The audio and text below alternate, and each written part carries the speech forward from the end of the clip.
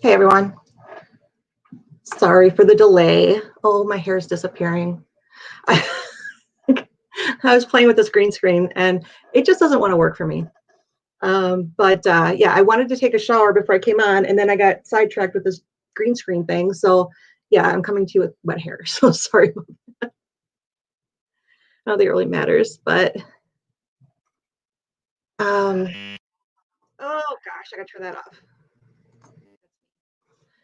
So you guys are kind of be a test for me too because I can't get this green screen to work properly. It's on the side, so I'm just not going to worry about that because as most of you know, I think I started a new job this week, which meant that I have to have an actual office. I can't be sitting in my living room working on my computer anymore.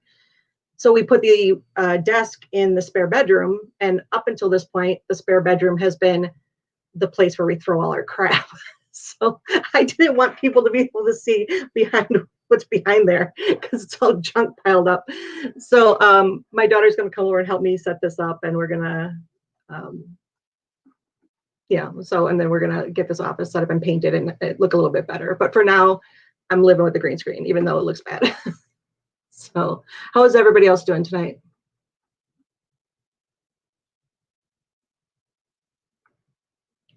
Hi, Dark Side. I'm also playing with, why is it telling me to sign into YouTube? I don't know. I got a second screen. I was doing it anyway, but then it ended up being perfect for my job. So I'm actually streaming from the top screen because I wanted to just see how that worked. So if it looks like I'm looking up, that's why I'm looking up. So I don't know if I should put it on the lower screen. Which one's better? Let me move this down again. You guys can tell me which one's better.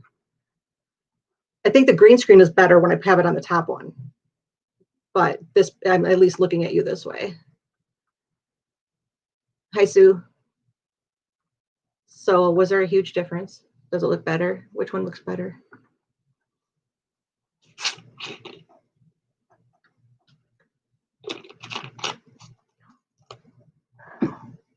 Okay, nobody's saying anything.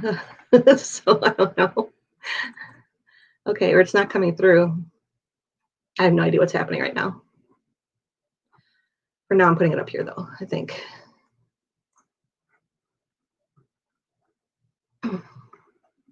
It's going fuzzy, yeah. On both sides, it's going fuzzy, but it's worse when I have it on my laptop as opposed to the other screen. And this is as long as the thing goes, so I think we might need to move it closer, but I wasn't going to ask my husband to do that right now because he was already irritated with me about having to stop doing what he was doing to put this thing up. So yeah, I hope I can get it worked out. So thanks for being here. While I'm assuming most people were at the service today, at the celebration of life for Richard. Personally, I thought it was amazing. It was beautiful. I don't think he could have asked for a better send off. There was so much about it that that just hit me right in the feels, as they say. But I was really trying. One of the reasons I was actually chatting in the chat is because I get like I can't focus on one thing more than one thing at a time. So if I was just focusing on the chat more, I could hear what was going on, I could see what's going on, but I wasn't going to get emotional. That's why I was doing that. But then I was doing good. And then Sharon's slideshow started, which was beautiful with all those pictures of Richard from when he was younger, growing up, his football pictures. I know that I saw his Letterman jacket and his helmet over there on the side. So I know those days must have been really important to him. I'm saying must be because I don't really know, but I'm assuming they were really important to him. And better lighting will fix the blurry edges. Okay, thanks, Billy. I'll have to see if I can figure that out. I have no idea. Julie did a wonderful job of representing us, I believe. I thought her words were incredible. And that was hard to, I definitely got some tears during that. And then Greg spoke. Well, I think his cousin spoke in between. I can't remember his name. Was it Juan or Jose? I don't know. I feel bad if I can't remember. So, but he spoke, and then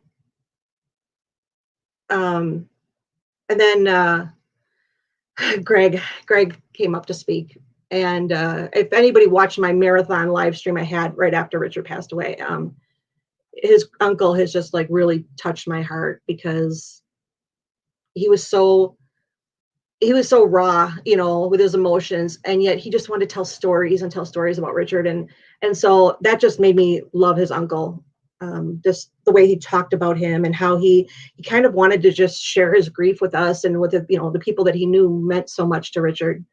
So when he talked today, I was still seeing that side, side of him, of how hurt he is and how much he misses him and how difficult it's been, because he talks a lot about the long conversations that they had. So I assume that was a regular thing. And I can imagine that's been pretty difficult. But I really appreciate his family. Justice, stop. Always when I go live, she has to start. But I really appreciate the family making sure there was a live stream, making sure that we were represented and we were a part of it. Because Greg had said that, we are his second family. And so it would feel like half his family was gone if we weren't invited or we weren't in it some way. So they played the slideshow I made with Brandon's song on a loop in the beginning before the service started. And then they played Sharon's slideshow. Julie came up to speak.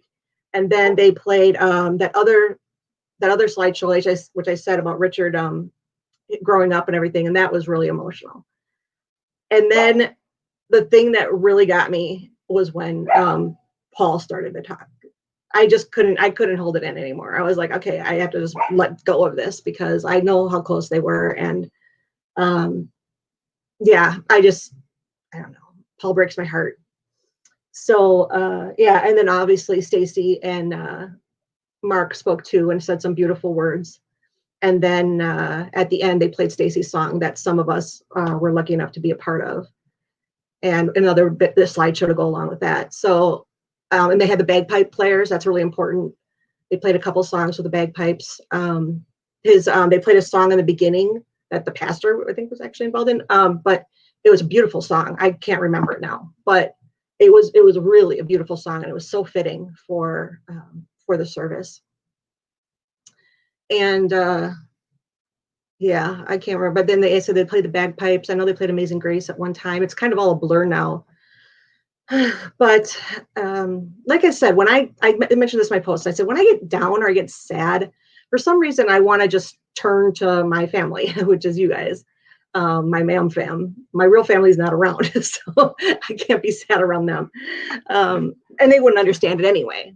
So that's why I decided to go live, just kind of like what I did after Richard died, when I just said, like, anybody want to come into chat and just spend some time together? So that's really all I'm really doing today, was just come in if anybody wants to talk about anything, anybody wants to just not be alone, if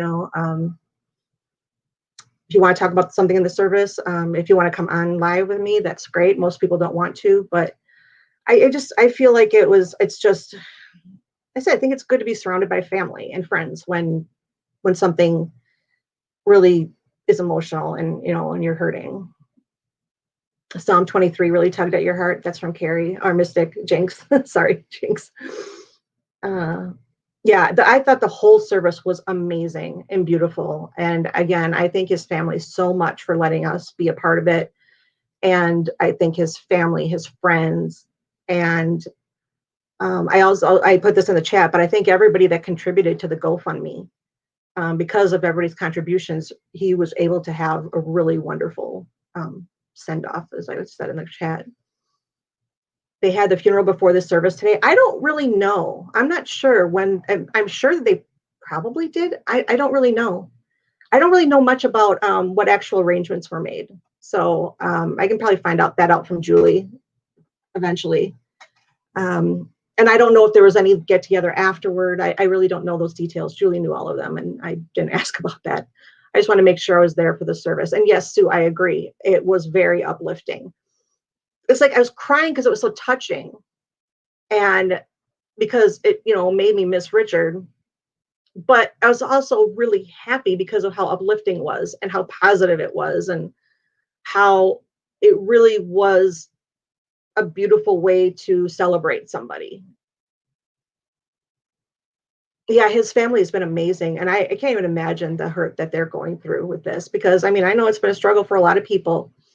And because we're just so used to him being there. I know the other day, when Ronnie Long was released from prison after 44 years of being wrongfully convicted, the first person I thought of was my friend Tammy, because she is like, that is her case. She's been following that case for a long time. And I knew she had to be jumping up and down for joy when he was being released. But then I thought about Richard, and I thought about the fact that, oh, like Richard will go live to talk about this. He'll be so happy. He'll go talk about this tonight. And then obviously not, and so I'm sad that he didn't even get to see that moment, because I know he would have loved it. I know he would have loved seeing Ronnie Long walk out those doors, and I know he would have loved to talk about it, and so that's the type of thing. I think someone else had mentioned once that one of the reasons that we don't feel like we have to go live all the time is because he did. So like the day-to-day things he always covered.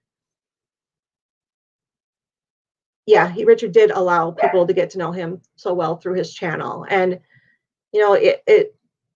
he had such a passion for this, and that's why I know that it's just sad that he's not going to be here, when the guys walk out of prison. Hopefully he can help us from beyond. It's like, just give somebody a sign. I don't care who, just give somebody a sign that will help us help these guys. And believe me, I already know he's fighting to do that. However it works, I don't know what happens after you die, but he definitely would be fighting to try to get the truth to us so that we could help them. And I'm sad that he will never be able to see that, because that's what he worked so hard towards. But the best we can do is to just continue to work towards, helping the guys, helping others that are wrongfully convicted. That's really all we can do, is we kind of just have to soldier on. Yeah, he will actually know who did it. I know. He probably figured it out in 5 minutes, and it was like, guys, come on, it's so easy to figure out what's wrong with you if you just pay more attention. Yeah, that's what I was thinking. So, yeah. So if anybody has any like connections that way, to they talk to people who have died. I don't know. I'll take anything at this point, because we have 3 champions up there for the guys that we know of. I mean, there may be more, but 3 champions that I knew that are up there, that are very passionate about this cause. So yeah, if he's haunting Kratz, he might be busy doing that. I agree. That would just be him to be that voice in Kratz's ear telling him what a scumbag he is. Yeah. Yeah, Stacey's song is very beautiful. The Eternal Champion. And like I said, that's what I said, he's a champion. So it was our Denise and Ziggy. They're our champions that are up there, still championing the cause. And yeah, I don't, I really don't know if I believe in any of that stuff, but I'm open to it. If anybody knows any, like I said, people that can talk to the dead, or yeah, like Sue said, a Ouija board, whatever. Anyway, I'd appreciate it. We'd all appreciate it, because we really want to know who killed Teresa. He's probably busy looking for a Dr. Pepper. Yeah. It was nice to see that the Captain Crunch was there, of course. Like, it wouldn't be the same if Captain Crunch wasn't there. And I love that they had the banner up in the back. I mean, that was what you saw on Eric Rosie's video every time you watched, was that banner. And so for them to put it so front and center like that, oh gosh, that was just amazing. It was just great. So hopefully more people now, I know there wasn't a big service, but hopefully more people now will know about them and look more into their cases. I said, I'll take anything that might spread the word. So what else you guys got for me?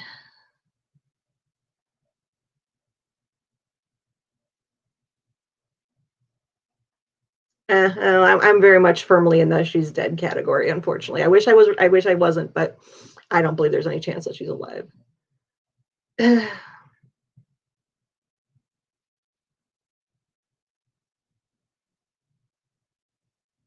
Yeah, newbies will find his video. I'm sure people will keep watching them. I think he got a lot of subscribers after he died, because there were so many posts about him and so much Twitter chat and everything. So I think a lot of new people did find his channel, and because I know his subscriber numbers went up. So hopefully that's the good thing, or the nice thing, is that we always have his videos to go back and watch, if we miss him or we want some words, the uplifting words, or, we just want to, see him again. There's a lot of videos of him that we can do that with.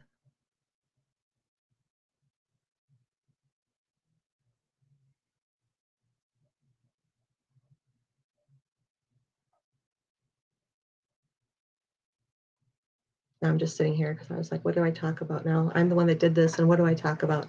Because I don't want it to be all sad. I think the service was really uplifting, and I kind of like that, keep that vibe going, and that's what I said. I just wanted to have a place where we could just come together and talk. And I know not everybody loves everybody else, so I can understand that being a problem. But I wish everybody could just get along. I really do.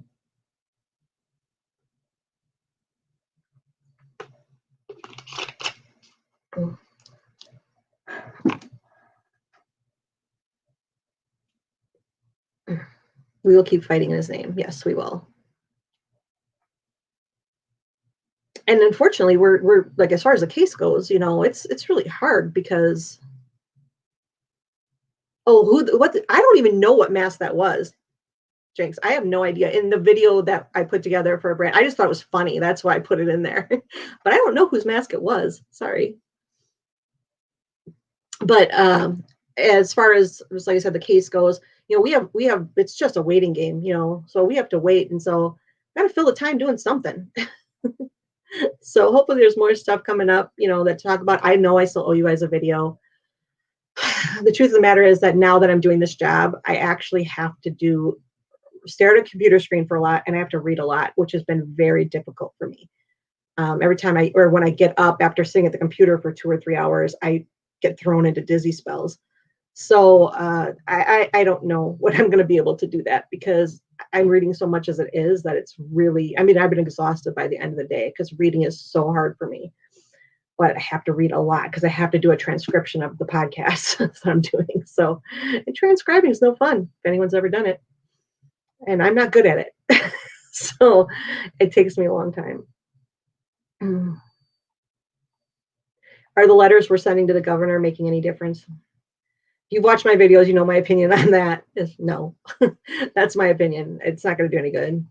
I just don't think it will, but it doesn't hurt. It doesn't hurt to send encouragement, support, and who knows, maybe they will. So it's one of those things that it doesn't hurt, but I don't think it's going to help either. Yeah, the Daniel Holtzclaw case was really really close to Richard's heart. And honestly, I've been intending to go back and watch those videos that he did, because I don't remember a lot of stuff. And just so I have a little bit more of an understanding of the case. I know that the broad strokes of it, and I know some of the stuff that Richard talked about, but I don't think I saw all the videos. I think I saw like the first 3, maybe. I can't remember. But I've already forgotten so much of it. Yeah, and the Michael Funk case, that's the Eagle Nation cycle case. And I know, obviously, we know he talked about that one a lot. The 50, was it the $50 million bullet? Is that what it's called? The documentary that's being made, or the movie that's being made? Hi, Michelle. Thanks for coming in. I think a nice tribute as far as the next Mamathon is concerned would be perhaps use one of his short videos. It would be great to include him. Yeah, I haven't really even started thinking about Mamathon other than the obvious, where I was like, what do we do without Richard? So I don't know. I really don't know what we're going to do at this point. Hopefully there will be enough people still interested in streaming to kind of fill that void. And I think we can still make it a good thing. And this year we're going to do it as a fundraiser again. So I know that ended up being a disaster last time. I just didn't want to handle the money anymore. And then there ended up being all sorts of problems with people trying to donate directly to their canteens. So that was frustrating. But thanks, Millbilly. Yes, you're in. $50 million bullet. Hey, I got it right. Sorry how bad my memory is. Yeah, I definitely am going to want most of the people that were with us, or some of the people that were with us last year. I know I can do a lot of hours by myself. I know that. That's why I was kind of laughing at the whole Innocence Project thing when they were talking about it. because I was like, they just want to do 12 hours and they don't think they can fill that time. And I was like, I just did 9 hours by myself. And then I called them a bunch of amateurs. I was joking, of course. Yeah, and keep that in mind too. That's coming up too on October 2nd. I mean, it's just over a month away, a little over a month away. So that's going to be a big deal. I hope everybody will watch that live stream and share the links for that, so that people can actually get, find their local chapters of the Innocence Project, and know what they do and understand what they do and meet some of the people. And as I said before, that I'm consulting with that right now. I believe tomorrow is the deadline for people to suggest what different topics that they want to cover. So what's happening is that people from all the Innocence Projects and some exonerees and other people, I actually was given an option if I want to suggest something, but I didn't think that they would do it because they're going to give priority to their people. So I didn't bother, because I was going to suggest a segment on citizen involvement in wrongful conviction cases, which of course I think would be really interesting, because that's what we do and how important it can be to a case. How, like, Adam Brazil's case was he's out of prison because of David Sale, like, uncovering something. So yeah, so I don't know when we'll be working on that, but we probably are going to start. Oh, what I was saying is they were letting people submit ideas for segments, and they gave 30, 60, or 90 segments. And I was like, Jesus, like, I can't do this. I can't do a 30-minute segment. I thought Brandon's song would be 30 minutes, and then I still ended up being on for 2 hours. Yeah, I can't seem to stop once I get going.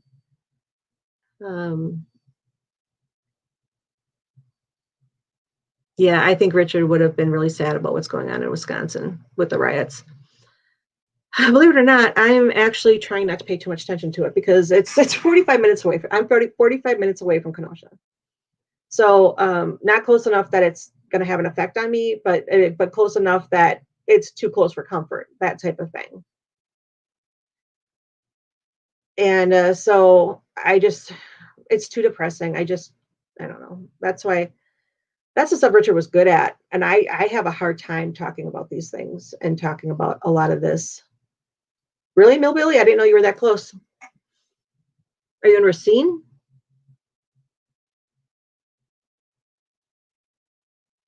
Like, how has it been for you then? I do have one friend that lives in Kenosha, and they're pretty scared, honestly. Hopefully it's calmed down a little bit. I don't know though for sure.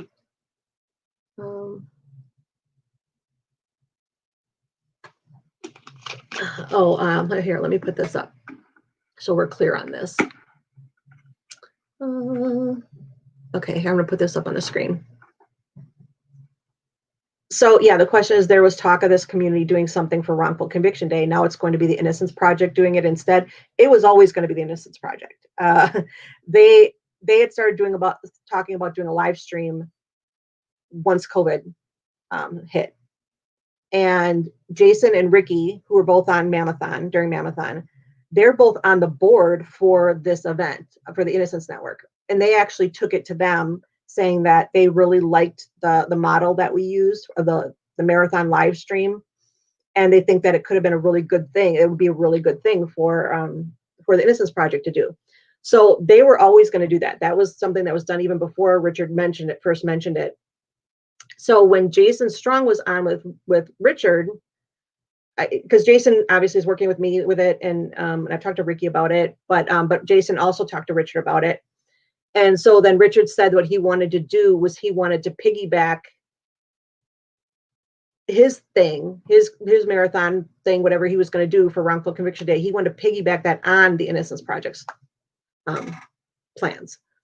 Because I know originally he said he wanted to do something Wrongful Conviction Day, and I was like the Innocence Project's already doing something that day, So yeah, we don't want to take attention away from them. So then he said that he wanted to do something kind of like, maybe if they did a 12-hour thing, maybe he wanted to do a marathon right after that and pick up where they left off. And I had said that if I find out there's a lot of people that want to still be heard, I will talk to them about seeing if we can get some of those people to come on with us, with some of the our live streamers, so that they still get to have their stage that they want to talk on. It won't be as big probably, but it's something that, I made an offer of that, yeah, I'm like, I know people. And I also offered my mods, which I think everyone already heard, is they didn't even think about, like, you need a moderator.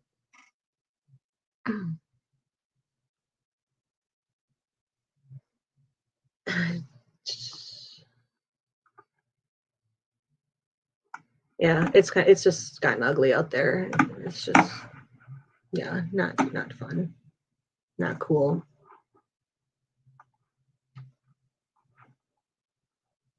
Dancing shrooms, damn you, Sue. You had to bring that up. What are they writing about? It's just very controversial at this point, because police killed a black man in Kenosha, but from most people's, I shouldn't say most people, but from a lot of people's point of view, it was a justified shooting, because he was not complying with police at all. I mean, they asked him to, not move, and he kept moving, and he kept reaching into his car, and he did it a couple times, and then they shot him. They shot him 7 times. He's actually still alive though, but that made people start rioting, and I will never understand that. Destroying your city, or destroying buildings, and taking away people's livelihood. I will never understand how that is helping anything. I just don't. I will never understand that mentality. So, but I don't want to get too much into it. But that's why there's rioting going on, and much has happened since then. But I don't want to get into all that, because it gets political, and I just don't want to ruin anything by talking about that. So, okay. So, Jinx, what are you saying here? Let's see. You had a new follower the other day. It was a strange fellow. But after tweeting a little with her the other day, it seems that she is on the other side of the wrongful convictions. Huh. Okay, let me see.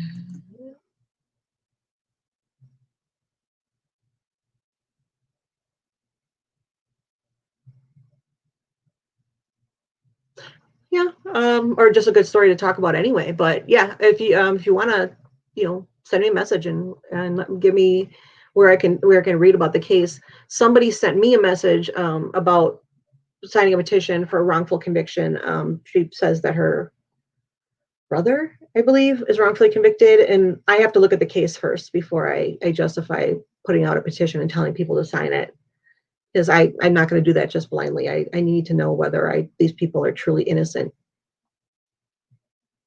Okay, thanks, Jinx. Oh, hi, Kathy. Thank you. You always say that with my wet hair. It's still sort of wet hair. Yeah, it's not bad. It's just. Ugh.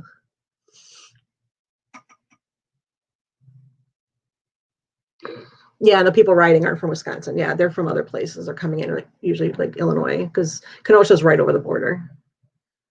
So it's a shame. But it's just more ugliness that's going on. I just. So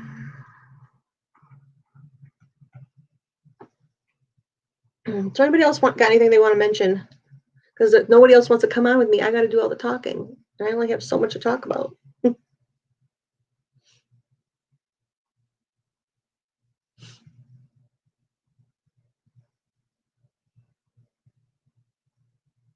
Yeah, hey, you guys got me thinking now. I'm really going to have to think about MaMFam, what's going to happen with that.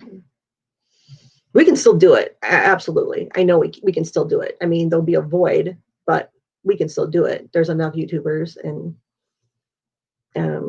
so thanks, Drama.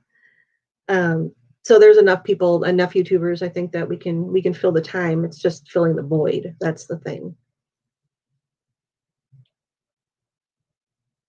I don't know where Linda is. I mean, I think she was probably really struggling during the service. So maybe she just wants to be alone, but doesn't feel like talking. Oh yeah, the service was beautiful. It was absolutely beautiful. It was very uplifting, and it's just, yeah, I wish Allie did too. But yeah, it was very positive, very uplifting, a very perfect tribute to Richard. I mean, it was really just one of the most beautiful celebrations I've seen of somebody's life. I don't want to call it a funeral because it's not a funeral, and it's even hard calling it a service, even though it was a service. But I know they wanted like to really make sure everybody thought it was a celebration and everybody felt like it was a celebration. And I definitely felt that it was celebrating him. It wasn't really um, mourning him as much as it was celebrating him, I guess is the best way.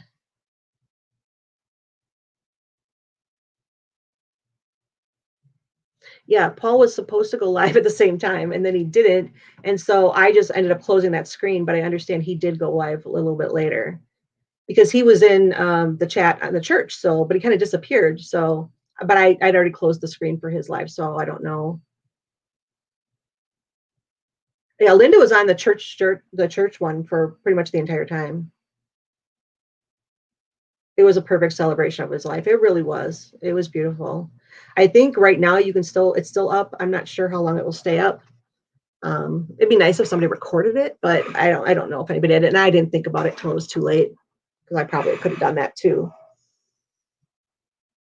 But because I don't know if we could ever get it on his channel or not, but it'd be nice if it can go up to his channel so everybody can see um, just how much people cared about him, how much he was loved and he was respected, and just how much he meant to people. Paul recorded it. Okay. Yeah, and unfortunately, I don't know if we could ever get it up on his channel. So yeah, if the Millbilly wants to put it on his channel, that'd be great too. I just, I don't know. Sometimes if I don't know if it's morbid or not to say that, like just so people can watch his funeral. But I thought it was a beautiful, celebration. So that's why, um, yeah, that's why I said that. Um, I just totally lost my train of thought. Totally lost it. It's gone. Like no trace of it at all. Okay, so Millie's saying it's possible to upload it. Yeah, to upload it to where you mean? Yeah. Oh, you mean yeah to your channel? Yeah, obviously. Yeah, it would be better on his channel, but I don't know if his aunt and uncle are really up for that, being able to do that. Um, his aunt Sherry told me we'd talk about it after the service, but I'm not going to bother her about it. So that would be nice. I would love for it to be on his channel so all of his subscribers can see it. I mean, I think there were 150 people that were on the live stream, but he had 7,000 subscribers. Thanks, thanks, Jinx. Yeah, it's not morbid; it's a continued tribute. Yeah, it is, and that's why I would like to be able to have it up there so people can watch it that missed it, and or if they just want to go back and watch it again, watch some of it because it is really uplifting, I think, and the words were beautiful. Greg said on my live that he wanted to do what? Record it. Is that? I don't know. Yeah, I remember my memory is shot.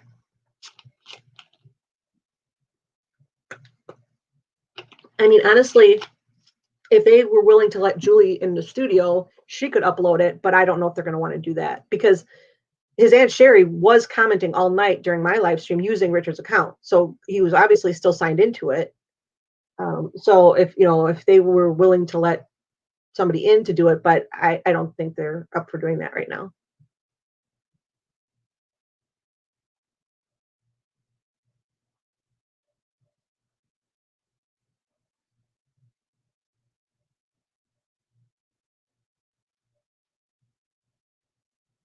Oh, yeah, okay, to upload it. Yeah, they said a lot of things though in the beginning, and I think after the grief really hit them, I think they changed their views on a few things, which is understandable because they were just in shock. They were so in shock, like when I did the live stream, and yeah,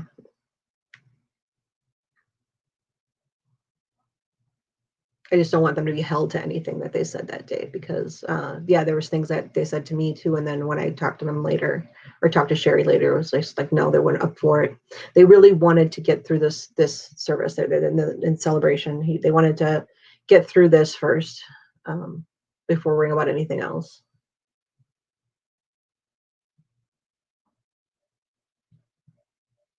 Yeah. Um, Greg kind of wears his emotions on his sleeve, and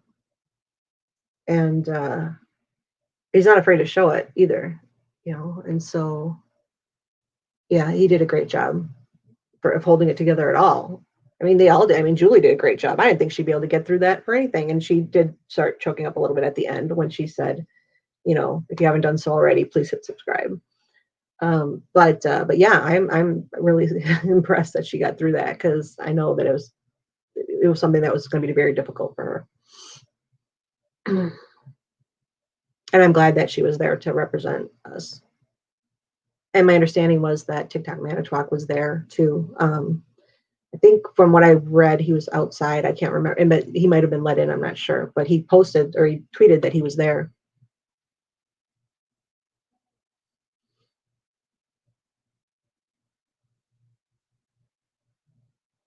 Yeah, everything about it was beautiful. There's nothing I would change. There's absolutely nothing that I would change. It was about as perfect as it could be. He would have loved the bagpipes. Obviously, all the tributes with the songs and the videos and all that.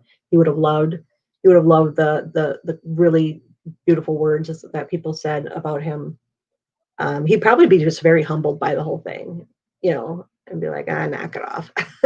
you know, like he'd probably be like, I'm sick of you guys talking about me. But yeah, I think he would have loved it. I think they honored him very well.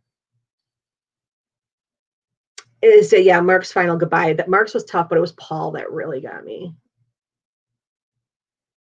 How is my new job going? It's going great so far. Well, like I said, I had to. If people are wondering what's going on here, I actually had to move into our spare room because now I needed an office. I had to buy an actual desk since I'm going to be working now.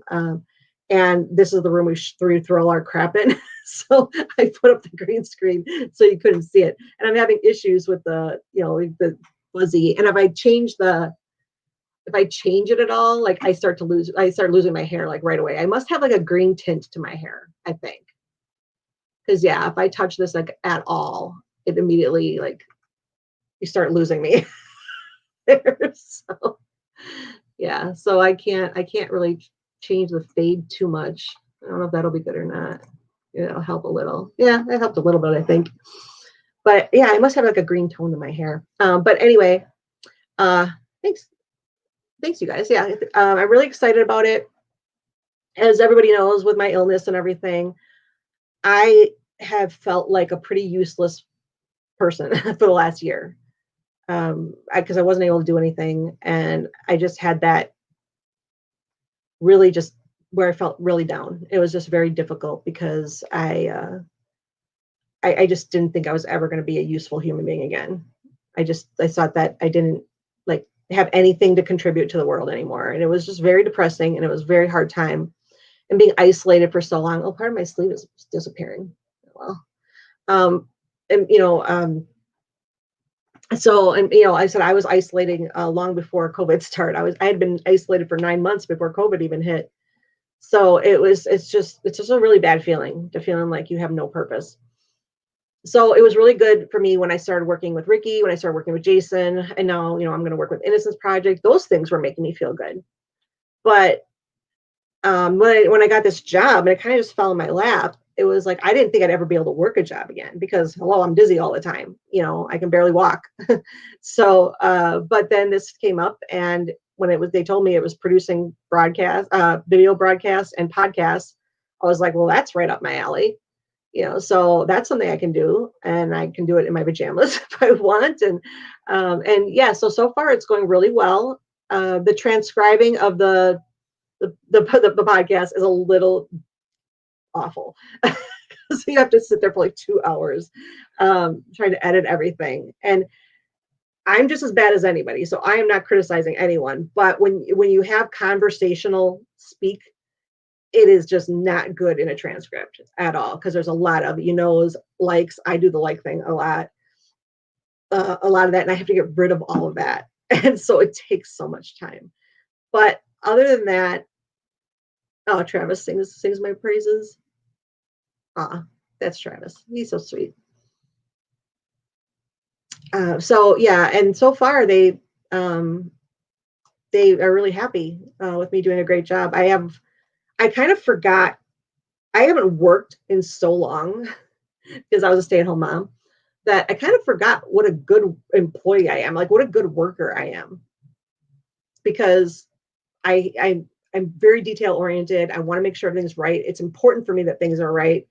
And so I work really hard to make sure that everything is great. I will never do a job half-assed. And I kind of forgot about that because, I've just felt so useless lately. I was like, oh God, but yeah, they're very impressed actually how quickly I picked everything up. I was like on my own by day 2, and I made a few mistakes, but they were minor. And then, I fixed those. And then there was a couple other mistakes that I didn't know were mistakes because I had really bad notes to follow. So they actually kept apologizing to me for not being more prepared for me to start. So yeah, so it's going really well so far, and I really like it. And I hope that I can continue to do it for a while. When I first got sick, there's no way I could be doing something like this. There's no way. Just right now I can. I'm happy to be doing a little bit better, so I can. But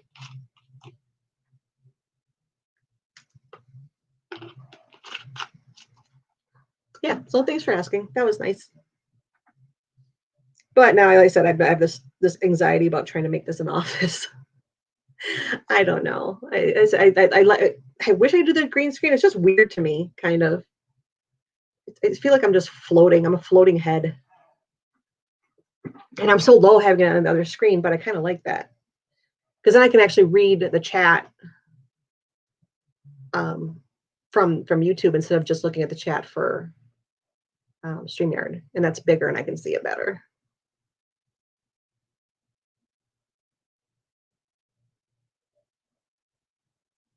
Really, Michelle? That's good. That's funny. Yeah, I'd actually been talking with some friends about starting a podcast. So this timing is great because now I will actually learn everything I need to know about podcasts. So and we're going to combine our two, like the two areas we cover, and it's just in the very beginning stages. Actually got put on the back burner when Richard died because I couldn't jump into something else at that time. So hopefully soon we'll be able to get back onto that. And I know there's already so many podcasts, so we're trying to find a way to make ours stand out, make ours a little different. I definitely want to keep with the Scales of Injustice theme. I want to, yeah, no, it looks better because I changed the fade on it. But like I said, my shirt is kind of going in and out. But I won't wear a gray shirt. Maybe I just need something that's definitely not close to green in any way. So yeah, so hopefully, and then the two other people do run Sleuth Syndicate, so they cover a lot of current cases and they research a lot of current cases. So we kind of want to try to find a way to combine the two to put together, an interesting podcast that is hopefully something that hasn't been done before. Michelle, I have been diagnosed with 3 autoimmune diseases. Preach. In the past 2-ish years, and work has always been important to me. It's rough, but I'm determined, little Vegemite. Yes. That's why I really didn't think I would not be able to go. I can't drive right now. So I would not be able to go out and get a job, and I can't stand up. I can't get up and down, up and down. Like, I have to take it easy. I almost fallen down the steps a couple times this week because of being extra dizzy from the reading. So I can't do a regular job and I can't go into a job. So I just really never thought I'd be able to do anything. And just doing the wrongful conviction stuff at least made me feel good that I was doing something. I was contributing something. So to actually get the job is just it's a really good self-esteem booster, to tell you the truth. Oh, I'm sorry, Julie.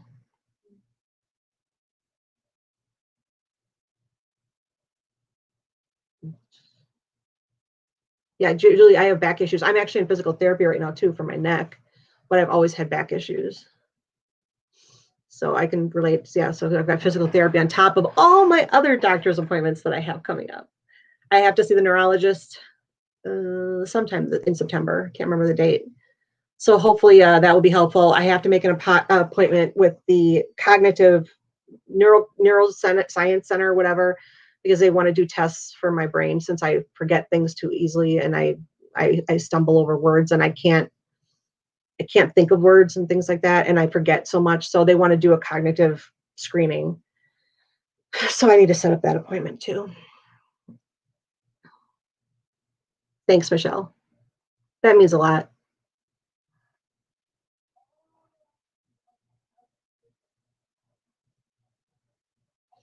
Yeah, Michelle's saying that Richard's passing gave her a kick in the butt regarding her health. And it's funny because I had actually just had my yearly physical the Wednesday or Tuesday before he passed away. So that's why I was making sure to tell everybody, get your physical, because I just got mine. And I'm glad that I just got it done because it can take so long to get in.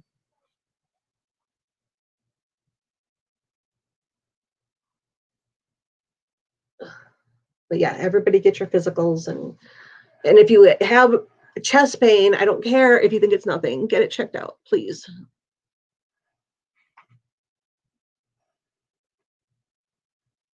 The long bouncy thing, the tumble track? Are you talking about the tumble track or the rod floor?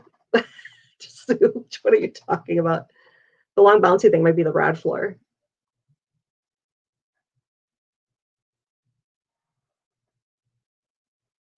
Yeah, I've missed a lot of people's streams.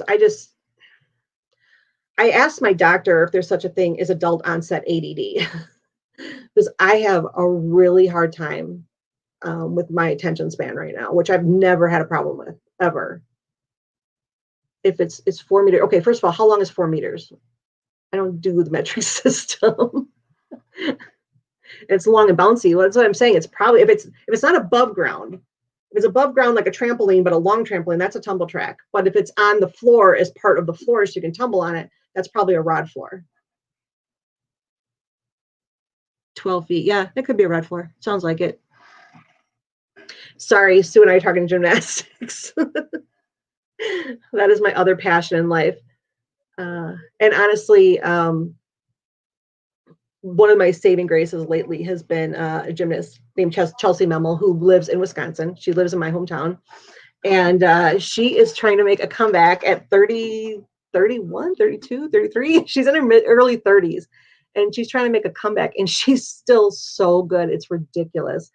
And so watching her journey on that has just been really inspiring and awesome. And she's amazing. And it sucks that the Olympics is so hard to make. I mean, she's a former Olympian.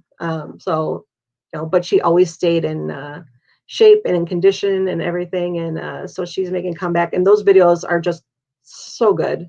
I love them. Her dad, who's her coach, is just really funny in them. And yeah, they're just really, yeah, again, uplifting and they make me happy. And I've always been a fan of Chelsea's because she lives in my hometown. And the fact that when I coached gymnastics, my kids competed against her and her gym. So I actually first watched her at 4 years old. And I kind of followed her through that whole time. So yeah, so I really hope that she can do something with this comeback. She actually wants to get a skill named after her. She's doing a new skill. So she wants to get a skill. That's her main goal, is to get the skill named after her. Sorry about boring gymnastics talk, but it's my lifeline.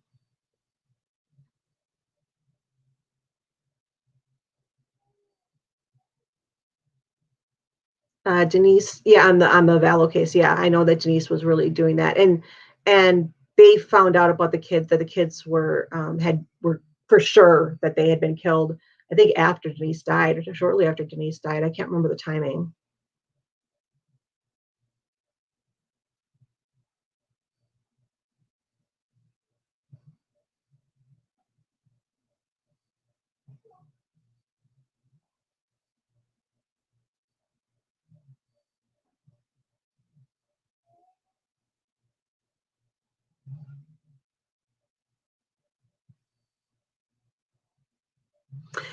Oh, drama. Yeah. See, I was a gymnast. I competed, believe it or not. I mean, you look at me now and you're like, there's no way this person was a gymnast. But actually, I was a competitive gymnast. I was pretty good, actually. Yeah. I quit when I was 12. because of bullying. Imagine that. Bullying was a thing way back then, but I was the youngest one on the team, and I was bullied by the older kids a lot. So I finally just had enough and I quit, which is unfortunate because I wish I would have stayed in it. I wouldn't be this fat if I had stayed in it, but it did mess up my back. Oh, thanks, Michelle. That's funny. They're probably like, why does that woman talk so fast? Yeah, I thought so. Thanks, Sri. I thought that they found them shortly after she passed away. That's sad that she at least get to know what happened to them exactly. But at least they've been arrested.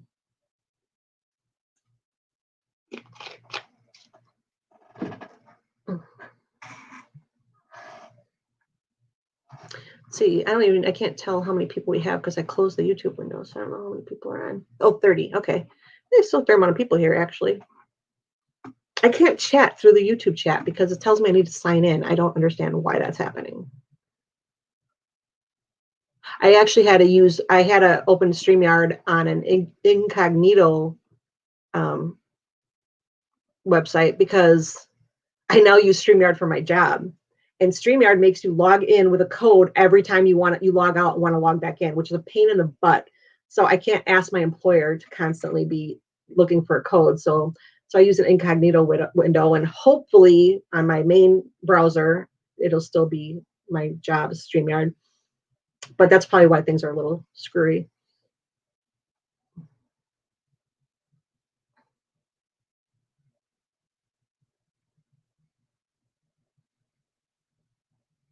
Sue, you did an interview with National News for what?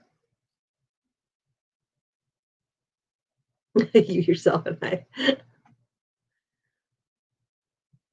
Yeah, I do not know why it has me asking me to sign in. That's just really strange because I popped out the chat from. Maybe I'll try to figure that out. A second. Let me just close that. I have a window I can't figure out how to close.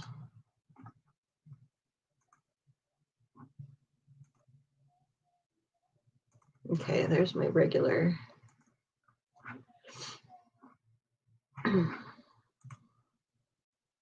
Now I just have to keep it from. I can never turn the volume off on because it says 27. Some people left me. I got bored with me, which I totally understand. Yeah. There we go. I'm muted. So now let me try to pop out the chat and see.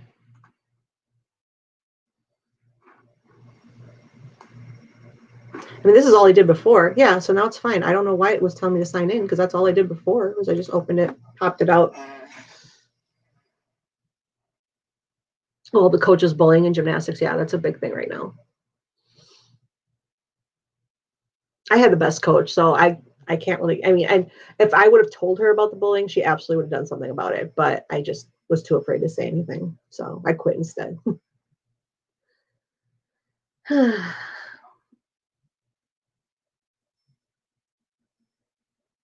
I've been on a real fruit kick lately. We're talking about health there in the chat. I've been eating fruit like it's like crazy. Like I crave it so badly, which is really weird because I never even got cravings when I was pregnant, ever. And so why I have this bizarre fruit craving now is just, I mean, like literally, like I will cut somebody if I don't get some fruit. That's how bad it is, and I just get really depressing because a lot of it's already gone. I ate almost an entire thing of grapes yesterday, and then so I have some oranges left, but my bananas, my nectarines, those are all gone. So they go so fast.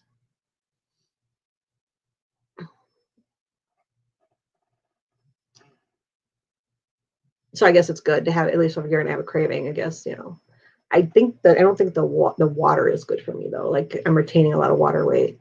TMI probably, but I am.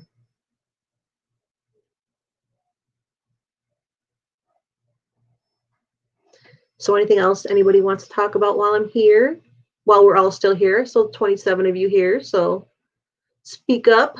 Give me something to talk about.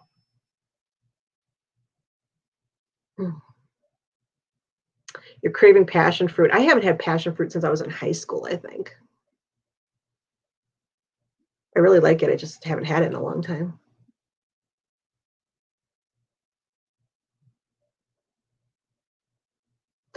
Oh, Jinx, that's right. See, with my brain, I forget. I should have asked you how that went. Oh my goodness. I know you can't say too much, but did it you I know you were nervous, but did it go well? I can't believe I forgot about that, but again, I don't remember anything, so. I haven't been able to look into the thing we were talking about anymore either because of the job. So Steve's gonna get on my case about that. But oh, I do have a watermelon downstairs. Thanks for that. I actually have a watermelon. I have to cut it up, and I have some pineapple. Oh, good. I'm really glad. Any idea when that's going to be aired? Okay. Okay, Michelle. Thanks for stopping in. Tell us how you and Eric Cozy met. Well, well, we knew each other through the community, obviously, and then um, I think now, I've told this before. I told this story before. First off, he and I were both admins in the family group. A lot of people don't remember that he was an admin in the family group for a very short period of time, but he was. So we got into a disagreement there, and that's kind of what started kind of our adversarial relationship at times. We got into a disagreement there, a big one that actually made me quit as an admin. Um, but so some time passed, and then he and Travis were doing a live stream on the original petition for post conviction relief, and I was watching it, and I was just shaking my head because it's like that's not right, that's not right, that's not right. I kept saying that, and Travis was trying, but he's not really well versed in Wisconsin law. He can talk in generalizations about the law, but he really hadn't studied much about Wisconsin law. He has now that he's been involved more for longer, but at the time, he really was just talking what it's like for his experience, and I was like, that's not how it is in Wisconsin. So I contacted Richard. Then I just said, hey, I said, I was already doing my YouTube thing, I think at that point, or I was doing my Facebook lives at that point. And I said, hey, do you want me to come on to help out with the legal stuff, when you talk about the petition again? And he was really cool about it. And he was like, yeah, absolutely. So everything kind of it was in the past there. So our former like issue, I can laugh about it now because, it's just dumb, but yeah. And so then that's how we first started work together. And then I met him at the rally 2 years ago when he was there with Mark. And then obviously again at this rally, but that this rally, the rally a year ago too. So yeah. And that's the one thing that I said I really noticed was that as outgoing as Richard was on his broadcasts, he was very shy. He had a really hard time. You kind of had to give him a nudge to interact a little bit. Because honestly, the first time I met him, I thought like, well, I was not happy because I tapped him on the shoulder at the salvage yard in the office, and I'm like, hey, Rich, how you doing? And he's like, oh hi, and he turned around, and I was like, okay, that wasn't cool. But I found out later that it's more like he just has a hard time with interacting with people and talking to people. So I feel bad that I thought he was just blowing me off, but I had no way of knowing that. So yeah, so like I said, our relationship has had a rocky road for sure. And the reason why I say that is because I don't want anyone to think I'm disingenuous by saying like, oh, Richard was one of my closest friends, or he's one of my best friends, or like we got along so well. No, I'm not going to say that because that's not true. We respected each other, we worked together, and that's why I said on that first live stream, I said we were in the trenches together for 4 years. We've actually been involved in a lot of things together, and his death, it was even a little surprising to me how hard his death hit me. I was absolutely just devastated, just completely heartbroken, and I'm still struggling with trying to I don't want to say get over it. Yeah, and that's the thing. Richard and we always made up. I mean, it's not even that we made up. It would just be like we'd have a tiff about something, and then the next day I'd want to ask him about something, and it was totally fine. That's just how it was. And so I know that some people may see it a different way. And I'm sorry for that, but I am not making it up at all when I say that his death hit me really hard. I was devastated about it. Um, as much as we butted heads, I said there's so much I admired about him. And I when I explained it before was I said we butted heads so much, but it was always because we wanted to do things better. Like so we disagreed on the best way to do certain things sometimes. And he had his way and I had my way and so we kind of went toe to toe about that. And we both had to make compromises along the way. But Richard said some really nice things to me, and I'm glad that I have those messages still because we both did. I mean, when after we had one particular disagreement, he sent me a long message that was actually really nice and apologetic. That that he seemed to get like I pushed his buttons and he pushed my buttons. That's what it was. But he sent me a really nice message, and obviously I responded and told him the same thing. I wanted to put it behind us, and yeah, so that was it pretty much. So yeah, so my experience is very different from everybody else's, but it's just still very genuine though. Like I just don't know how to put it.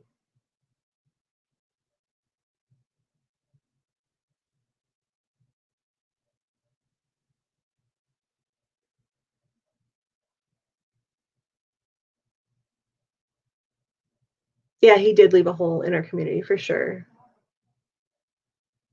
Yeah, that's the thing. He was in the family group, and then what happened was I quit because I got pissed off at Carla about something, and I quit. I was like, I'm done, and it was my birthday weekend, and so I actually told Carla, just give me the weekend. I'm spending the weekend with Angie, and I'll get back to you. Well, while I was gone, they already brought in Richard. I'm like, Jesus, the body's not even cold, you guys. And I did decide to come back, and then yeah, that was, but like Richard got thrown into the deep end because that group, when it was really busy, even when it's not that busy, is a pain in the butt to admin. It really is. So I think we overwhelmed him a bit with stuff because yeah, you can't have a group with that many people and not have a lot to do. So like my group, I've never really had to worry about admin stuff too much because I don't put up with it. So people get go away before they are kicked out before they cause any problems. And thanks, Julie. Thanks for stopping in. Um, again, just lost what I was saying. That's fine though. I was gonna say too, when we went to the last rally, Richard came in the room and Carla and I were there, and he walked through the room too, and he was like looking at his phone and whatever, and I was like, and he just kind of passed all of us and didn't say anything. And I was just like, so finally, this time he and I knew each other better. So I was like, what, you're not even going to say hi? And then he like loosened up immediately and started talking to us. And then it was cool. But again, it was like, I think he just doesn't know how to initiate conversation in person or what it was, but he was very shy and socially, I think a little bit awkward. So it was a really big thing, I think, for him to come to the rallies and do that, because I think the first year he was just really worried about not being comfortable, and I think that's why he pushed so much to get so many of the wrecking crew there for this to the next year, because then he'd be a little bit more comfortable. And but it was fine. It was great after once kind of broke the ice with everyone.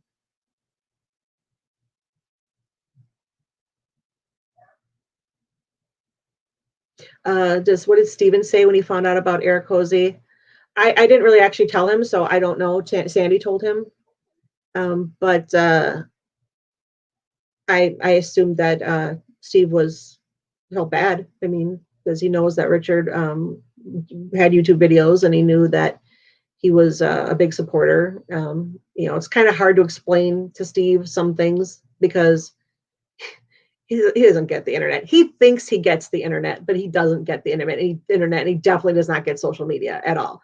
But again, he thinks he does. So I tried to explain it to him the best that I could when I was visiting him about how the whole YouTube thing works. So he has a general idea, but it's really hard, I think, for him to even know exactly. He wouldn't. I don't think he'd understand how big of an impact Richard really had, because it's just a concept he doesn't understand. the whole YouTube thing. He just doesn't get it.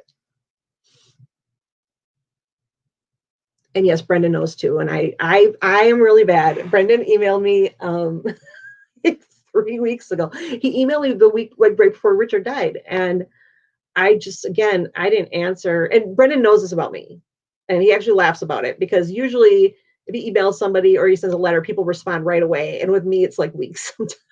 So he actually thinks it's funny. But yeah, I have to email him back now. I have not emailed him since Richard passed away, because I don't know. I don't know. So I keep saying I have to email him, and then I don't do it, and then I forget, and then so yeah. But I don't do know that he knows, but we haven't talked about it yet, because I just haven't emailed him back. I feel bad about that, but he's so used to it. And we have to talk about Agents of Shield, because that's what Brenda and I both watch that.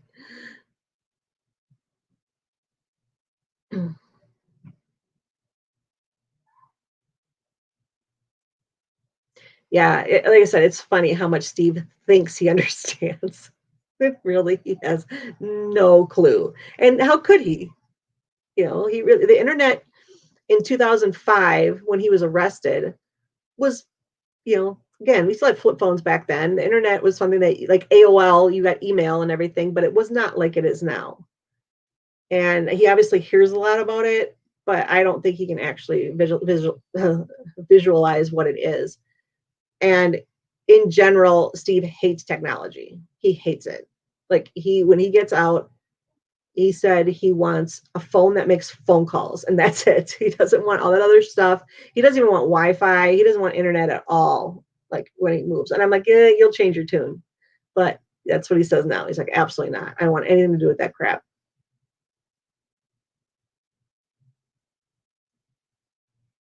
Yeah, he doesn't know what a lot of stuff is. And Steve is I talked about Steve a little bit when we did the online rally, but Steve's a character. He really is. Um, I got to know Steve really well. And so yeah, he's a character. He's funny. We laughed a lot during our visits. And yeah, I mean, I just made fun of him about crap all the time. That's just how our relationship was. People would be really upset probably if they knew how I talked to Steve sometimes, but he actually liked it. That's one of the reasons he put me on his visiting list to begin with, because he knew that for sure, no matter what I said, it was going to be like straightforward. I was a straight shooter. And when he would send a letter somewhere, so he wasn't, and it ended up in the news, I would call him a dumbass. Yeah, I had no problem doing that. So, and even Stacy Chase said one time, she's like, you just called Steve a dumbass. I'm like, yeah, I did, because he is being a dumbass. And he's like nobody would ever get away with that. I'm like, I know, but I can. It's weird. But we just had that kind of relationship where we gave each other a hard time a lot, but we had a really good relationship.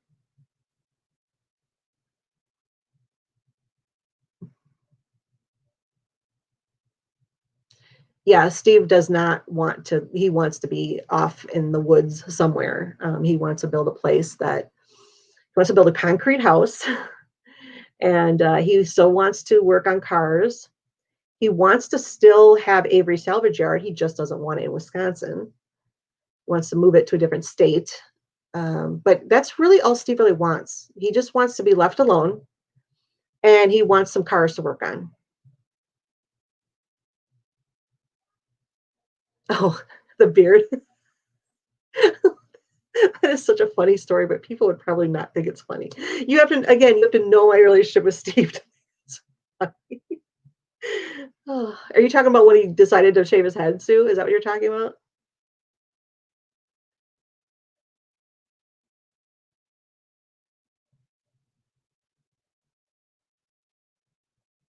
Oh yeah. Every time I hear about wrestling matches, I think of Brendan. I'm trying to see if that's what Sue was talking about. Oh, when he came out last time. Oh, I got it. You're talking about that. I thought you were talking about the thing I said with him was the beard. It was hilarious. No, there's no going to prisons without being. You actually have to be on their visiting list. And they denied Mark the first time, I believe, but he appealed it, and then he was added. So people from out of the country even can be on the list. It's just that you have to be on that list, and they can only have 12 people on their visiting list at any one time. And Steve usually likes to keep 1 or 2 spots open just in case he wants to put somebody on.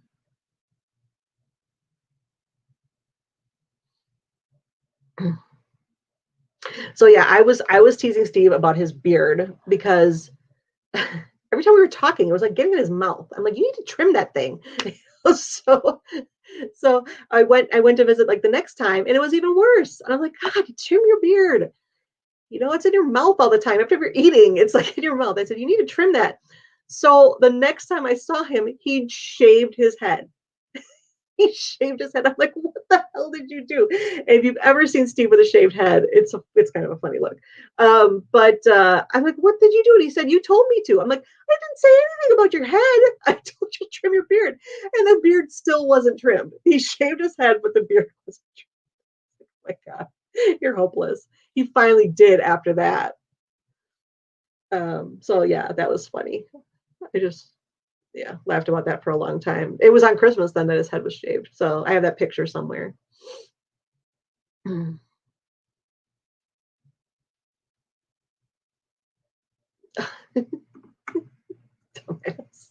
That was like my pet name for Steve. And but he, like I said, he actually liked it. He liked that I was a straight shooter. He liked that I didn't like, because you can imagine there are a lot of people that talk to Steve that treat him like a celebrity. And don't get me wrong, he likes that, but he needs people to keep him firmly grounded because it's not good for him to like think, get his head too big. Let's put it that way. He does dumb things when that happens. So yeah, so that's what's kind of my thing. He was saying I was going to be his life coach when he got out. And we used to joke about all this stuff we were going to do when he got out, and then things got kind of weird. He was told a bunch of stuff that wasn't true, and he believed it, and so I was removed from his list. But he told me a couple months ago. He said, I never should have removed you. And I'm like, yeah, I know. Duh. How are mom and pa doing? They're doing good.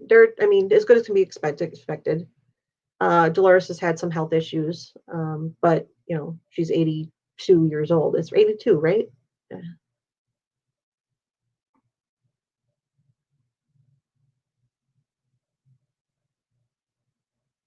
Tennessee is great about leaving celebs alone when they are out in public. Yeah, this is just so big, and for all of the good people that are involved in this community, I mean, you guys would not believe how many gold diggers there are out there. Hello, Lynn, and how many of them have gotten in touch with Steve, and there's just so many people that he talks to that don't have good intentions at all, and that's a lot of times where I came in. That's how Steve and I got to be friends, was because I used to be a private investigator. So Steve would want me to be like his own private investigator, looking up some of these people. He didn't really listen to me when I told him the truth because he didn't want to hear it, but he always found out in the end. And finally he kicked Lynn to the curb, thank goodness.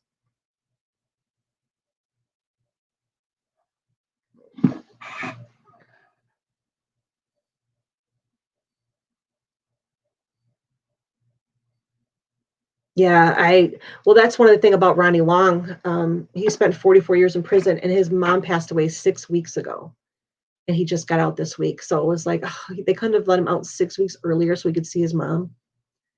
And like for the 2 weeks leading up to when she died, like every time that she was like lucid, she would ask if Ronnie was there. It's just so sad. It's just 6 weeks in 44 years. That's just crazy. Yeah, mom and pa are hanging in there. Dolores just wants to see her Stevie home. That's how she puts it. And Steve just cares about his mama and his daddy. Just mom and daddy. That's what he says. That's all I care about is mom and daddy.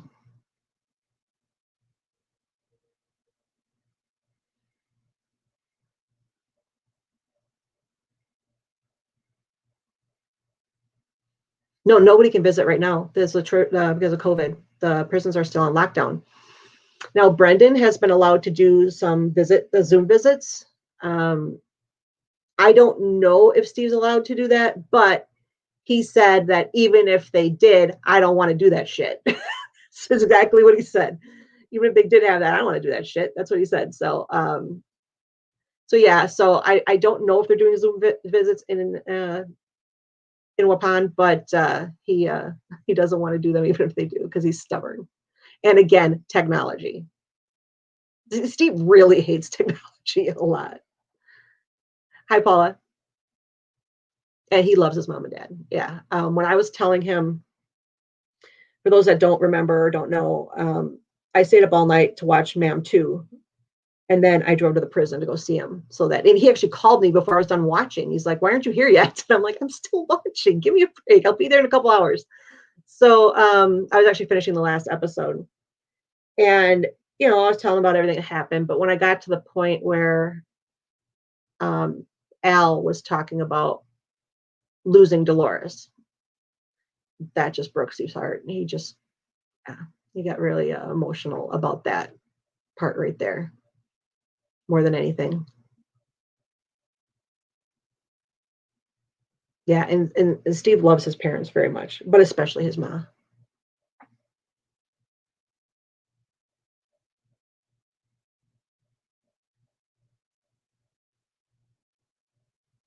Yeah, he wants to be able to take his parents out of there. But even if Steve gets out, there won't be any wrongful conviction money for a while. But hopefully, like the state money wouldn't take as long, and then he wants to get them the hell out of there. No, he's not. He can't see it. They don't have Netflix or anything in prison, and he's not allowed to watch it. He asked to get permission to get like DVDs or whatever to watch it, and they're not. They didn't allow it. So I think somebody actually sent him transcripts of the first Ma'am, at least. Which now that I have to do transcription, I'm like, oh my god, that person was insane. I can't imagine how long it would take to do that. So no, he knows what was in them, but he's never watched them. And it's really sad because Steve was on. I mean, they're already on lockdown, and then when Steve got COVID, he was isolated, so he couldn't really do anything. Yeah, that's awesome, Chris. I agree. Um, and then so it's kind of weird that he's not up for doing a Zoom visit when he hasn't seen. I would think he'd want to see his mom, but I don't know. Like I said, Steve is really so weird about certain things. No, I just started talking about because somebody asked a question about Steve, and I just started talking about something. I don't know how to turn that stupid thing off. Those notifications. I do not want notifications. I don't know how to turn it off. It never did this before, and all of a sudden it just started making the noise, and I just lost my chat.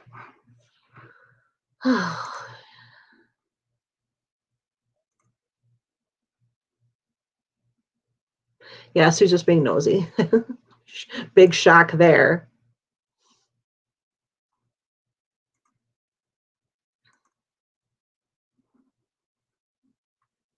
And I'm just babbling on to see if anybody wants to talk about anything specific. But we talked about, we did talk about Richard's service and how beautiful it was and some stuff like that. And yeah, and so I'm just kind of talking about whatever people want to talk about. So to me, it was more just being with friends. Just after the service and everything, it's just like I just want to be with my friends. And the online community, particularly the MAM community, obviously meant a lot to me when I was sick. When I was so isolated and I didn't have anything. I couldn't actually see people. I couldn't go out and see real friends. So yeah, I got Julie's notification too. Yeah, that's what it was. But I don't usually get the sounds. I don't understand why it's doing that all of a sudden. Well, Jesus Christ. See, I go off track and then I can't remember what I was talking about. What was I just saying? Anybody remember? Was anybody actually listening?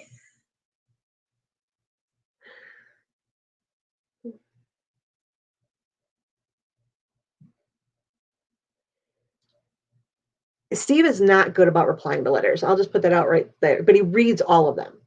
Steve reads every single letter, but he's not good at replying to them. It's I don't know if I should say this or not. I probably better not. But he has a hard time writing. He has a hard time writing lately. So he did get a typewriter, but I don't know. But he's still really bad about writing. I know a few people have said that he's never written them back. And yeah, I actually enjoyed our visits. What was nice about our visits, like for me, obviously, I loved talking to Steve.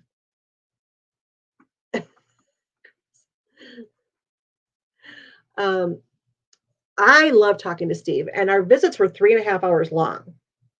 So for 6 months, I went to visit him at least every week, sometimes twice a week, and we would talk, and we always took the entire time, and it flew by.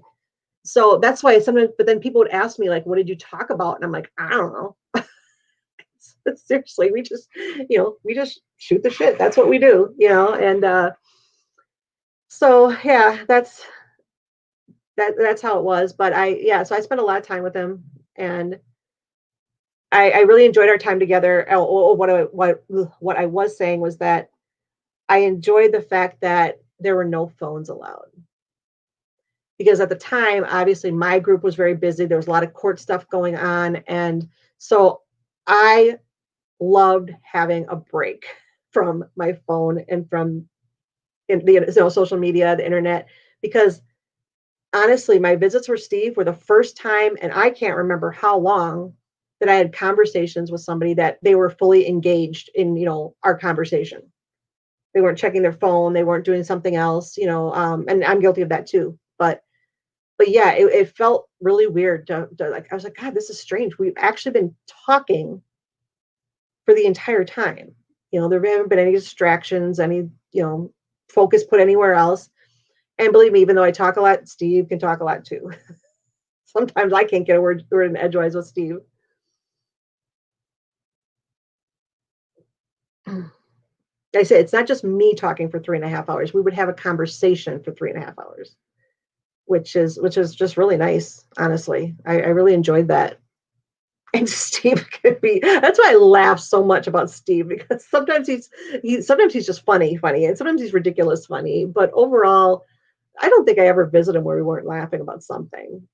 Oh, we laughed so hard. When Angie and I would go together, oh my gosh, we would laugh so hard. That was so funny. Unfortunately, not things I can share because Steve would kill me. But but yeah, we would laugh so hard. Yeah.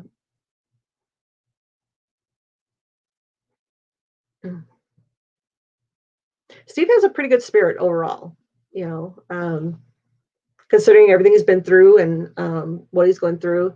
He has down times, obviously, but overall, he's got a pretty good spirit, pretty good attitude about everything. About he believes that he's got the best lawyer in Kathleen, and he fully believes she's going to get him out.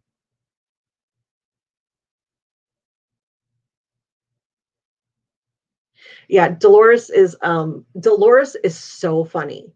I it, I hate it that in Ma'am and Ma'am 2, like you see her as just this, grieving mother that, that's all she lives for is for her son and how sad she is. When Dolores in real life is hilarious. She's so funny. And if you get her and Earl going together back and forth, their banter is so funny. I mean, it's really hard to believe sometimes, but yeah, I'm sure he still calls Dolores regularly. I'm sure he does. But Dolores has such a sense of humor. It's kind of a little bit of a wicked sense of humor too at times. But I wish more people could see that side of her.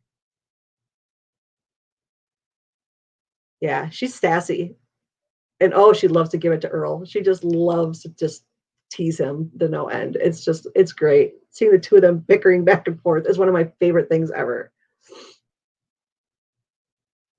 I got to spend a lot of time with Dolores during the last rally because I went up early, and then Carla and I went to visit Dolores, and she needed some help with some things, so we were helping her out, and then we stayed there for a while, And then she got her new puppy. Everybody remembers, if you watch the videos from the rally last year, she got Bella.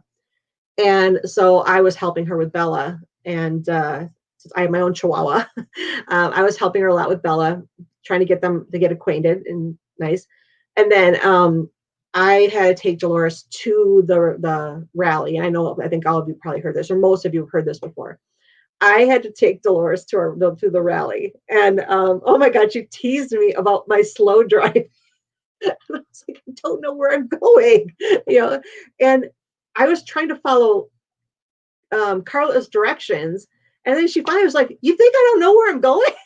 I've been to the courthouse a few times. I know I can tell you where to turn." Oh my God, and she gave me such a hard time. Like, I could walk there fast.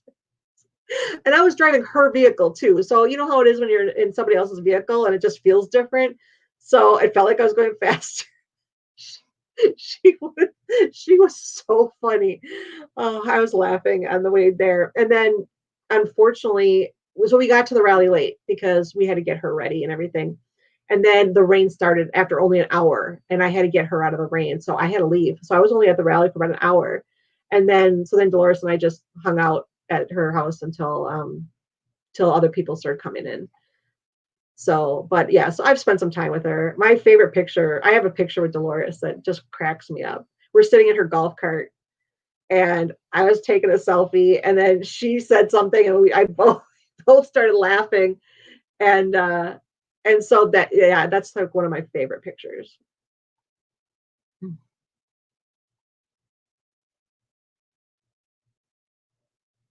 I have no idea how I would do share screen with how I have this set up, but let me see. I probably have it somewhere. I don't know though. I got my pictures with Steve. I know that. I've got all those.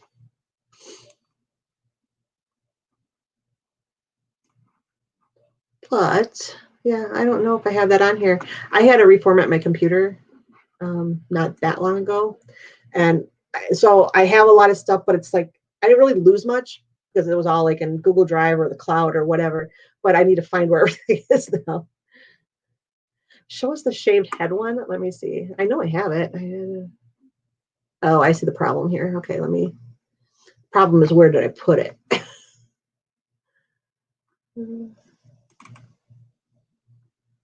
Nope. Oh yeah, I did.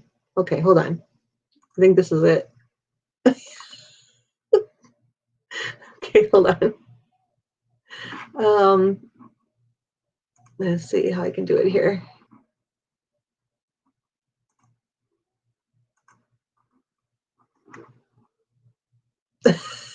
See, if I remove my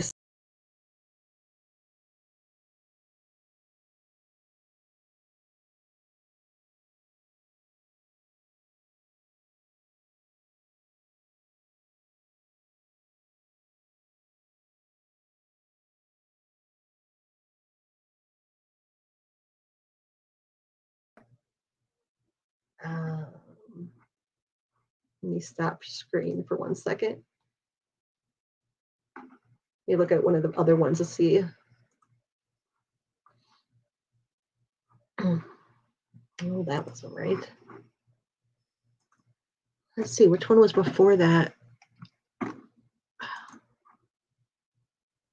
October 20. Nope, definitely not that one.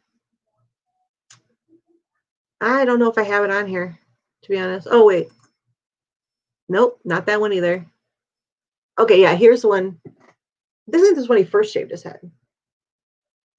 I think it's 4 days before Christmas because we visited him on Christmas. Angie went with me on Christmas. But yeah, it looks like his beard is shaved on that one too. So I don't know. I might not have that picture on there. I'm gonna share it though still. Let's see, wear my basically detective shirt. I always looked like a scrub when I visited him. I told him thanks for putting his stomach in the way so I looked thinner. Oh my gosh.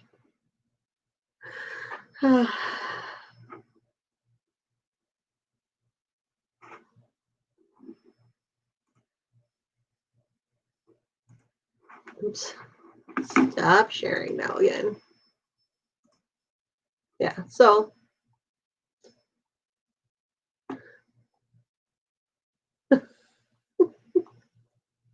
yeah, it's not a good look for him. But yeah, he does that though. He gets so frustrated. Well, I'll show you what his hair looked like before that. That's why he gets so sick of it. And probably why he thought I was referring to his hair when I was. Let me open this one. Because it was getting pretty long for him.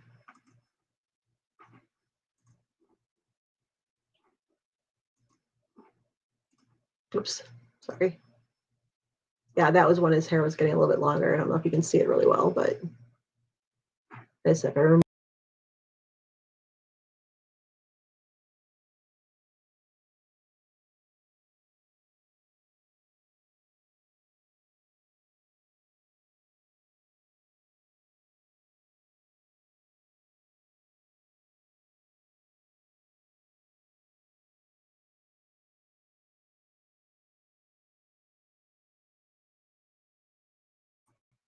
Oh, I think I was talking to myself. I don't know. Was my audio coming through when I removed myself? I didn't think about that. Yeah, so I said that this video, this was taken right before Thanksgiving, and then I visited him on Thanksgiving as well. So that was a couple times a week. So yeah, all those commissary snacks. Steve would rather have food from the commissary or food from the vending machines, and then he would then like the food that they serve there. Because I went on Thanksgiving and I asked him, about did he at least get his turkey dinner, and he's like, no. Like, I don't want that crap. So I think I got him a hamburger out of the vending machines instead because he actually preferred that. He likes beef jerky. We always ate beef jerky. He loves string cheese, so we always ate those two things. He liked these chips, these horseradish chips that I did not care for, so I always got him those. And then we pop. Sometimes I pop. I popped popcorn because he likes popcorn too.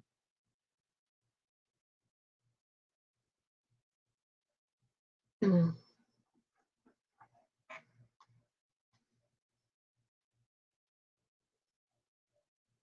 Oops, sorry. My mother just texted me.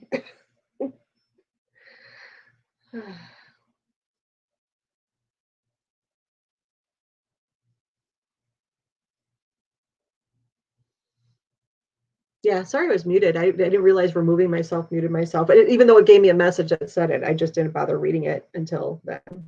So,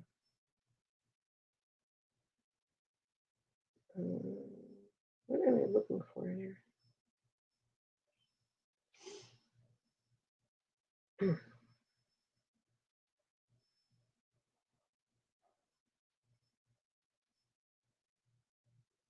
Can't seem to find something I was looking for. I don't know why. Just because I want to look for it or want it right now, that's why.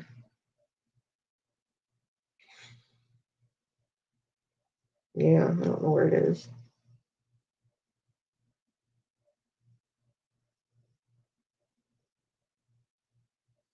Oh, maybe it's here.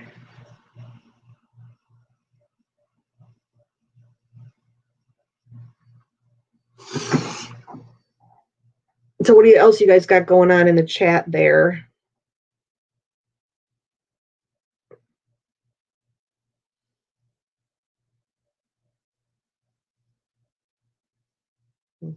No, I can't close this thing. Jesus.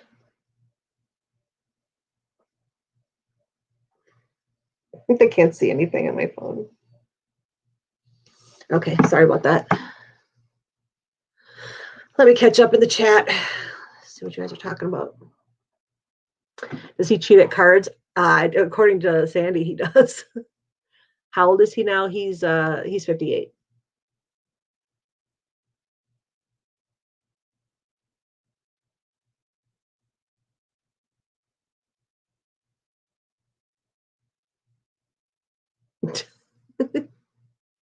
Yes, it's a drama said it too. Yeah, Sandy says he cheats at cards. That's the funny thing is that all the times I visited, I would ask him pretty often. I would ask him, like, do you want to play cards or do you want to play a game or do something other than just talk? Nope. He was good. Because with Sandy, he's always playing cards. I know when Mark goes, they play cards and everything. And so I was like, do you want to play cards? Nope. So with me, he just wanted to talk, I guess. I don't know. I always ask. Nope, he was good with just talking. Yes, he does look forward to his mom's homemade chili or homemade meals, sorry. But Steve really can't wait to make his venison chili. He told me it's the best chili ever and I have to have it. I have to try it.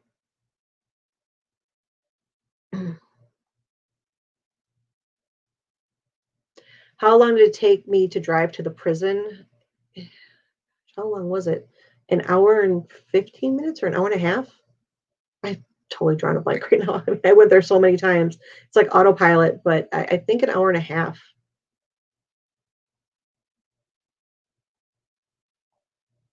Yeah, once I got sick, I wouldn't be able to visit him anyway. So,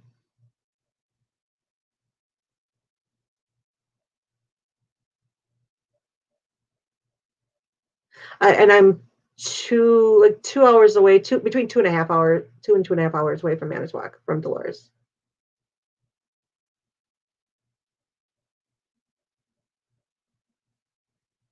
Yeah, you have to be on the visitors list. In fact, I told Sandy, I'm like, you tell Steve to add me back to his visitors list and Zoom me just so I can yell at him for not zooming, zooming his mother. Yeah. So, um,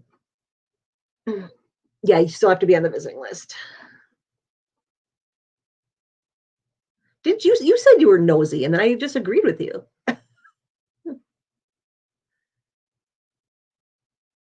No, there is absolutely no timeline as to when prisons will be open for visits. Let's face it, it's low priority for the state. So they don't care if prisoners get visitors or not. Sad, but they don't. So I'm assuming that visits will be like one of the last things to open. That back up. Yeah, being nosy can be a good thing. How you find out stuff.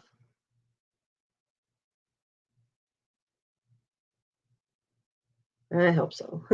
Yeah, we definitely all had to be a little nosy. We wouldn't have got involved in this case if we weren't, for sure.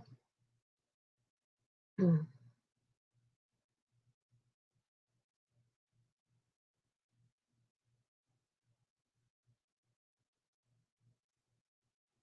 hi, Fen. Where have you been?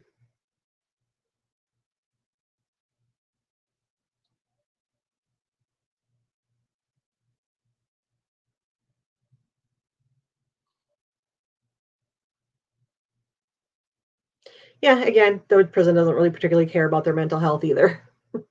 So yeah, it's it's like you'd imagine. They're Waupun is actually pretty decent overall. I mean, we don't have stuff that goes on in like places like Rikers Island or anything like that. But they just they don't care about prisoners. They really don't. They believe everybody's where they should be for whatever they did, and Waupun actually, some of the guards treat Steve really well. Some treat him really, really bad, and I could tell the bad ones right away. It was really easy to tell which ones were the bad ones. Because like we'd be visiting, and then one of the guards, they usually give you a heads up to when you're done, and he would like, so a couple of the guards would just come over and they say, hey Steve, you got about 5 minutes left. Just really nice and courteous. And but then you've got the ones that will scream across the room, Avery, you're done. It's like, okay, yeah, that's an asshole, I can tell right away. Oh my god. And because I'm me, I was struggling because they changed this rule. I think I talked about this during the rally. They changed the rule where whenever you bought snacks from the vending machine, you'd open everything back there. But they didn't want to give you any plates. It was crazy. So we actually did get plates eventually. I know at Brendan's prison they used coffee filters for a while, but we had to put everything on plates. That means like if I popped popcorn, I could not take it in the bag. I had to put it on a plate. And so I was trying to manage with like this popcorn and like two sodas, and then I grabbed a bag of Gardettos and another plate of Gardettos. So I had to carry two plates because obviously the popcorn fills up an entire plate. Well, I got the popcorn down fine and the sodas down fine, and then I hit the plate with the Gardettos and they went flying. And that guard just sat there looking at me the entire time as I was on my hands and knees picking up every piece of those Gardettos. I was like, and then he actually pointed out where I missed one. It's like, you couldn't give me a paper towel or something, like so that my hands were gonna be all dirty now. You could have just done that much. I was so annoyed. I was like, really? I felt like an idiot. Of course, Steve laughed his ass off about it when I told him. Hi, Polly.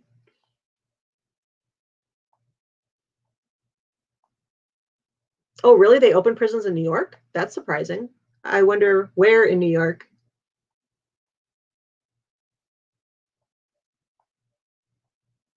I just don't see them doing it for a while yet, especially since Waupun had a problem with COVID. Steve feels like, well, we've all had it already, so we should just be let out. But I don't know how it is in other units, and he wouldn't know either. So, yeah, so they might be still having an issue with it for all we know. Steve was very lucky. Steve was very lucky to get what seemingly was a very mild case because he didn't really have any really bad symptoms at all. So, because I was really scared for Steve when this first started, and I was like, I hope he doesn't get it in prison because Steve's older and he's got some health issues, and so I didn't know if he would be strong enough to fight off something like the coronavirus. So when I heard he had it, I was like, oh my god, like I was panicking. But then Sandy told me that it was a really mild case. It's like he barely had any symptoms. He was like, this is nothing compared to spending, this many years behind prison for no reason, behind, prison bars for so long. So yeah, I'm just really glad that he didn't get a worse case of it. And Brendan, knock on wood, has been lucky he hasn't gotten it.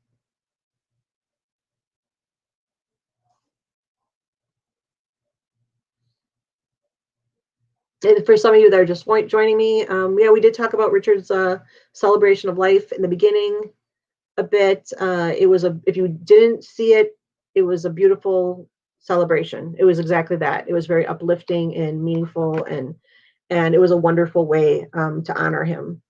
And yeah, so if you haven't watched it, hopefully you can go back and watch it, or at least watch some of it. But I think the whole thing's worth watching. It's probably one of the most moving ceremonies I've seen ever.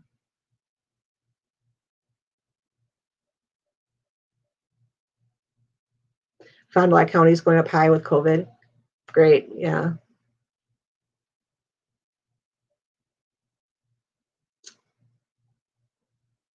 I have 29 people. Yay. Some people still coming in. Don't you guys get sick of me just talking? Why doesn't anyone ever want to just come on with me and take some of the pressure off?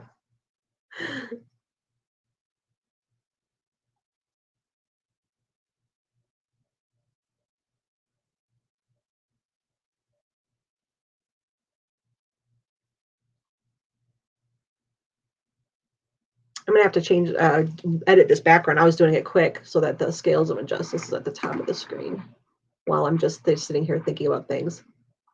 I really love the whole background though. Angie made that. I love it. It's perfect.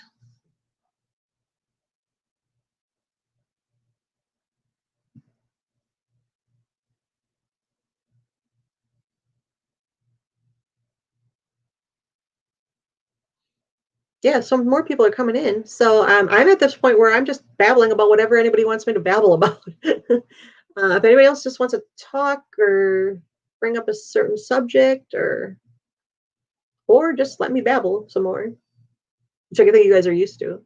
But and yeah, Steve has asked me to do something, and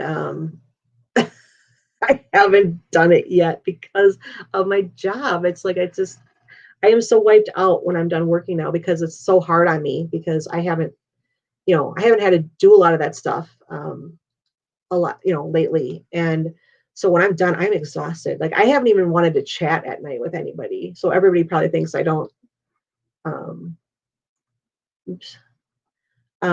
Yeah, so anybody probably thinks I don't want to talk to them, and it's no, I don't want to talk to anybody because it's just been really hard on me, and I've been thrown into some dizzy spells. So Steve asked me to do something, and I I haven't done it. I started doing it, and I was working with Jinx to try to find out more information, and then now it's just gone on the back burner completely. So I have actually forgotten about it. So I need to remember to do that. How come I have the legal knowledge I have? Because my major in college was criminology and law, and then I took extra law classes. My actual degree required criminal law 1 and 2 and criminal procedure. So I actually learned a lot just in those classes. And then I took classes at the law school just because I really was interested in it, but I didn't want to be a lawyer.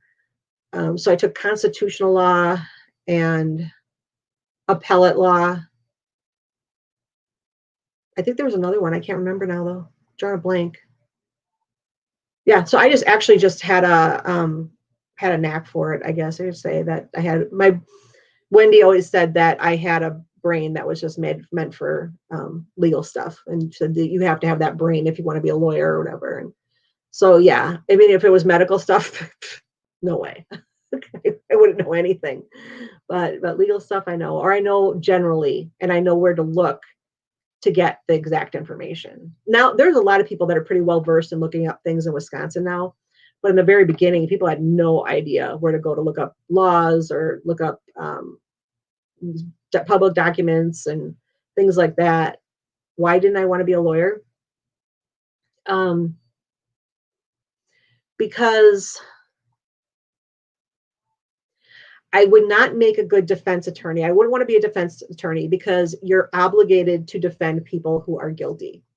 And I would have a real problem with that. If somebody, I would intend to be good at my job. So if I got a criminal off, that was actually a dangerous person, I would not be able to live with myself. And from a prosecution standpoint, I could not live with myself, or I should say live with myself, but I would take it very hard if, again, you have someone like a murderer, rapist, whatever, and I lost. And like they should be in prison but I didn't do a good enough job. That I would struggle with that. So that's actually why I didn't want to be a lawyer. And criminal law is the only thing that interested me. Forget about everything else. I took business law too, and I was like, oh, yuck. So that's why I only wanted to do criminal law, but I couldn't do either of those things. And if you don't want to be a defender or a prosecutor, there's really not much for you to do with a criminal law degree.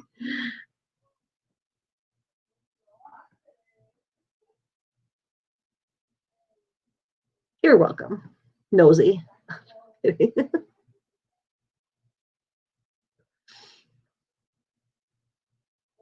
No, I do not know much about family law at all. A couple of people will message me and ask me legal questions. And then I feel really bad because I'm like, I seriously know nothing about other areas of law. I barely remember business law, but any type of civil law, I don't know much about it. I would just have to look up stuff. Yeah, I did say to ask questions. Go ahead. I don't want this to be all about me though. I just wanted it to, and so I feel like I'm just talking about me. Yeah, you guys must love babbles. And I swear, I actually do think about talking slower and it just doesn't work. There's Justice growling again.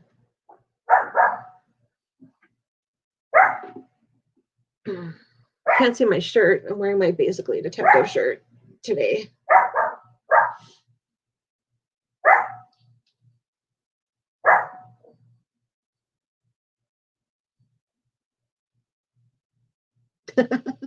Yeah, I've said this before. One of the things that Eric Hosey used to laugh about, and this is one thing that we always joked about, is that he did not, I just said this in the last stream, but he was always trying to get me to say the nicknames, and he knew I would never do it.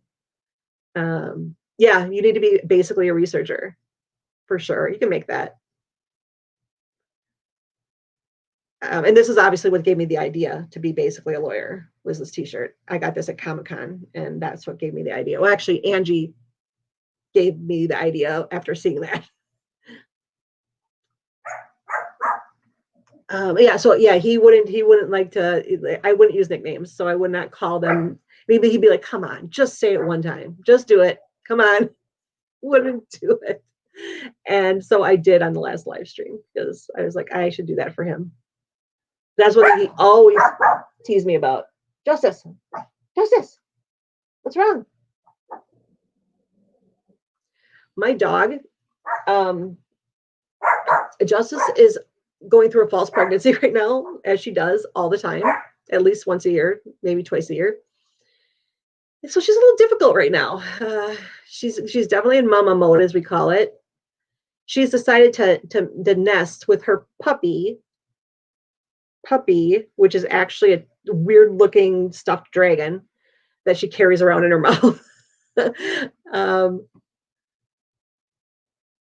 oh, I'm sorry, Sue. So she has decided to make her nest with the puppy on the side of the bed. And the other day I was trying to I just wanted to go on that side of the bed because I wanted to straighten out the sheet. And she took she nipped at me. I mean, she was like a cobra trying to bite my foot. I was like, geez, girl, she is so overprotective right now. Yeah, Fen got to see her with her puppy and when we were doing a video chat. And she is so protective of that puppy. Like she's always running back to that spot. If she's not carrying her puppy around, she doesn't go very far. And then she sees somebody like walking near our room, my bedroom, and she immediately runs back to her puppy. She hides it sometimes too. She actually lactates. I mean, like she seriously thinks she's got a puppy. It's crazy, but she is so moody and she doesn't want to be but anybody. She's usually wants to snuggle with everybody, and now it's like, nope, she doesn't want to be by anybody. She just wants to be with her puppy. It's so weird. She's so hormonal.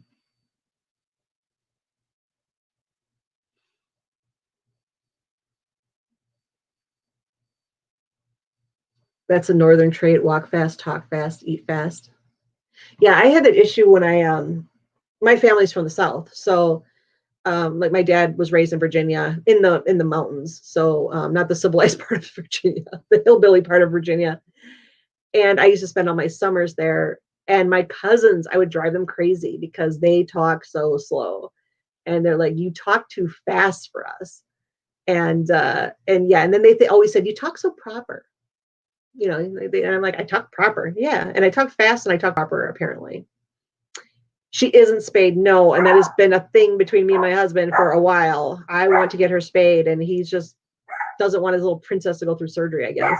I don't know.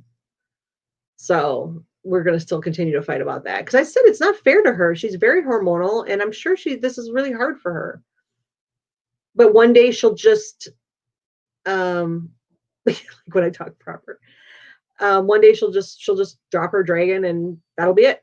And then next time she goes through mama mode, she'll find it again. She knows exactly where it is, I guess. So yeah, it's really funny. It's weird.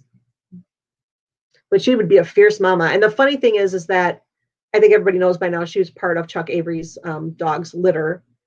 And her mama, Tasha, which is Chuck's dog, is vicious little thing. Like she's got, they always refer to her Tasha teeth. And of all the puppies, mine is the one that's like her mother. The rest of them are like calm and happy and fun and everything. And I got the angel beast, I call her, because she can be so sweet, but she is vicious when she wants to be. Menopause. Ha.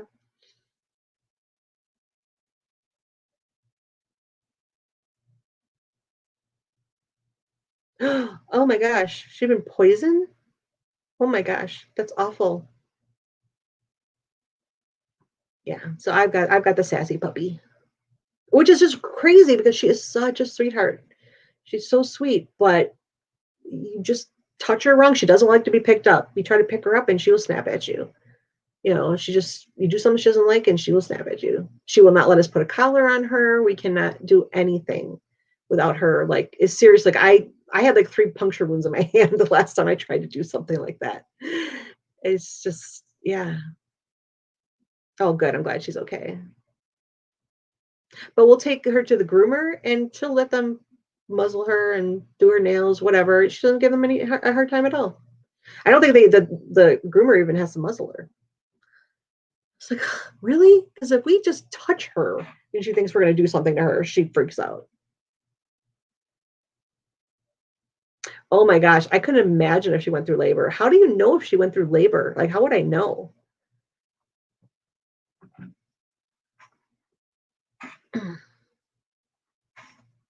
I just think it's funny. I mean, her belly gets so big because of all the milk that she has in there, and it gets so big. So I know she's really uncomfortable. So she actually really likes to get her belly rubbed, but it'll dry up just like human milk. It's just funny.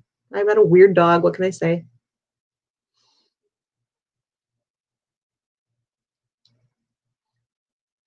Hmm.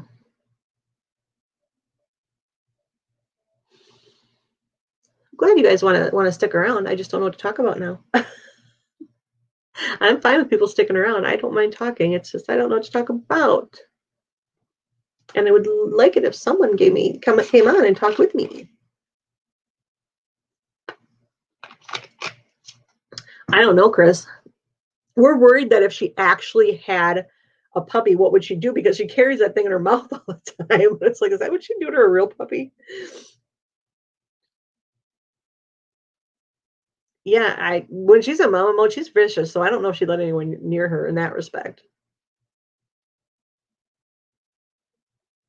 Do I have anything lined up? No. I mean, like I said, I know I've got to do that video for you guys for is on there, but I just don't know when that's going to happen.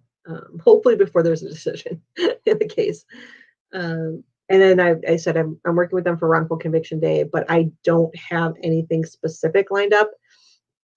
I actually haven't been pushing too hard. I had stuff with people that we talked tentatively about coming on, and I really haven't pursued it much because I've been having a hard time with stuff lately. Get Fen and Chris on.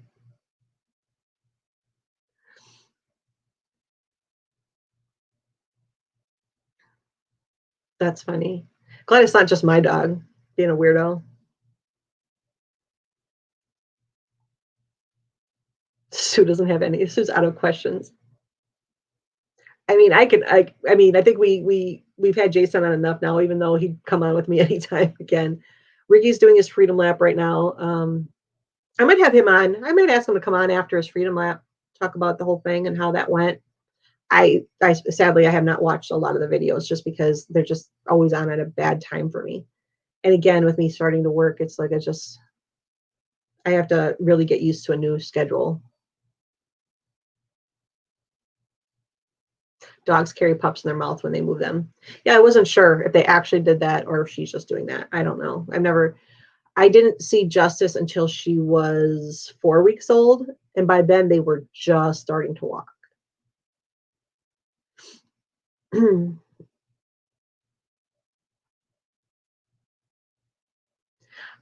Yeah, well, I'm planning on having Doreen on. Well, I wasn't going to have her on after the hearing, but I might wait now till after the actual hearing. And there is another case that she still wanted me to talk about, and so I just talked to her the other day, and I said that I haven't forgotten about Jermaine, and like I'd really like to talk about his case, but I need to read through a lot of stuff first. That's always my problem with everything right now is everything requires reading, and it's so hard for me to do. I mean, just think about it if you're drunk and your head's spinning and trying to read and comprehend something. That's what I have to deal with. So it's really hard. Mhm. Yeah, I love Doreen.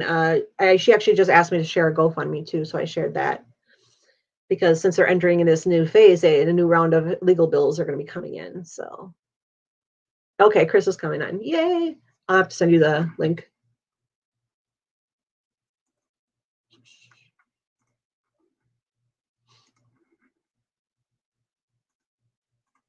I mean, you can come on with just audio if you want, but I'd like to see you. Okay, I sent you the link.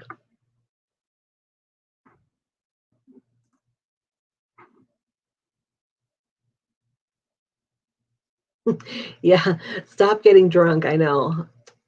The hearing is in October. I'm trying to remember the exact date. Hold on, I can look quick.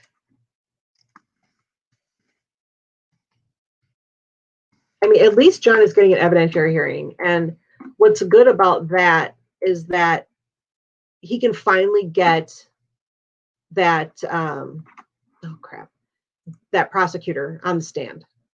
And she's going to have to answer for all of her misconduct, or at least some of it. Because, I mean, she's a mess.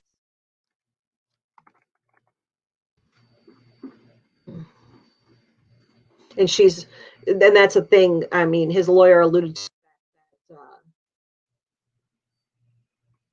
that, they know a lot more now than about her and her, the illegal stuff she did, now than they did before. So, what? Jesus, sorry. I know you said October was close enough, but I would like to know.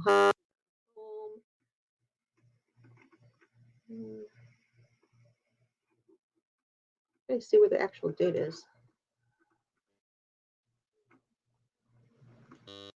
Yourselves, I will find it.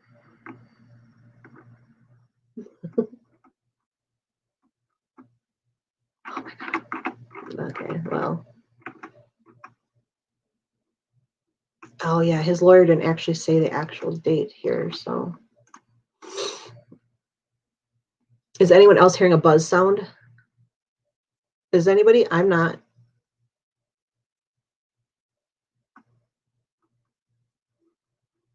Oh wow, Jason just donated $200 to John's fundraiser, or his GoFundMe.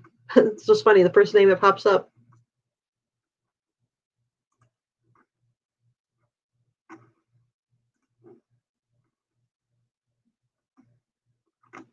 Yeah, it doesn't say the actual date. I know I've seen it somewhere, but I can't find it. But I'm pretty sure it's in October.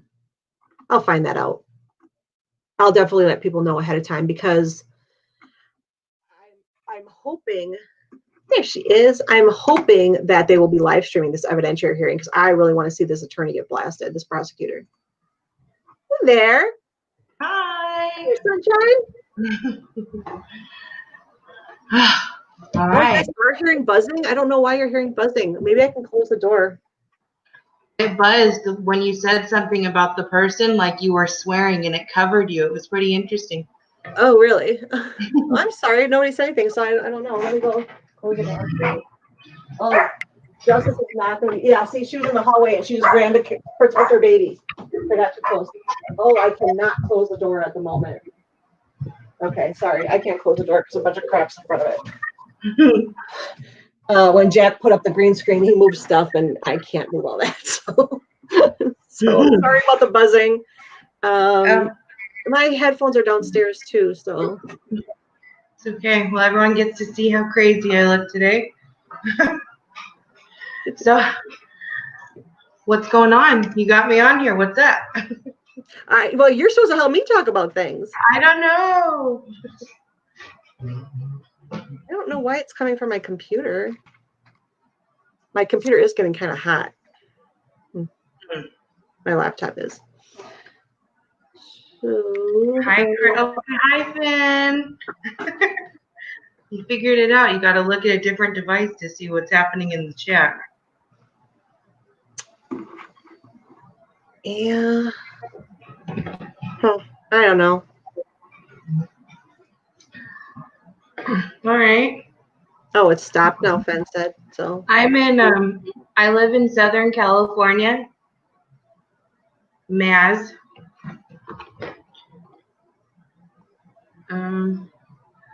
I spent all day reorganizing my son's room and getting it classroom ready.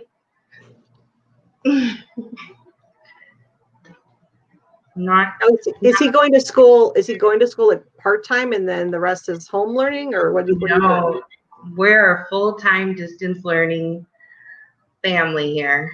Okay. And today was official classroom setup because I'm tired of being mom and teacher is a lot harder than I really would have guessed.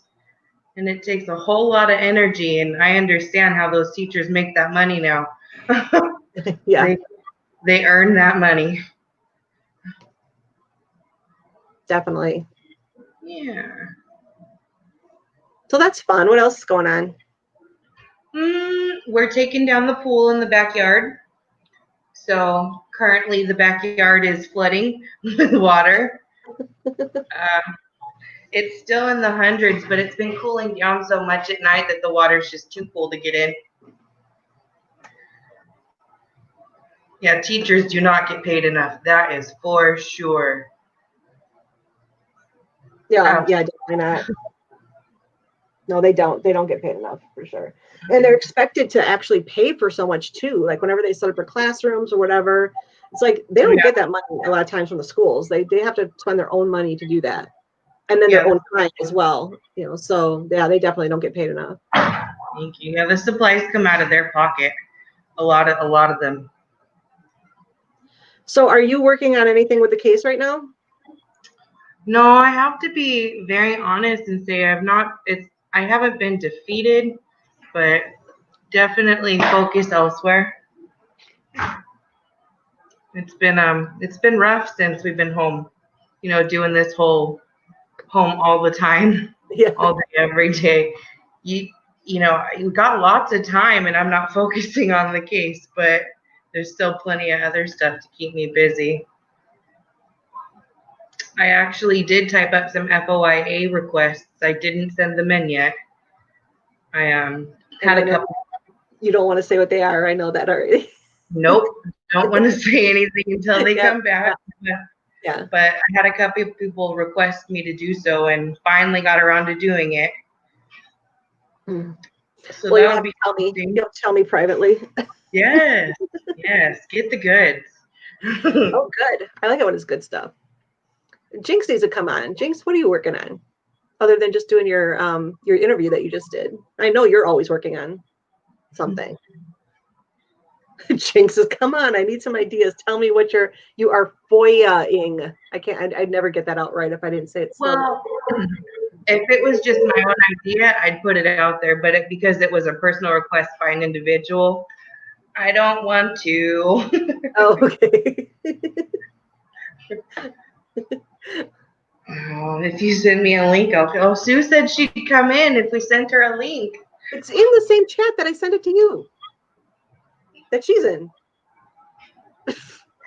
Don't talk logic, Tracy.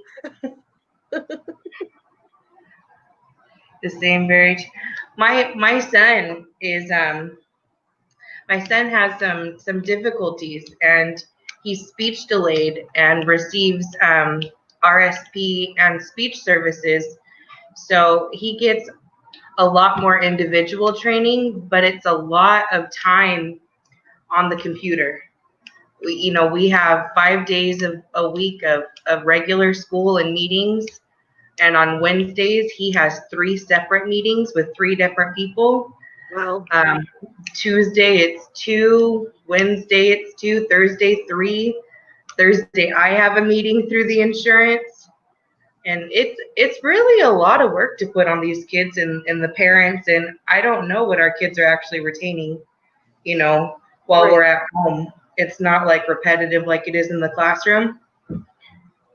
So it's a little bit harder. I really sympathize with the family with kids who have severe disabilities and who were getting a lot of personal services. Because through this, I can imagine that school for some of the parents is a little bit of a break and some help. So I'm grateful we get the help we do. Yeah, and it's not even, it's obviously it's a big thing for kids that have special needs that they need extra help, but some kids just can't learn that way. And I've talked to friends who they're like, oh, my daughter has done great with distance learning, but my son has failed everything. So what am I supposed to do? He's not understanding it. He needs to be in a classroom and that's not possible right now. And so, there are a lot of kids out there that are not getting the education they're supposed to be getting because of everything that's going on. And that's unfortunate. My son's benefited from being at home and doing the computer lessons in the sense that he's not overwhelmed with all the other kids. He gets a lot more one-on-one individual time, but he's very much missing out on the interaction, the socialization, you know, the things that kids need to build relationships Right. and touch I, and interact. It's kind I of really, sad, actually.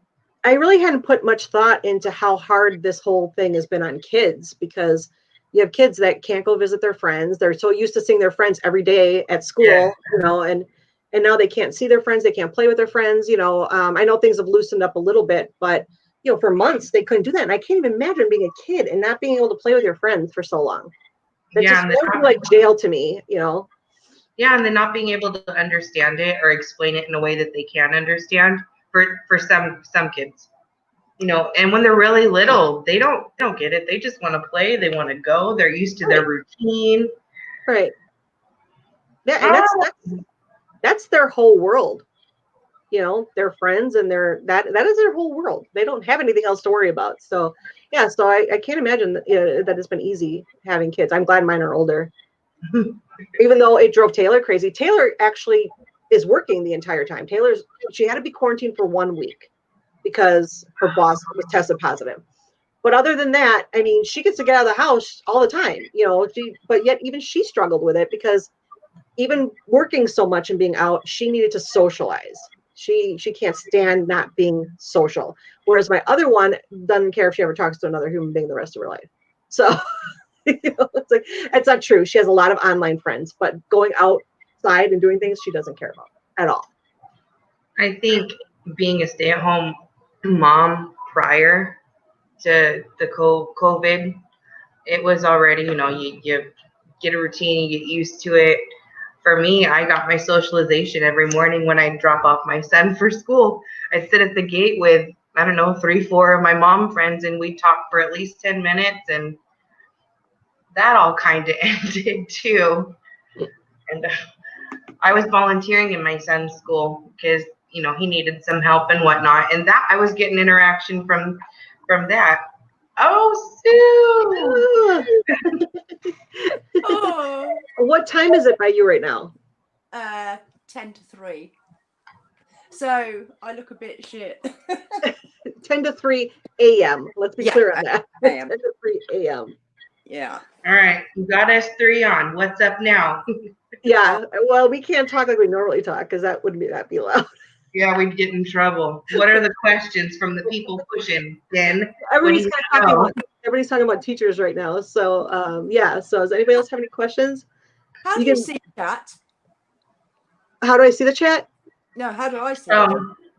You gotta look at it on something else. Okay. But mute the video. I think I might ask myself a question. Oh, you watch your numbers go down now. I hope we don't mess up your ratings. Whereabouts do you live, Sue? In UK. Who asked that? In Kent, the southeast UK. So just southeast of London.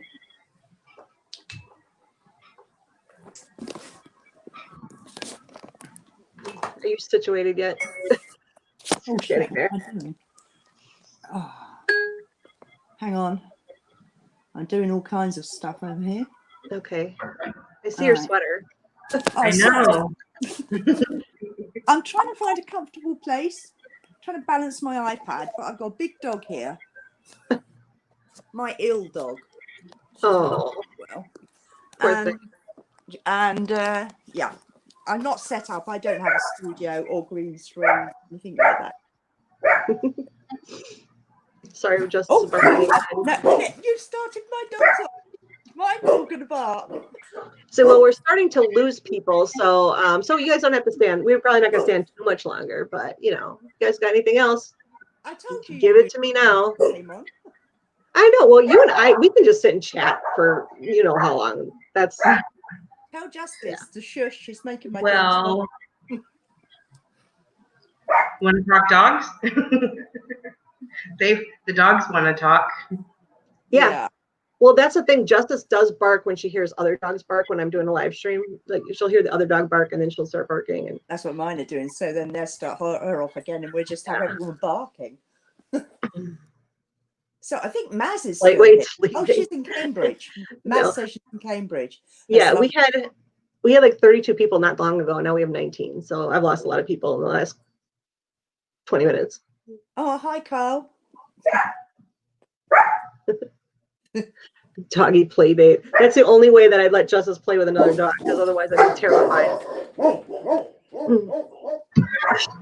My dog likes to video chat with her sister and her daughter dogs, and they all sing together.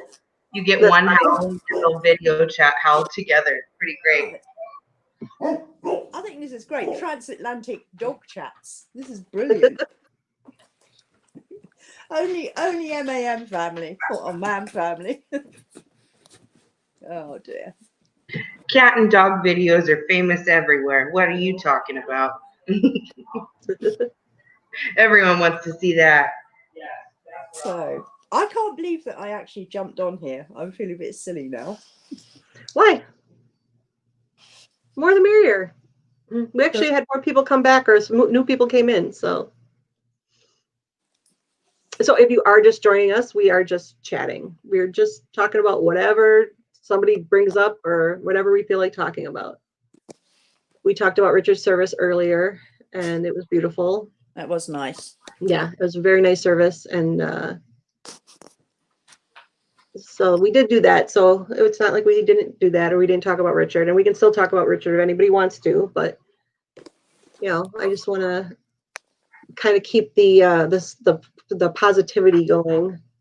It was really positive. I think that's what I liked about it, is that I must admit, I thought it might be really, really sad, and but it was really uplifting, I think. Yeah, that's what I said. It was kind of hard to explain because it was definitely sad. But that's because of, the words that were being said and the videos that were being shown and things like that. But it also was, like you said, very uplifting, and it was very, very positive. And so, yeah, it was kind of an odd thing, but it was just wonderful. It got me thinking as well, actually. I was thinking, how great would that be if when, if when something happens to you, you knew all these people would come together. I think it's quite amazing. You should be really proud, I think. Yeah, Fen said Julie is so brave. I said I was shocked that she held it together. I thought for sure Julie was going to lose it, and she didn't. She held it together, and so I'm really proud of her for that. Good words, Fen, if you helped her write that as well. Yeah. Fen also helped. So good job, Fen. It was beautiful. I need Julie to send me a copy of that so I can read it again. Yeah, well, she spoke for all of us, I think. And everybody that spoke did a great job. And it was really just really nice of his family to allow us to be a part of it. They dedicated a lot of time to his MAM family. And, they didn't have to do that. And they did because they knew how much it meant to him. Again, just having that banner in the back, that was saying, about Steve and Brendan and work with KZ, just having that back there is a MAM thing, so. So special. That was so special. Yeah. And then to have his other stuff there, I said his Letterman's jacket and his helmet, and that there were some pictures there, and then the Captain Crunch and everything. I think it was just so nice. And I'm curious to hear from Julie more about it, with being there and what it was like. If you saw, it was nice. It was very well rounded. Sorry. There was a painting on the left-hand side. Yeah, there were drawing. Was it a drawing or a painting? It looked like somebody had painted it, and I wondered who. It could have been a drawing. Don't know, but I wondered if that was any one of the MAM people. Oh, I have no idea. Maybe Julie will know. I'll have to ask her. I have to say though, I'm not fond of the bagpipes. I love the bagpipes. I love the bagpipes. Sorry. I know I shouldn't say, but oh God, I hate the bagpipes. There have been times though where I do have not liked them. Usually like on St. Patrick's Day and you're just having a drink and then they get right next to you and just start blowing those things. Okay, I've not liked the bagpipes in that time, but otherwise I like the bagpipes, and I thought they were really pretty today. one thing that did make me chuckle is the guy on the I don't know what you call him over there, pastor, or the guy doing the service. He backed away when the guy with the bagpipes came on. Did he? I don't blame him because those things are loud. They're super loud. It's like sitting in a restaurant and the mariachi band coming next to you and playing, and you're like, oh, that sounded so good over there. Yeah. Oh, it sounds great here too. Yeah, it's hard to know like what Richard would have expected. Would he really have expected all of this? If he could, see how people have reacted and all the stuff that's been done, all the songs that have been written and the tributes and obviously now this celebration, it's like, I wonder if he could have ever imagined that that's what, the reaction was what it was, is what, or was what it, whatever I'm saying, what I'm trying to say. I reckon he would have been bashful about the whole thing. That's what I said. I think he'd find it humbling and kind of a little embarrassed that there's so much fuss made over him. But still, I don't think anybody would necessarily think that. I don't think that for sure. So, I don't expect anybody will be writing any songs for me. So yeah, I don't know. I mean, he was really good friends with Stacy, so we might have expected that, and he was good friends with Brandon, so I can see that. I'm sure me and Chris could write a song for you.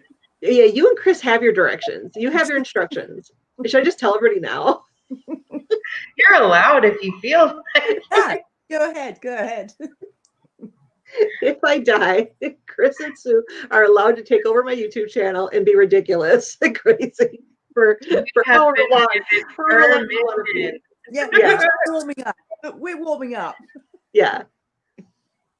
And then, of course, Fen and Julie as well. So, and then anybody else that wants to come on. But yeah, like you guys we've already had this conversation. Apparently, I'm very quiet. So, can I turn my volume up? God You knows are how quiet. I do that. How do I turn volume up? Sue, see, they want to hear you. The people want to hear you. Shush. How do I turn my volume up? Somebody on an iPad. Talk to me. Tell me. On the side. I've turned it right up there. Okay. Then I don't know. Okay. Anyway, I'm not saying anything interesting, so they're not missing much, are they? Yeah, I know. I forget the password to them. I already told Fen and Julie I was giving them my password too.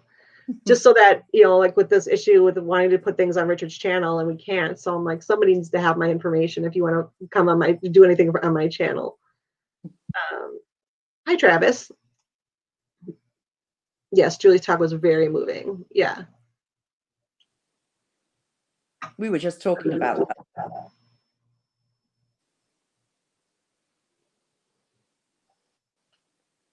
So does Julie live near where the service was? Is that why she went? Fen, how far away is she? Was it like 45 minutes or was it closer than that? Or an hour? I can't remember exactly how far.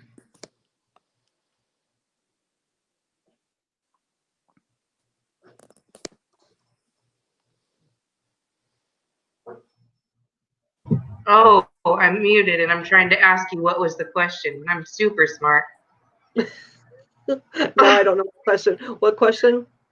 Were you asked? It was something about being 45 minutes away. What was that? Oh, yeah. Somebody asked how far Julie lives from Richard. Oh, okay. I thought you were bringing it. Don't worry about it. Yeah, I don't remember. She told me, but I can't even remember now. That's what I said.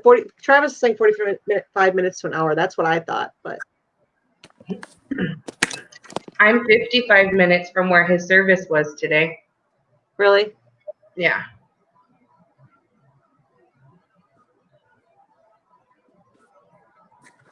And it's really too bad because of COVID that they couldn't have many people at the service. But if we didn't have COVID, I don't know if that church would have a YouTube stream set up. So a lot of churches did that because of COVID. True. I mean, I think some churches have been doing it, but I know a lot of churches started doing it after COVID. That's like how so I don't know if this church had it or not, but But I'm grateful that they did, so we could all be a part of it and watch it. I think it's quite fitting because he was a YouTuber, and Yeah. you know, the whole service thing went out on YouTube as well. So you know, sorry. No, go ahead. You're fine. No, I'd finished. Oh, okay. I'm in Southern California. I'm in the Inland Empire, Travis.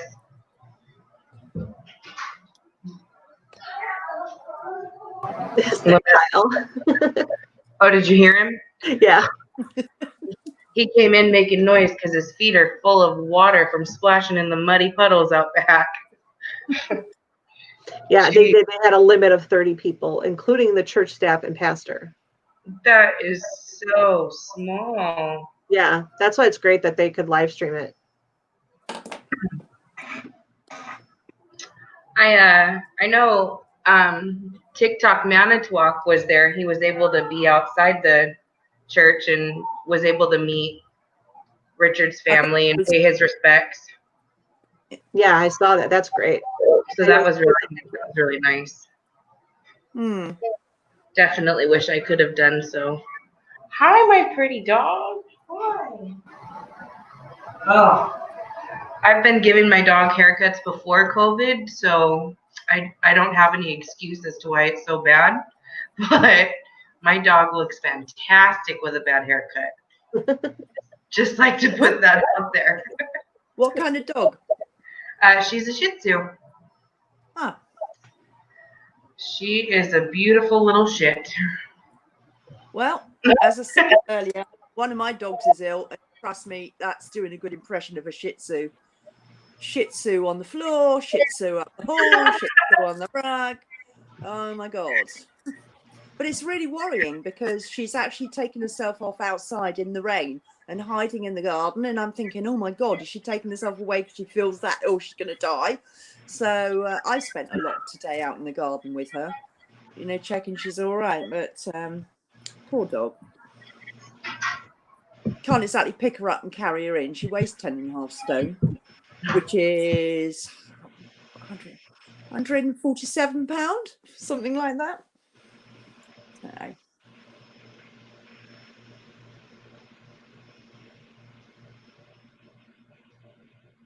Just see what's going on in the chat. I think it's funny that Travis has a wrench because I don't think he knows what to do with it, even though he has it. Well, that's a typical man, really, isn't it?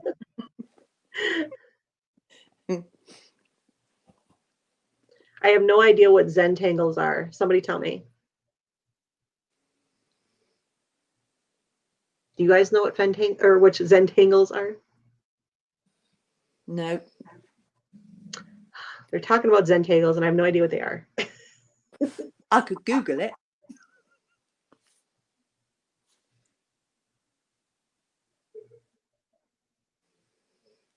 Ah, okay.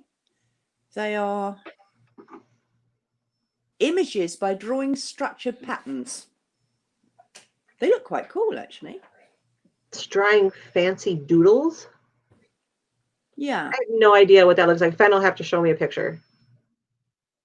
Looks quite cool. Okay. I have no idea. Well, I didn't until I Googled.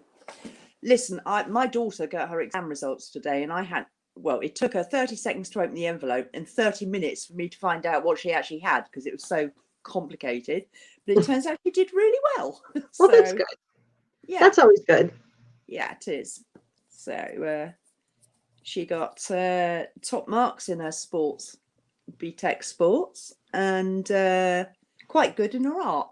That's really random. Sorry, you don't want to know that. It's very boring. everything I talk about is random.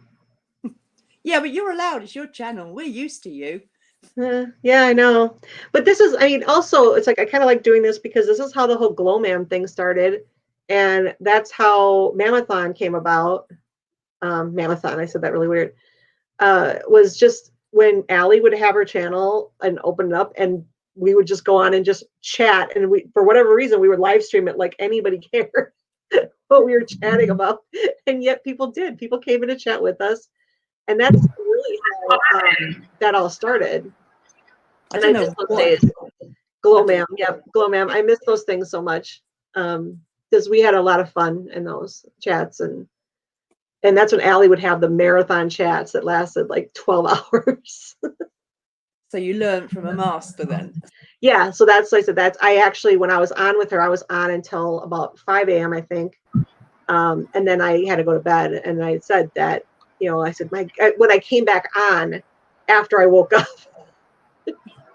Yeah, same. yeah, I didn't sleep very much though. So I only slept a few hours, but they were still on. And so when I came back, I was like, wow, this is like a MaM marathon. And they said, it's a marathon. And that's how the name MaMFam came about. Oh, cool. Oh, genius in the making. Yeah. Is this your first time on anything, Chris?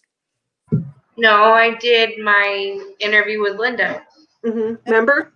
You have to remember that interview. Yeah, you guys were messing with me while I was doing it. All kinds of fun stuff in the chat. But the bad thing though, you weren't using video, so we couldn't see your reaction, but we could hear you laugh. But we couldn't see your reaction. I wanted to see your reaction to what we were doing in the behind the scenes. I was so red. I'm sure I wasn't there. Well, and of course you were talking about something really serious, so of course we're saying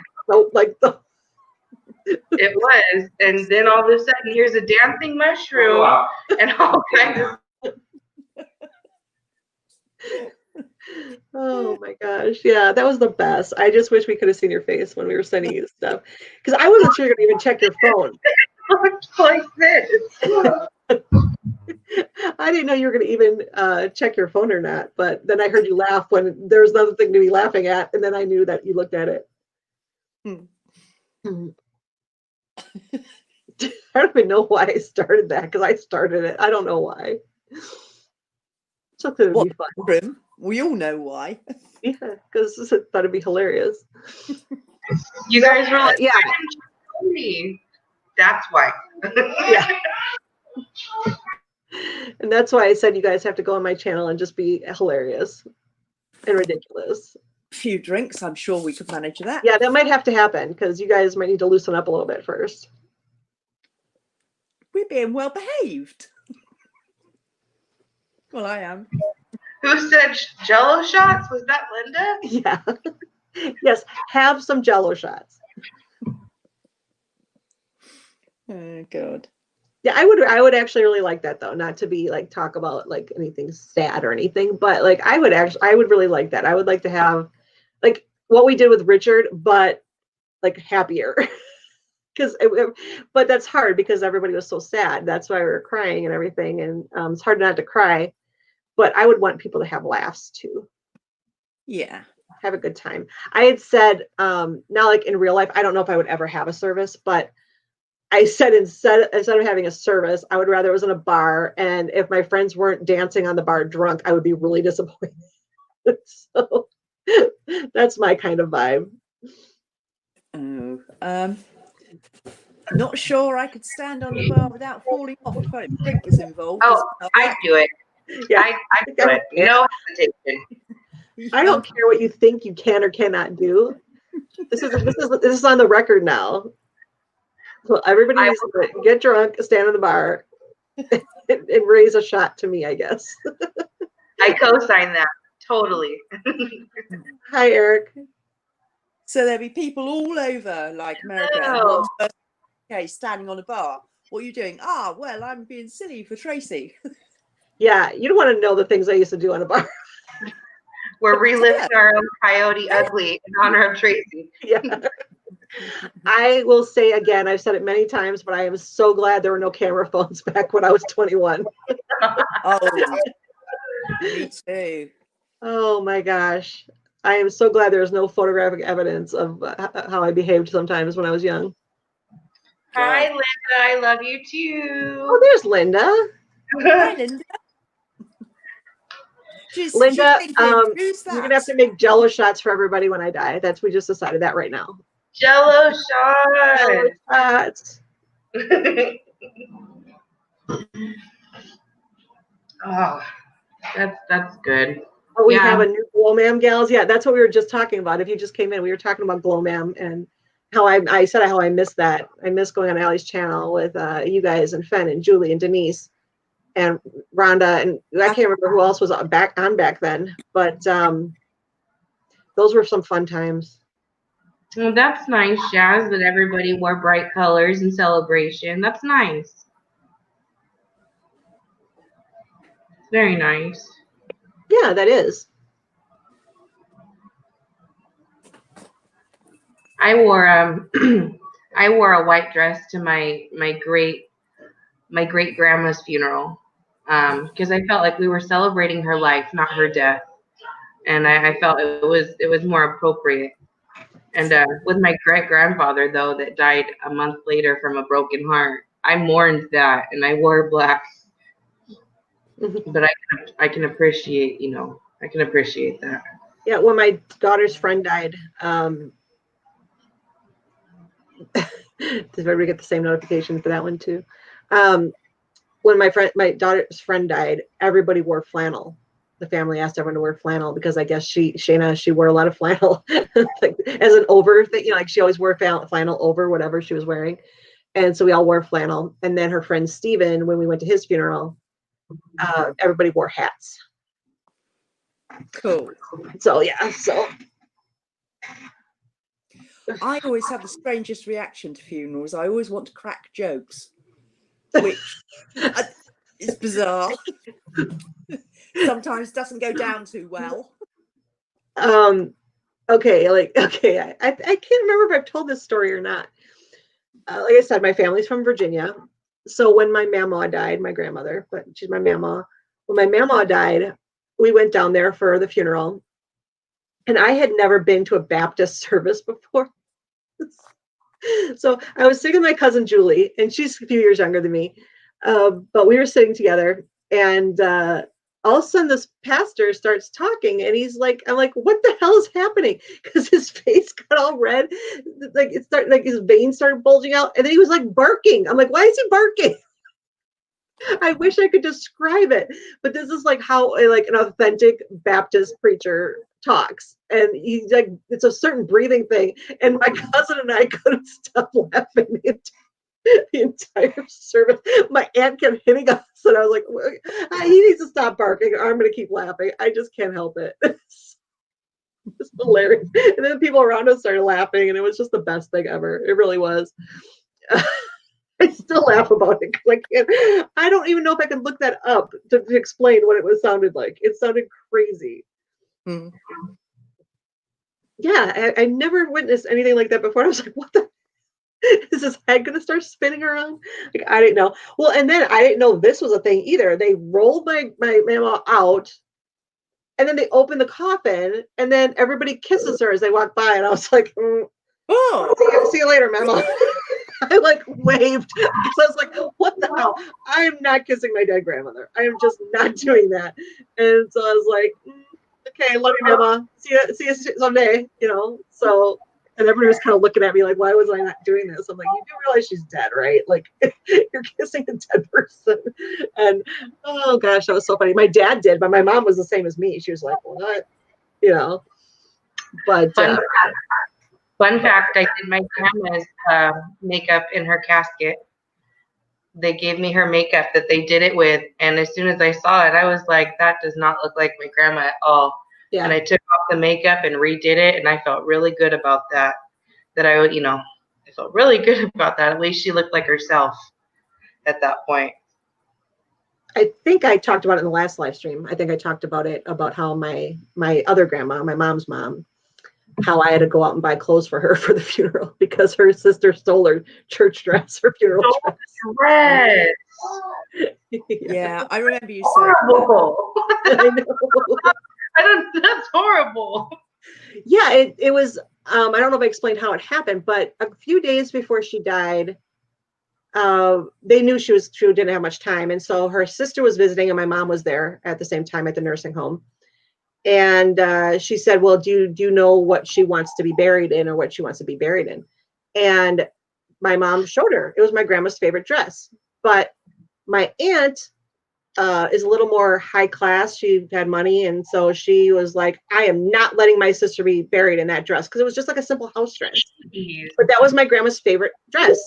And so my mom was like, well, this was her favorite dress, and this is what she asked to be buried in. And she's like, you can't bury her in that, because she thought it was like a frock or whatever. She's like, she can't be, that's embarrassing. So when my grandma died a few days later, the dress was gone. And wasn't the replacement just like not a teenage dress or something? Yeah. I had to go shopping in the kids department because my grandma was like 80 pounds when she died or whatever. And so I had to go to the kids department and find spring clothes that were all like, it was a skirt and like a cardigan. And that is not my grandmother. My grandma was house dresses, that was my grandma. And so like I said, I've never forgiven my aunt, my great aunt, for doing that. Never forgiven her. Like, how can you do that? You steal what your sister wants to be buried in because you don't like it. Did you tell her? What? Did you tell her how? No, I never talked to her after that. I mean, I've seen her a couple times, but I don't talk to her. My mom is very forgiving. I am not forgiving, which actually I don't think my mom has forgiven her, but she still sees her and talks to her because it's her aunt. I can understand that. I can hold a grudge too. As surprising as you may find this. I just couldn't believe like how anybody could be that selfish. It's a dick move. Kathy says, I'll haunt somebody if they bury me in a dress. Same. Same. I'm not a dress person. Jeans all the way for me. Yeah. Definitely. Jeans are acceptable. Better would be like stretch pants and a t-shirt and a sweatshirt. That would be me. Well, thank you, Linda. My paintings. Thank you.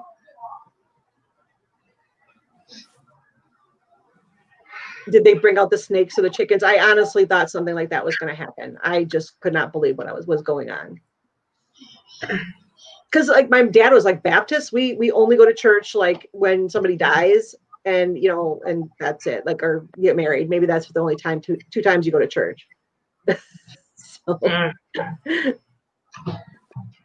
I used to go all the time. I haven't been in years, so it was like every Sunday. Then we were doing Bible study, and nope. I have a personal issue with organized religion. I just can't bring myself to do it. So, well, over the years, that in the church Sunday mornings and weddings, they used to ring the bells. Believe it or not. You probably have some really pretty churches, though. Oh yeah, old churches, yeah. Yeah, and big bells.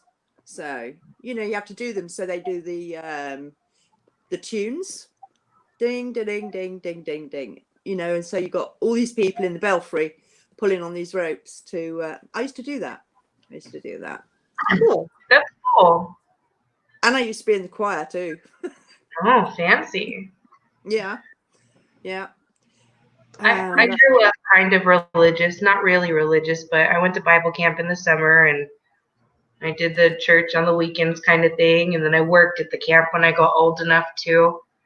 And as I've gotten older, it's been harder with history and facts and the conflict I've been having with what I was raised to believe and what lies in front of me now and facts. And it's really conflicting and kind of difficult, actually.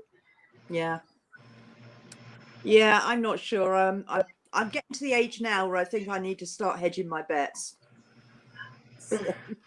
we lost people, so I probably offended people by laughing about my grandma's funeral.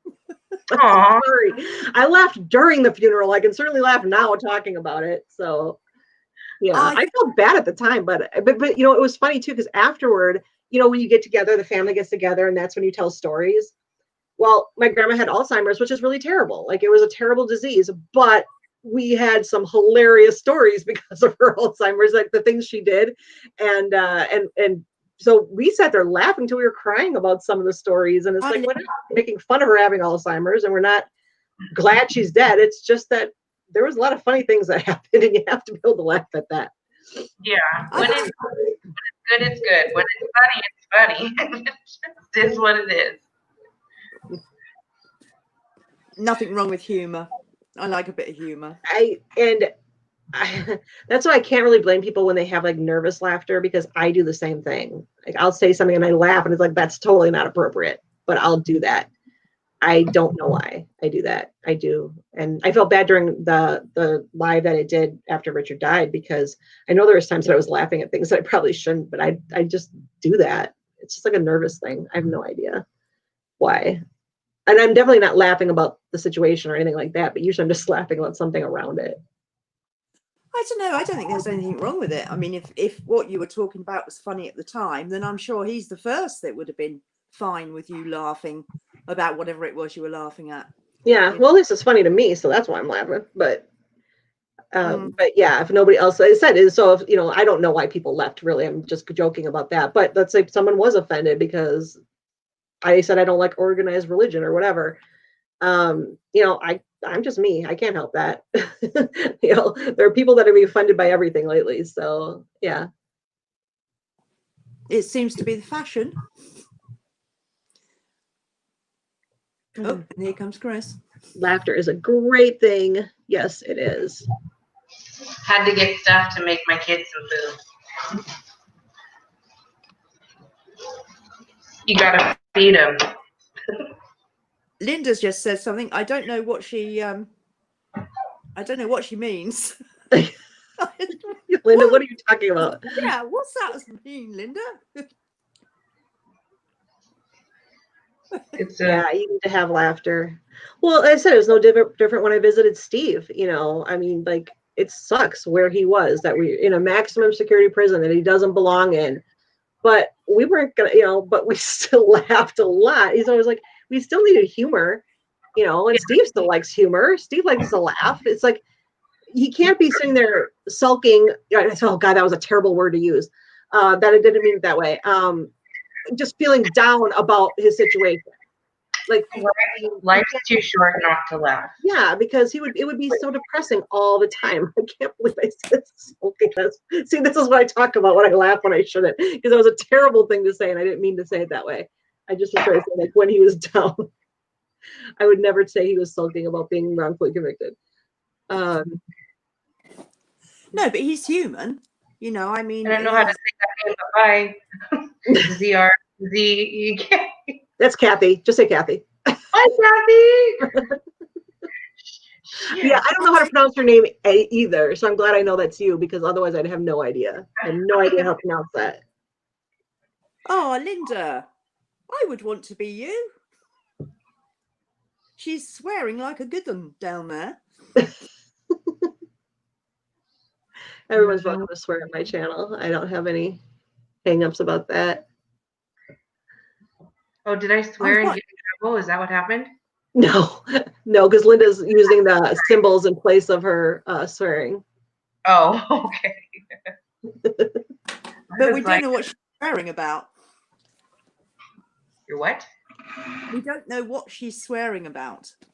No. Who cares? It's a good time. She's funny. She says, hell no, you don't, but she loves laughter. Yeah, I love laughter too. Yeah, me too. It's got me out. That's an actual word. Wait, Kathy, that's an actual word. ZRZ. How do you pronounce that? Zershikman? I don't know. How do you pronounce that? You said it means redhead in Czech. It means redhead in Czech. Oh, I didn't know. Say it. We got to get the phonetic breakdown. Zirk, like Zirk? Linda said, just say fuck. Zirzik, Maine. Zirzik, Maine? Okay, got it. I'm going to totally forget that, but okay. Zirzik, Maine. Yeah, I'm still calling you Kathy. Yep, I'll go with Kathy too.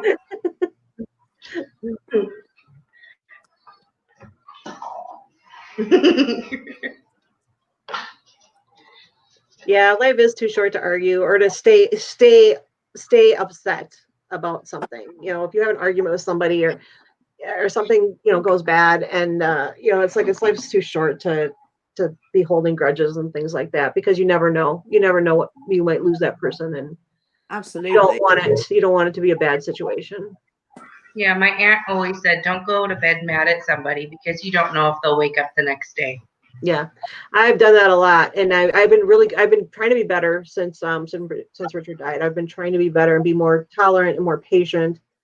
Um, Overall, I did get upset about something. I won't go into that here, but I got really upset about something and probably said some things I shouldn't have. But hopefully, some the people that matter, forgive me. So I was trying so hard to be better, and then I just totally screwed it up. But I was emotional and I was upset about things, and so I'm not perfect. Contrary to popular belief, I am a human being. We'll be sure to add that into our ridiculousness. Yes, If anything she ever was a happens.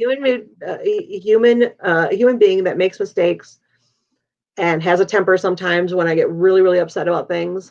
Stubborn as hell, but holds a grudge. Yeah, Uh, there are people I hold a grudge against. There are some people I will always hold a grudge against. So the whole apologizing thing does not apply to everybody.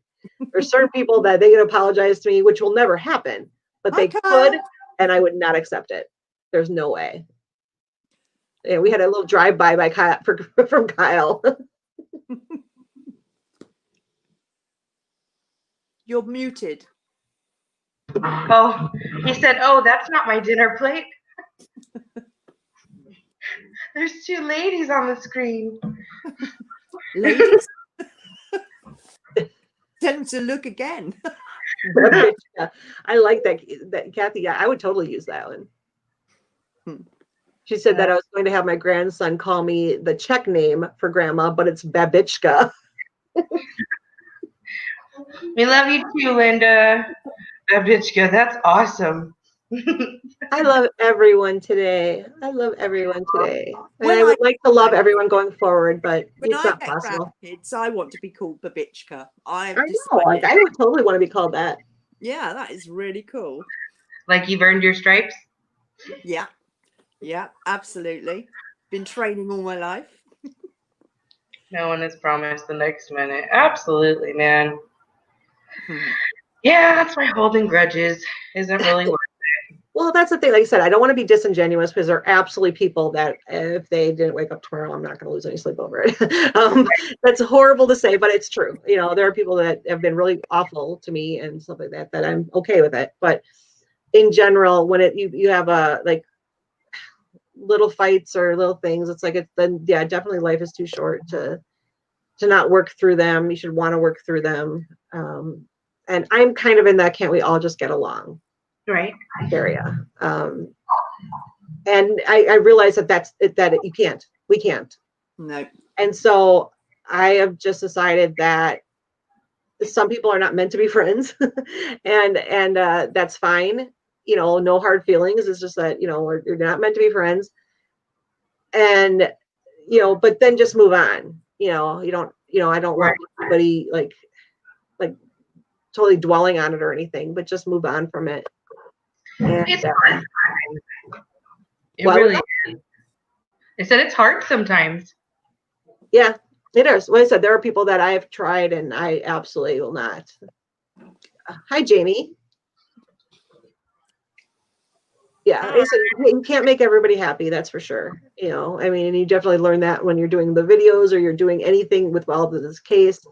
You can't please everybody, and there's always people that are upset about something, and so you just kind of do the best you can every day.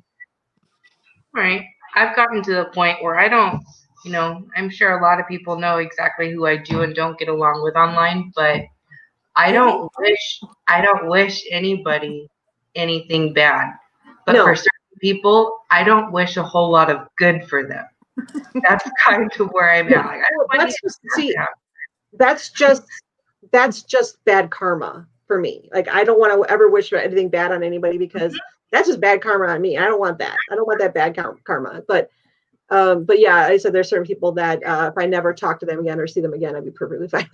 Not that doesn't mean I want them to die or anything like that. It's just that they're not good people and they're not worth my time. Negativity. Yeah. Yep. Hi, Jinx. But I would really like to try to have everybody, get along better, be more tolerant with each other, work through your differences, and then also just understand that sometimes differences can't be worked through, and then just move on, and not try to, I don't know how I want to put it. It's okay. That's okay. Yeah, I don't really know how I want to put it, but I think everybody kind of knows what I mean. That I don't, if you said if you have an issue with somebody, bitch to your friends privately about it, but but don't make it a big thing that drags a bunch of people involved in it in public. Yeah, it lasts for years and shit. Sorry, guys. God. Everybody's got to have a group that they can just go to and say, blah, blah, blah, blah. Yeah, And, Travis just said agree to disagree. really Yeah. helps. And there's one person everybody knows I don't like, but there's another person that I don't care for very much in this community. And I tried, trust me, with this person, and but I have always been respectful to her. Every time I've seen her, every time I've talked to her, always been respectful. The same was not true, and that's why we had a real issue. But so I do agree, like Linda saying, you always be respectful, and so I would be. I mean, yeah, I'm never gonna cause a problem, especially if we're together for a reason, for an event like on the rally or whatever. Like, I'm not going to start fighting with somebody. I don't want that. Yeah, Jamie just said we're all adults. We should be able to get along, and I agree. Yeah, and right before that, Linda called me a troublemaker. But you're a troublemaker in a good way. I like the way that you're a troublemaker. I saw that.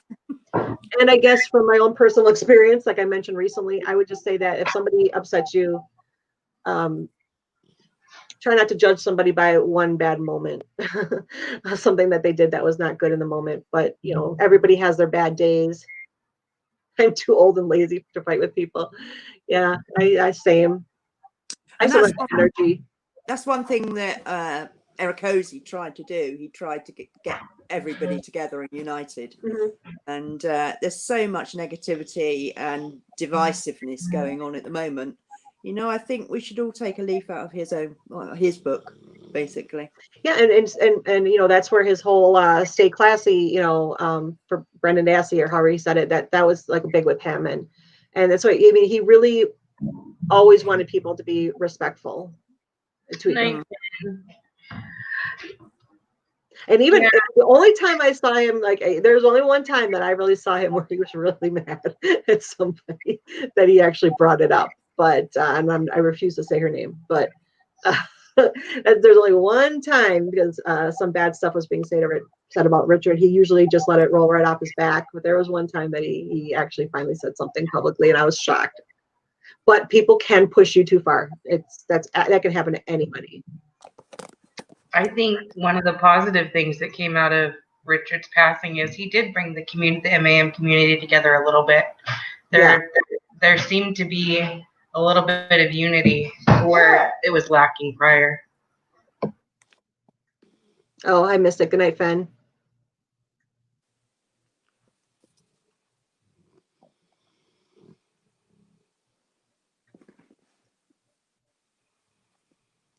It's all gone quiet. Just because I'm reading the chat, I'm trying to catch up in the chat, just what people are saying. The infighting makes the whole community look bad. I agree. Yeah. Heck yeah, it does. Like you said, I have to own my part in that. But at the same time, I don't feel too bad for what I did, because I defended myself. I'm not going into that. But I do own my part. I do. I just get upset when the wrong people are blamed. Yeah. Yeah, when the people, there's always the same people starting things. Always. I've noticed that, and recently I've really let that go, and it's been such a breath of fresh air to be able to breathe easy and not worry about the negativity. It has been so nice. You had a break. You walked away, didn't you, for a few days? I did. Yeah. I did, and I spent the entire day with my kid, and it was just nice. My feed went really quiet. Yeah. So overall, I mean, I don't want to keep on it, because then that seems like drama. But I mean, I do just want to remind people again, this is a time when we should all be trying to do better, be better, and again, be more tolerant of people, be more understanding with people. And yeah, there's going to be people that are going to rub you the wrong way, but it's just try to work through it, or at least just walk away with it. What was that? That sounds like someone said, "Oh my God." Oh no, my roommate walked by to the door. Oh, It's all good. It's all good. You're like, what was that? It's a ghost. The ghost of my roommate. be thankful. Well, I think that if there's one thing with Richard's death is that we have seen the positive stuff that can come from this community, how people can pull together and they can, I mean, there's so much in this community that is good. And yet, unfortunately, there are people that for whatever reason, they want to try to disrupt that, and we can't let them. We have to just rise above it. And we have to just work together as a team, everybody working together, because we all have the same goal. Yeah. Unless, like Jinx said, that it's not infighting if they are guilters posing as truthers. And that absolutely could be true for some people. Absolutely. Yeah. So I don't really know, but either way, it's just like we are a family, we are a community, and if anybody has a real problem with me, I hope they tell me, instead of just complaining to somebody else about it. I'd hope they tell me. Nope. Yeah, I mean, you'll have if you guys will definitely tell me if I did something. Yeah, I would. I can count on you for that. You make us sound like right bags. Yeah, Jamie, I mean, here, I'll put it up here so everybody sees it. All the good in the community gets overrun by drama. That needs to stop for sure. Absolutely. It takes the spotlight. But it always seems to happen when we're waiting for something, when we're waiting for a decision. Mind you, we always seem to be waiting for something. Yeah. But, it seems like people get bored and then there's more trouble around those kind of times. I mean, I haven't been around as long as you guys, but I've noticed a pattern. So it gets stale and people get irritated. Yeah. Right. Yeah. Hi, so thanks for tuning in. Yep, that's what we said before, that Eric Hosey always said, keep it classy. And I would hope that. Sorry. Yeah. I would hope that everybody will keep that in mind. And I don't know if I can keep it classy, because I can get my humor can get kind of lowbrow sometimes. But in the terms, the way he meant it, I can be. I very rarely ever get involved in anything on social media. I never react, or I should say never, because I have. It's just very rare for you to see it. And I really just want people to work together and to get along, and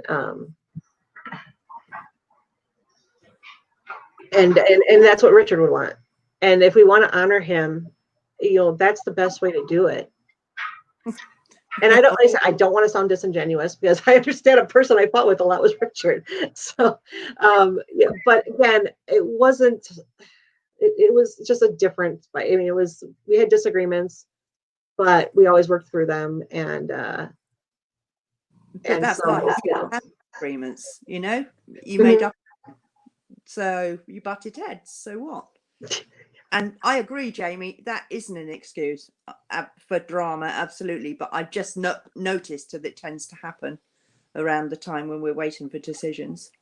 The boredom. Oh, yeah, that's absolutely true. Because especially when I was an admin in the family group, people would it's like they'd lose their damn minds whenever they had to wait for something, because it always got crazy. It always got crazy, and I don't understand why. I was like, I know it's no fun waiting, but how is it just being insufferable going to help that? And Richard and I were still friends. I think he would still say we're friends. I would hope so. I still thought he was a friend, even though he and I bickered a lot. But again, that's why I say bickering, because it wasn't like trying to hurt each other fights. It was us disagreeing on things. So I would think that Richard would think the same thing. I would hope. If not, when people are driven and to do the YouTube, as both you did, and everything, then you've got strong opinions, so you are going to clash, definitely. Yeah, and that's why I said most of the time we clashed over just trying to make things better, and trying to do things in a better way, or we disagreed on sometimes how to do things. So it was like, it's a dumb thing to fight about, because we're both have the same goal. We just had a different way of getting there. So it was really like, like, okay, this is going to make it better. No, this is going to make it better. No, this is going to be. So it's like we fought over really, it's really weird to say we were fighting about it because we both ultimately just wanted to bring the best content we could to everybody. If we were going to be on YouTube, we wanted to be responsible with our content and what we were putting out there. And I know that was important to Richard too. And so that's really, yeah. I say I was on his channel a lot of times too, and it was all good. It was all good. So I'll tell you what, I've only been on here about 10 minutes, but I have a newfound respect for you YouTubers. It's scary shit. it is. And honestly, I hate being the center of attention. I hate it. I was always the person that wants to be in the corner of the room where nobody pays attention.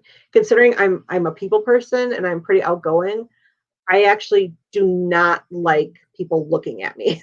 I hate it. I've always struggled with that. I just don't like people looking at me.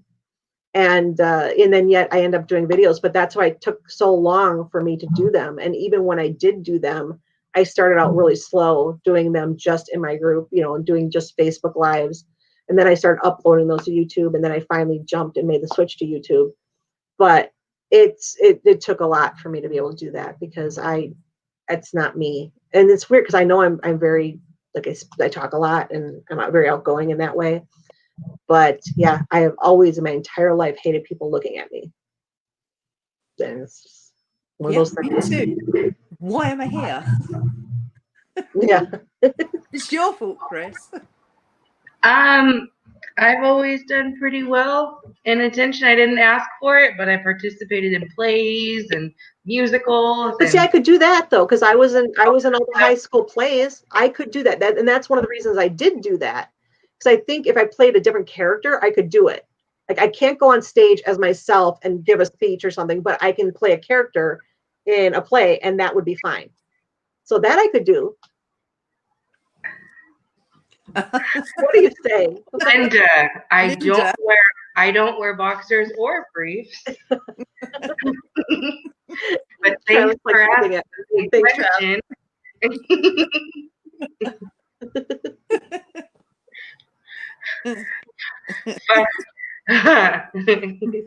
Jamie. Oh, Travis. Travis loves me. Yeah, he obviously does. Travis and I have always, it's funny because we got along. I remember that first time that Travis watched one of my lives, it was in my Facebook group, and I had no idea who he was. I had no idea. But he was asking all this legal, like he was talking like about all this legal stuff, and I was just like, okay, that's interesting. And then I asked Richard about who Travis was because I'm like, he seems like he knows a lot about the law. And Richard's like, oh yeah, he's an attorney. I'm like, oh, that explains it. And that was the first time. And then Travis and I started talking after that, and we talked about a lot of stuff, even though a lot of personal stuff too. And so Travis has been a good friend ever since that day when I first noticed him in my chat. And so I really appreciate him always being there for me. Well, I first came to you and Travis on Eric Ozzie doing one of his videos. So what? What did he do? No, you were on one of Eric Ozzie's videos. Who's that? Who's so loud? Is that you, Chris? My son turned on the TV. Oh, just mute for a second. Travis crushing, yeah. This isn't the Q&A. No. It kind of turned out to be that so in some ways, but I love how I met, honestly, like I wasn't part of the whole Glow Mam thing. I wasn't part of Koze's Wrecking Crew, but I had known Allie.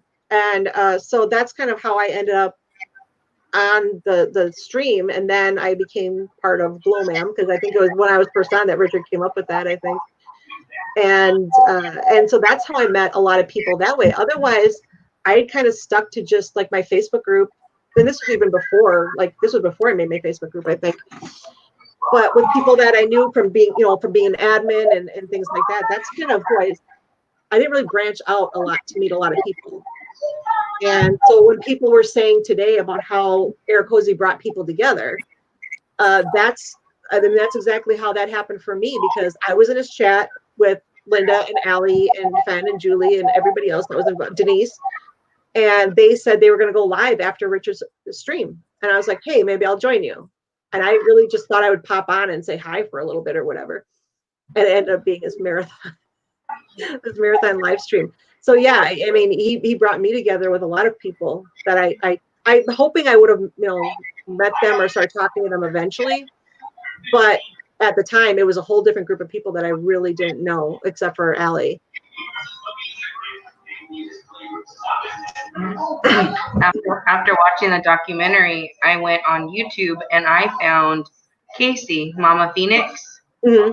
I waited for every update she dropped, every single update, every document she read, anything. And then she said something about find me on Twitter or Facebook, and that's what actually brought me to Twitter for that. I'd made a Twitter account for a different YouTuber to win some shit in a contest, but then I found that, and I've been hooked. I met a lot of wonderful people here. Jamie said Rich was an MaMFam matchmaker. I'm kind of surprised two people didn't get together from Richard's lives. Like, I'm kind of surprised there's no dating game thing going on in Richard's chat sometimes. That would have been funny. Yeah, that was the background was coming from Chris's son. He keeps turning the TV up. I tried. We'll see. He keeps turning it up. He is 7. Yeah, he's good at it. Have you bribed him? No. Yes, I know you meant, Jamie, I know you meant to help everyone to get together. I just thought that would be funny if someone had actually met in Eric Cozy's chat and got together. Well, I mean, like Scott and Colette, Scott Ellis and Colette, they met through this case, and Colette actually still lived in Arizona, and they met in this case, and they're married now. So it's not that crazy that someone would meet and get together after that. I think Eric Eats Bananas is trying hard. All the ladies love him. After he was on Linda's the other day, I think his attraction's gone up. Banana Man. Yeah. I still missed part of that interview because I was getting ready for my interview, or I was still talking to Jason about the interview I was doing with him after Linda. And so I missed the beginning of that. I need to go back and watch that. I felt almost bad about all the questions I bombarded him with, but at the same time, I was trying to, just. And he thought it was great. He messaged me right away and wanted to know, do you think it went okay? And I'm like, yeah, I think I can't help it if you don't get a lot of people, that watch. There's just not much I can do about that. But I personally find Jason really interesting. I'm also really good friends with him. So, but I find his stories interesting, and I like listening to it. And yeah, I get a kick out of how passionate he is and how raw he is when he talks. I know his F-bombs offend people, but for me, I'm glad he's like that, because he's real. It's just he's passionate about it and everything, and so I don't know. That's just it. And he's got a lot of great stories and everything. And yeah, so he and I hope we'll be friends for a long time. He's one of my favorite people. So Linda, Banana Man showed you his face, did he? Who did? Eric, Banana Man. Oh, did he ever show his face? Yeah, Linda says he's hot because he showed her his face. Banana Man is hot. I see his face. What is this about Diane and Banana Man? No, that's Diane and Joris. How do you say it? Joris? Oh, Diane and Joris. Yeah. Apparently something. Well, now they're saying it's like 3 of them. I have no idea. That's all inside stuff that I don't understand. Hey, Jack, how you doing? Oh, eek! There's people coming in. I need to go. Yeah, there are people coming in. We're still hanging around 25 people. So. There were 150 people. I think that's the highest number I saw watching the service today. There were 150 people at one time. There were a lot of people that were coming in and out, it looked like, but at one time I know we hit 150, which is a lot of people. Mm. And I reckon if it's uploaded, Oh, it's pronounced Yori. Yeah, I heard it like Yoris in the live. That's what I thought I heard. Oh, okay. Thanks, Jamie, because I would have had no clue. I'm learning about how to pronounce a bunch of things tonight. Yes, and I want to set up a Discord channel just for all those accents to come and talk to me. I love them. I was watching Paul's channel. I had both of them on. I had both one on one screen and one on the other screen. But then when Paul didn't show up and his wasn't going, I finally just turned it off. But I do know that later he went on. So I'm sorry I didn't keep that one open. So yeah, there were more there as well. So you're going to do this Discord channel thing then? Yeah, I've actually already started it, and I've done a clip it to put in there so people can make the recordings and actually leave it there. Otherwise, I have to leave a bot recording, and it'll record 6 hours at a time. So, and I get to be selective and decide who gets to go in there. I mean, it's my Discord, but I get to be in charge of something finally. But I have started it, so I'm excited. What are you going to call it? Well, as of now, it's like Miss Chris's little bit of everything or some shit like that. I don't know. It's still in the works. I tell you, I'd like to. You all are really doing it? Wow. We'll see. So we have some more people coming in. Hi, Daisy. What's going on tonight? Nothing. We are just chatting and just spending some time together. That's all we're doing. So we're talking about Richard's celebration of life today, which was amazing and wonderful and perfect in every way. It's beautiful. Other than that, we just been chatting, talking. I said, like, I wanted to be around, just like I said when I was talking about my grandma's funeral. I said, and how family gets together afterward, and then you just talk and you laugh. And that's kind of what I want to do with this too. I just want to let's just get together and have a few laughs and be a family. Just be a family, not be about the case, not about anything else. Let's just be a family. Miss Chris's accent line, you betcha. You betcha. So you know who, Tracy, you're gonna have to get Brandon and Meredith on at some point. Yeah. Well, here's the thing. I told when Brandon and Meredith were here, and I went to go visit them. I had told him that I asked him if he knew who Dean Dillon is. He's a songwriter, and he's my cousin, and he's like a really prolific songwriter. Like everybody has heard some of his songs.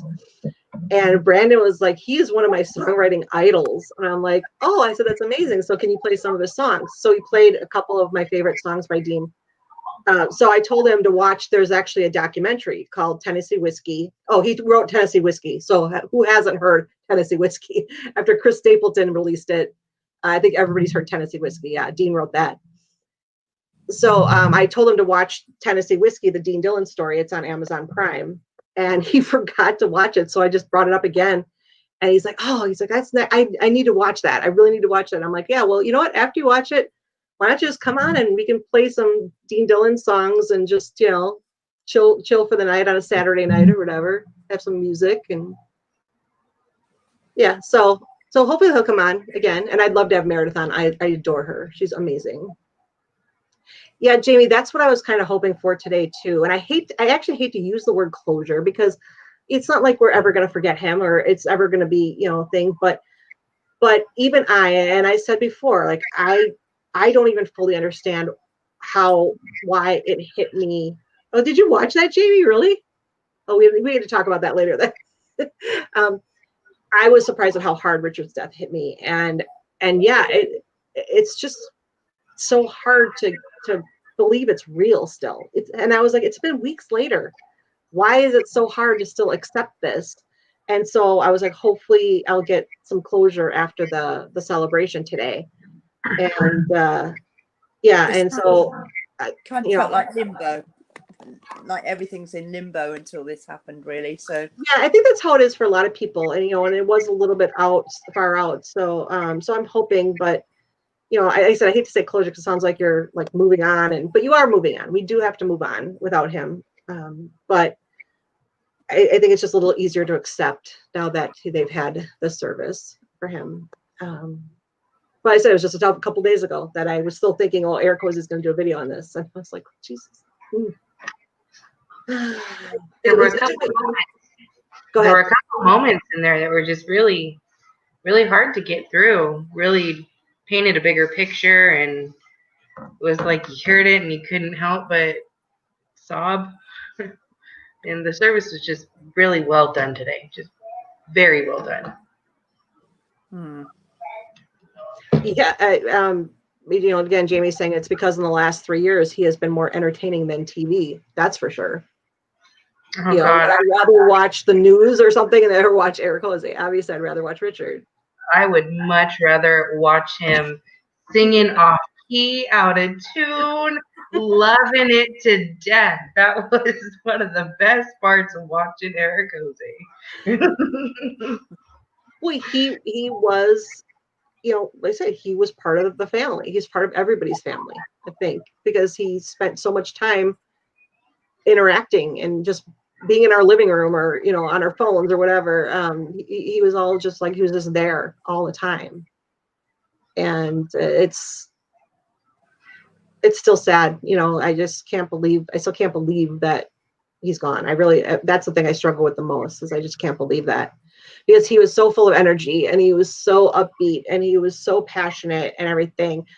And that the fact that, like, how can someone like that just die, like that quickly, with no warning, no anything? Like, how can that happen? And I think that's made it a lot more difficult to accept.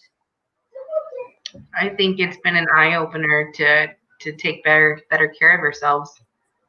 I think, and I do hope that people will, like I said, if anything though, at least if you are experiencing chest pains and anything like that, please take it seriously. I'm just asking absolutely to not mess around with that, because I don't know what Richard thought about it, but I'm guessing that he thought it was probably no big deal. It was something that would go away. Yeah, Jamie, I know you have. I meant to message you to ask how you've been doing, because I know between Denise and Eric Jose, it's been like brutal for you. So I'm really glad that you're here and that you were able to come to the service. That's why I said my experience is very different. So I don't ever want to act like, or people to think I'm acting like, I was his closest friend or his best friend, not like people like Sharon and Jerome and obviously like Jamie and the other people that watched him regularly. So I don't ever want somebody to think I'm trying to do that. I'm just trying to. You had a relationship with him. I mean, I interacted very little, very, very little. Mm-hmm. I just had an appreciation for what he did, and it was still such a huge loss, and I never even met the man. Yeah. Same Well, here. it's funny because we really butted heads a lot during MaMFam, obviously, because that was the thing. We'd butt heads about that all the time. And then afterward, it would be like, everything is cool, everything is fine. That was so great. And especially the first year, well, actually, I think this year might have been worse, but the first year when we were just trying to throw it together. And afterward, it was like, I can't believe we just did this amazing thing in like 3 weeks. We put this together and we did this. And it was another thing that brought together the community.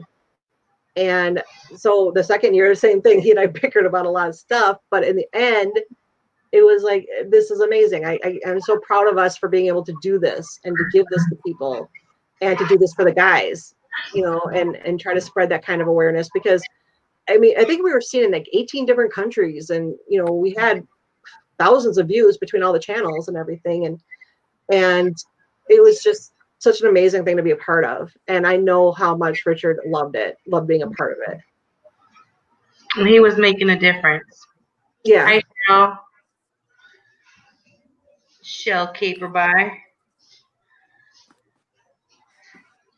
Oh, I'm glad I didn't watch that then, because Paul got me. Like Paul during the service, I was crying during Paul's talking. So if I had seen him after, I probably would have just been bawling my eyes out. Were one of those filmed in Eric Jose's studio? One of Paul's. What are we looking at right here? Huh? Oh, I was just from the video during the service. I didn't know if he had all the flags that were hanging up and whatnot. I didn't know if that was Eric Jose's room or I think there his. was a shot of an empty chair in his studio. That's a studio, yeah. Yeah. Okay. Which is quite poignant. What I thought was nice is that he got all of the main lawyers all made some kind of tribute to him. KZ, Buting. Oh, yeah. So if you're talking about Paul uses a green screen. I thought you were talking about Richard. Yeah. Paul uses a green screen. Okay. Paul has a backdrop. Okay. Like I have today for the first time. But like I said, every time I wave my hands, I'm like, stop moving your hands because they look ridiculous in this. I don't know. But yeah, I just want to try it, and because I don't want everyone to see the mess behind me. I wasn't planning on going live so soon. I was hoping maybe I'd get more of this stuff cleaned out because I just moved my desk up here when Thursday, I think is when I got it. So it's only been a few days, so I haven't had time to clean the mess behind me. And I'm like, here, nobody can see that this is my junk room. That's why this wall is directly behind me. Otherwise, y'all would be seeing the kitchen. Yeah. That's why I'm facing you that way and not that way. Jazz hands. But yeah, look at how weird they look. Like yours look like, so I can tell I'm blocking the light or something because like I start disappearing. And they said in part of my hair, if I turn, like my shirt starts disappearing. Ooh. I know, it's weird. And I think my hair pulls like kind of green because my hair would disappear really easily. You're getting pixelated. Yeah.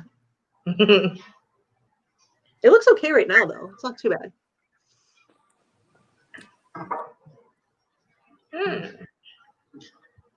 I'm not that creative. Well, I mean, I am, but I'm broke.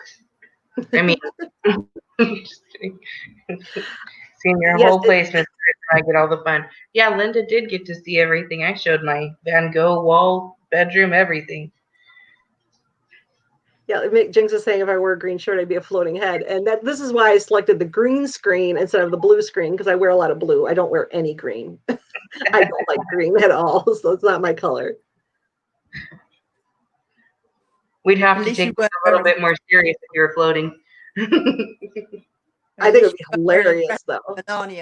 Okay, so when I die and you do the crazy live stream in my honor, you guys have to be floating heads now.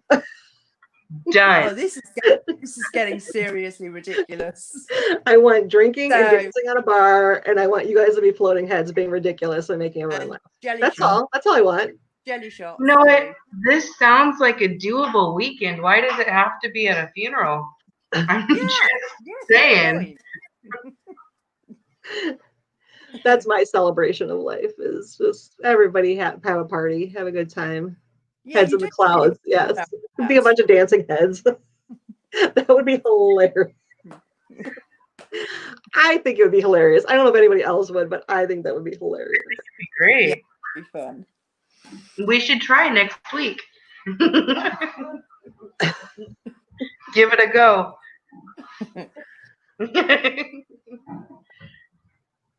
So me and T are going. Well, I think I can go actually. Oh, Jamie, I didn't even see that. So no, I didn't see that. And I think everybody has. I said that too when I was late one day. I was like, "Oh, I'm just honoring Richard by being late." Because come on, he was late every day, every live stream. So I don't think anybody's going to take offense to that because he was always late.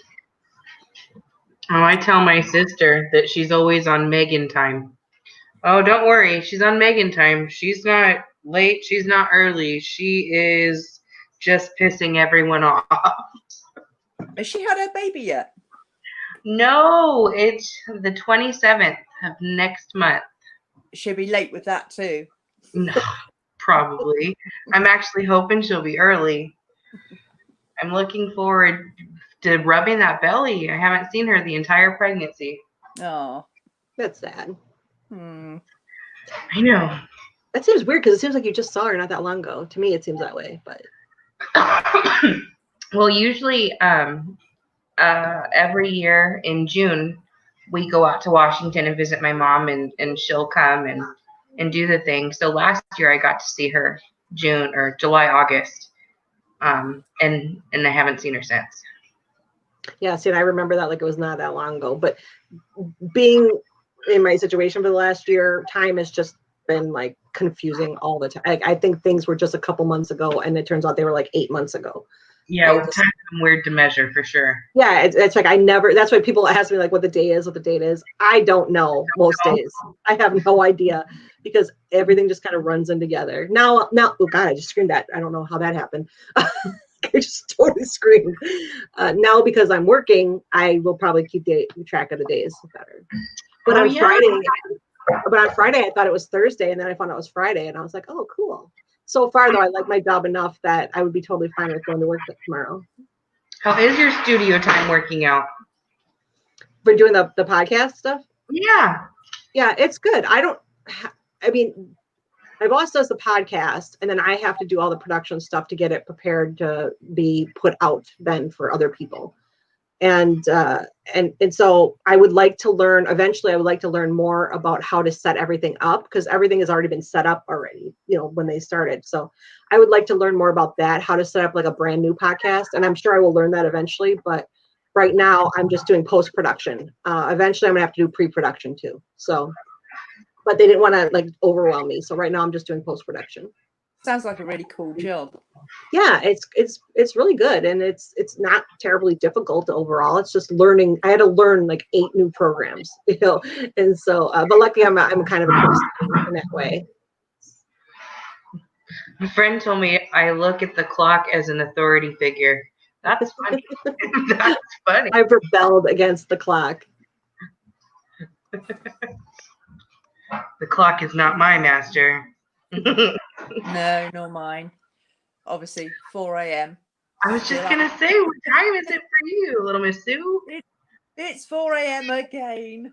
I know. We're gonna do this to you every Saturday now. We're just gonna keep you up all night. Was it last Saturday that I was? Yeah, it was. Oh shit. Shenanigans Saturday. Do it. Yeah. Yeah. When we had Jason on, you were on really late too. So yeah. Mm.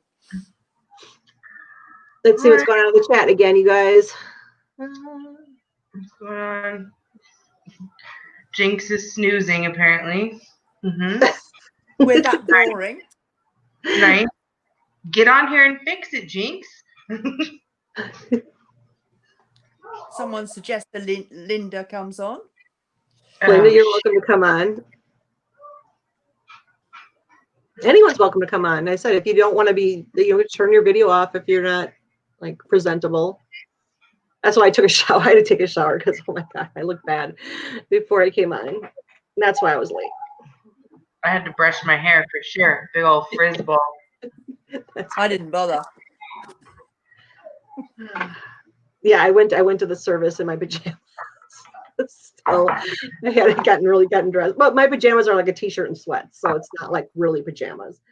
Or stretch pants. Actually, I was wearing stretch pants and a t-shirt. But I was like, okay, yeah, I'm gonna go to the service in my pajamas. Well, Jinx is laughing now, so apparently she's done with her nap. What else you guys got? I said we still have over 20 people still. Kind of goes up and down. It's kind of, kind of funny. Too ugly and I'm so tired. You couldn't handle me. I'm in a mood. It's okay. I think we've all been in a mood lately. Ah, now we know. She wasn't saying we were boring. She was saying it's smooth. Oh, Jamie, you're cracking me up.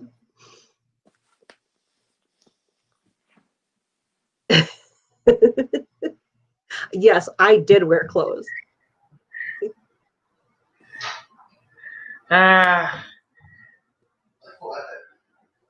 What was that?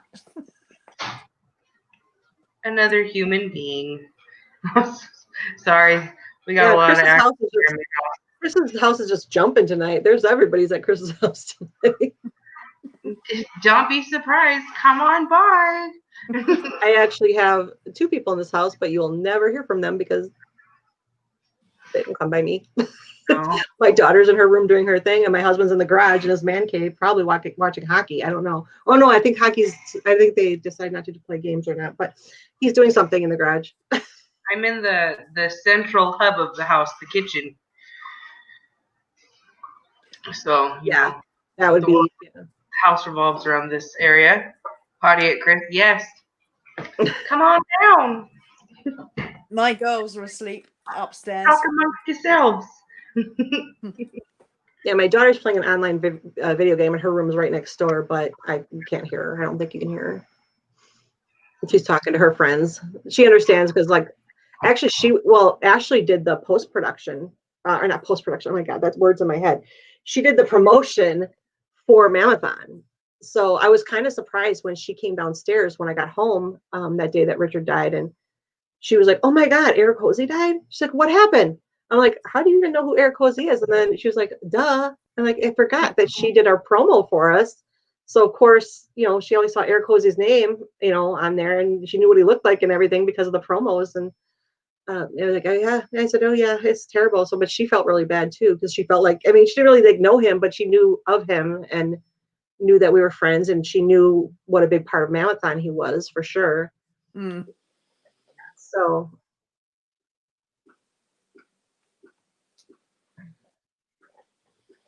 And of course, I asked, okay, I don't know if this is in really bad taste. If it is, I'm going to apologize right now because, my daughter works with dead bodies. We all know this. But I was with her when I found out about what happened to Richard. And the first thing she said is like, "Did somebody kill him?" That's what she said. I'm like, "Taylor." She's like, "Well, that's just always in my mind." Because, and I'm like, "No," I said, "I don't know what," actually at that point, I didn't know what happened, and in my mind, I could have think, did somebody do that? Not that having a heart attack's any better, but I was like, so sorry if that's really in bad taste, but that's what my daughter said because that's what she does. She works with dead people, and she works with homicide cases. Has your daughter ever come across large amounts or traces of sweat DNA? What kind of DNA? Oh, spit DNA? No. She doesn't do that part anyway. That's not the part she does. She doesn't do any of the actual like lab work or anything. So.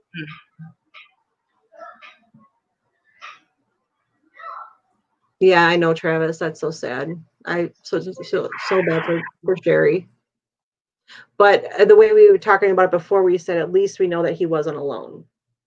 It's sad that he died in Sherry's arms, but at least we know he was not alone. He was with somebody that loved him. I don't know if that's comforting to anybody, but I think it is a little bit. Considering that I hear stories from my daughter about people who die and aren't found for a month. It's like, that's really sad. So, it's just knowing that somebody was there with him. I took some of my own comfort in knowing that both my grandparents died in my arms. I felt that it was a great honor to be able to be there and step up and be there in that minute. Yeah, I was there when both my grandparents died as well. Yeah, I was glad I was too. It's just nice to be able to give back in a way. And it's, you think about it, and it's kind of selfish, but that's okay.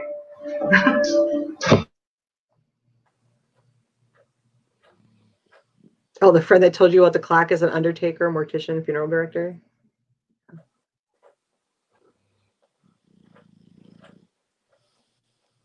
The one good thing about Taylor and her job is that, oh, thanks you. I don't feel so bad now. That's just Taylor's reaction to everything because she's so used to me being involved in cases where there's like a murder involved that right away she's like, did somebody kill him or is that what happened? Well, that's what you kind of think because he was so young. Yeah, that's why it was like to hear he had a heart attack. It was just like, what? But Richard didn't. So I don't know. I mean, I don't know if he had any previous issues, or if he'd had any heart issues in the past, or if he struggled with high blood pressure. Like we don't know any of that because that's stuff he never talked about. So it's possible, that it, wouldn't be surprising if we knew his medical history, but we didn't know any of that. So for him to die from a heart attack was just so shocking. It was just like, because he had so much energy and he was so full of life, and it was like, how that quick can that happen? Mm.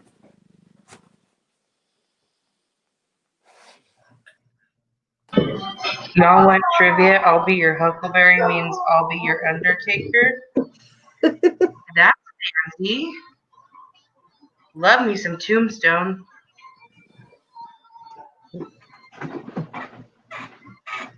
Although I was going to say, as with my daughter and her job, the one good thing is that I definitely know which hospices I never want to be put into and assisted living centers, and I know which funeral homes that never go to, and all those things. Yeah, because apparently, there's a lot of bad stuff in some of them. When I was younger, Jane, I'm really glad that you did that, because I had said that. I don't know if you were here when I said it, but I had actually just gotten my physical a few days before Richard passed away. So I'm really glad that it made you go and get a checkup, and I hope everything turned out good. Even though I think you said you were still waiting for some tests. What does my daughter do? She's a death investigator. That's what I said. She works with dead bodies. So yeah, she's technically a medical legal death investigator, but she's a death investigator for the ME's office. Wow, Shaz, that's a trip. So I thought it was crazy that my dad is the first person on his side of the family that actually made it to 70 years old. I thought that was crazy. Like, never have anybody made it to 70 years old in that family. No male. Sorry, females have. No male has. Good, James. It's good to hear. I have to. Other than my other illnesses, I mean, I already have, my thyroid is still shot. So my Graves' disease is not under control at all right now. And then obviously with my other problems, but other than that, I'm pretty good. I mean, my cholesterol is a little bit high. I've always had low blood pressure. But other than that, I mean, it was fine. Even my doctor didn't even say to worry. She said not to worry about the cholesterol. It's just a little high. It's not bad. So yeah, so I'm doing okay otherwise. And because of this illness that I had, when they didn't know what it was, I had every test done. So I had like an EKG or whatever. I had all the heart tests. I had MRIs. I had CAT scans. So I mean, pretty much I have been inside and out. I have been tested this year. That's funny, but yeah. Out of spite.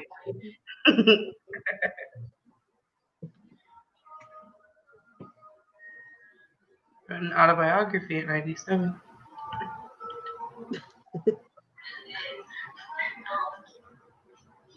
Thanks everyone again for being here, hanging out.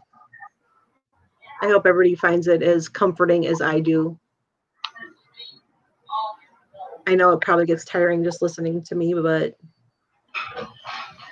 no. I actually had a real problem with that, because obviously I have so many doctor's appointments that I have to go to, and I had physical therapy I had to go to, and yet I didn't want to step foot in the hospital during the COVID stuff. I really didn't. And I pushed a lot of things off because of that. And like the last place I want to go is where all the sick people are. Mm-hmm. No doubt. Mm-hmm. So I'm all set. I still have to get my mammogram this year, though. You don't got to worry about that one, Jamie. Yeah, I even had to get a colonoscopy for this because they didn't know what was going on. So I even had to get that and endoscopy, or however you say it. But yeah, so that's you're supposed to get one when you turn 50 anyway. So I was just a little ahead of the game there. I got a mammogram last year or the year before because I thought I felt a lump, and I got a clean bill of health. It was all good. But I was the youngest person in there to get myself checked. 30 is when I went in. I think when anything happens to someone young, it really makes you think. And my sister, who's 4.5 years younger than me, about 15 years ago, she had a stroke, and she ended up. She's now in a home. She can't walk, can't talk properly or anything. It's that made me go and get my head checked out anyway. Yeah. No. And Jinx is saying, well, Jamie is saying about man boobs. But Jinx is saying I have to get a checkup for aneurysm. Yeah, that's something I actually do not talk about a lot, but I actually have an ocular aneurysm behind my eye that luckily hasn't given me trouble in many years, but my dad has the same thing. And they gave him 5 years to live when he was diagnosed with it. And it's been 30 years and he's still alive. So I don't worry about it too much, but I'm very aware of it being there. But every time I go, if I ever mention my head even hurting a little bit, then I have to get a CAT scan. And that's so it's really just annoying more than anything. But That's scary. I have to get that checked out because it literally could just pop and that would be it. Boom. That's really scary. Yeah, and then I have somebody else was saying their thyroid is shot. I can't remember who just said it before. Oh, drama. And my thyroid is overactive. I have Graves' disease, so mine is overactive. My younger sister Megan, when we were growing up, she was always in pain and they couldn't figure out why. And later she was diagnosed with endometriosis. So she had a lot of stomach cramping and pain, and she also has a heart-shaped uterus. So she's got a lot going on there. I don't know if there's any other Marvel fans in here, but I am a huge Marvel fan. So I was just shocked to hear about Chadwick Boseman dying yesterday. And the fact that forever, man. Yeah, and the fact that he worked that for 4 years he was sick and never talked about it publicly at all, and that he actually did all those movies while he was in treatment. And it's amazing. Yeah, he was only 43, and I live for the Marvel movies. I watch them and the TV shows. I said I'm a diehard fan of Agents of S.H.I.E.L.D. and all the Netflix shows. And so that was just really sad to see. And again, it's just a reminder that, I mean, obviously he was a good man in good shape and obviously took care of himself, and yet cancer just, so everybody get checked out. Yeah. That's why luckily I just had the colonoscopy, so I'm good for right now. Yeah, cancer does not discriminate. It don't give a crap who you are, where you're from, what you got. I kind of wondered how they were gonna handle his character leaving in Black Panther. Yeah, I think it would be in bad taste to even talk about it, like for Marvel to even say anything about it right now. But I mean, Black Panther 2, I mean, the Black Panther was such a popular movie, and I would hate to see the character die with him. So I'm hoping they recast. I know it's hard because he was so good, but I hope they recast because I think it's a really important character, and it's really important for the just to have that representation, and that was really important. I was reading today about how he was the one that was pushing for T'Challa to have an accent, because he was like, there's no way that a man who is a leader of an African nation that hasn't been conquered by anybody would have a European accent or an American accent. And he really wanted to make sure that he would have an African accent, and that's why he pushed for that. Yeah, Black Panther 2, I think it was one of those ones that was supposed to start filming, but then it didn't because of COVID, I think. But yeah, I'm not sure if anything was done with it. But yeah, I'm hoping they recast. And I hate to say that because I thought he was so great, but I still think that the movie and the whole being like the first real African American, superhero that, in the Marvel universe that we've seen, I think that it's too important for them to just let it die with him. And I think he'd want it to go on too. So I hope they do, but it's probably going to take some time.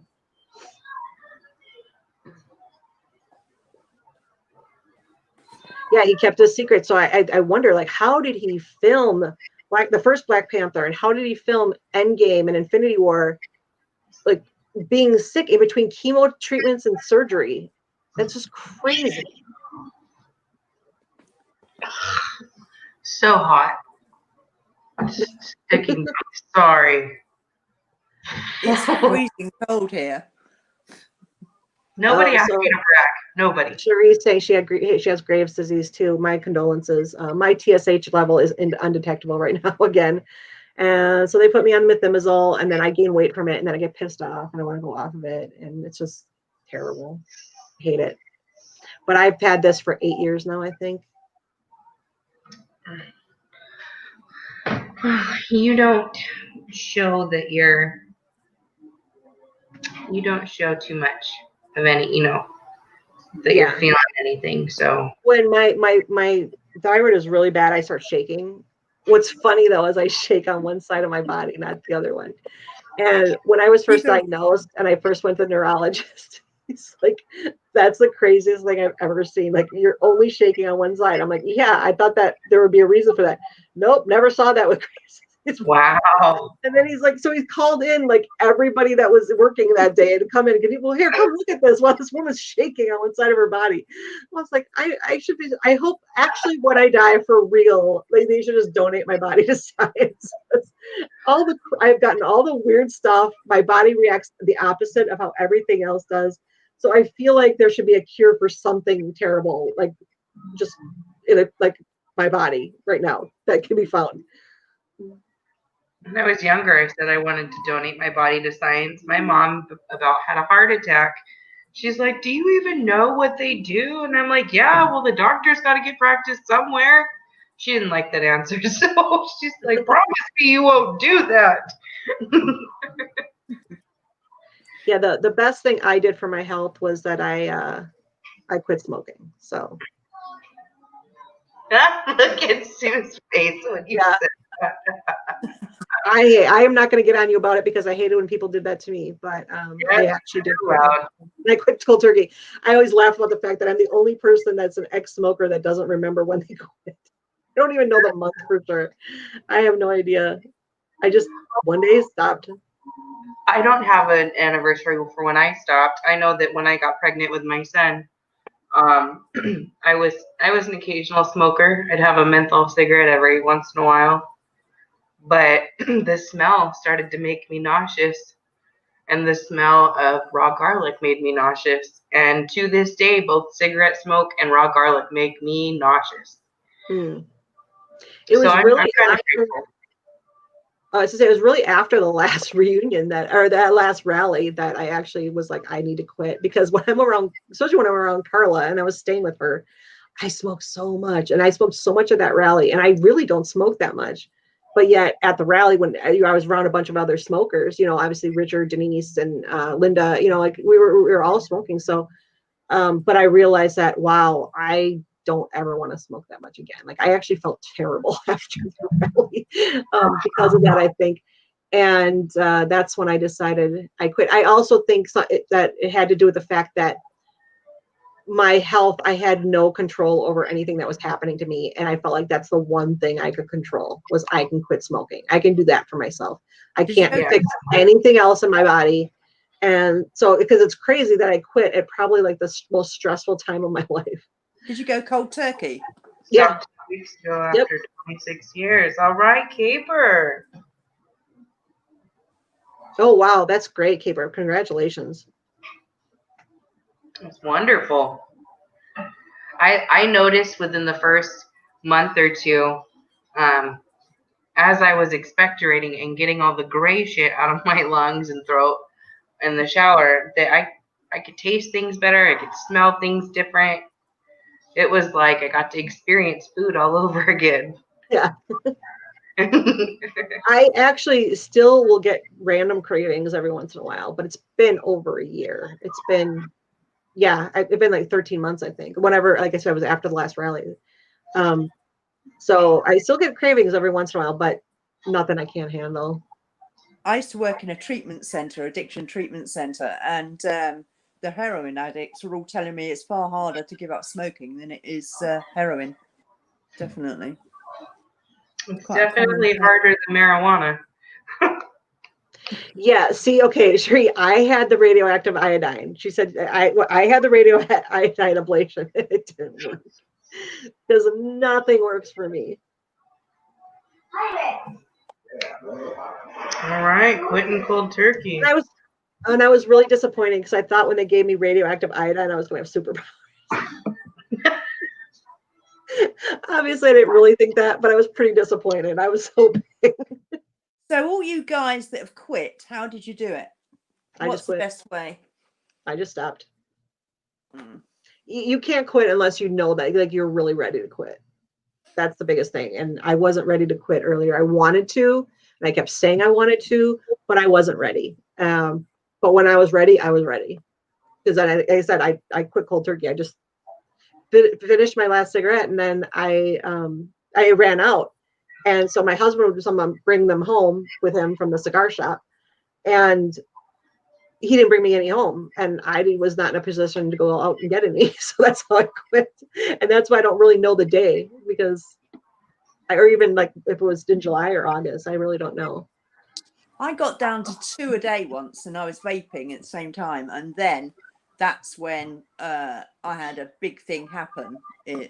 Well, my husband left unexpectedly, and I kind of hit the cigarettes again in a big way, and haven't really gone back on it yet. So I do have a brand new vape sitting in a box over there, but I haven't opened it yet.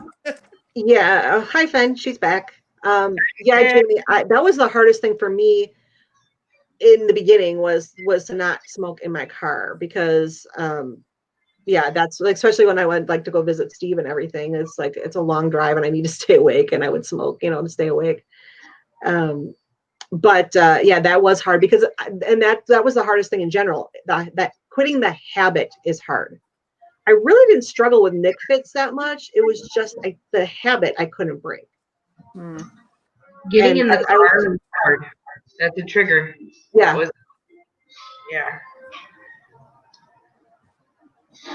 yes, And so it's social, like drinking.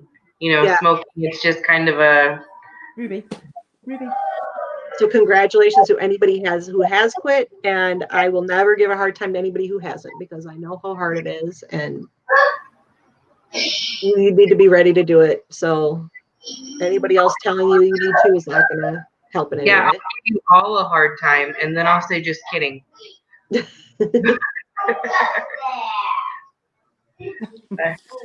All right, I'm gonna tap out here. Okay, well, thanks for coming in, and that made it easier for me to talk at least with have other people to talk to.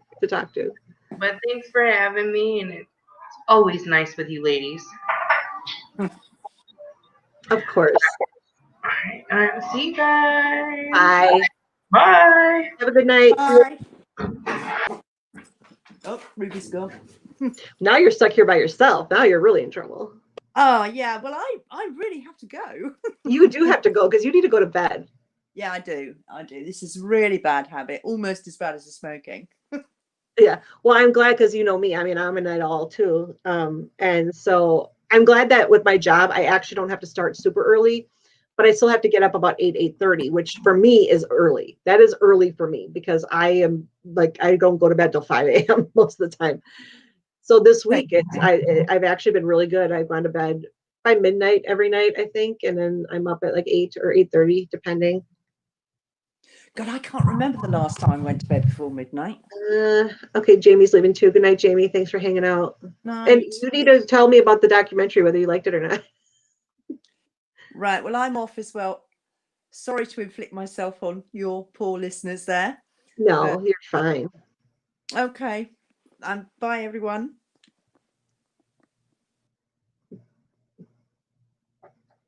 And now it's just back to me again.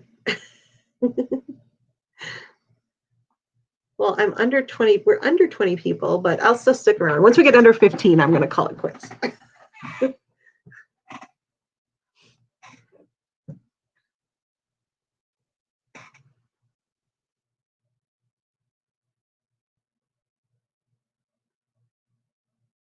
Yeah, I was glad that Jamie was able to come on because I know it's been really hard on him. So it's good to see him.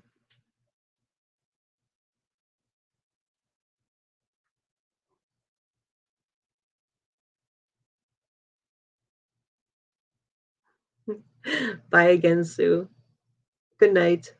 Good morning.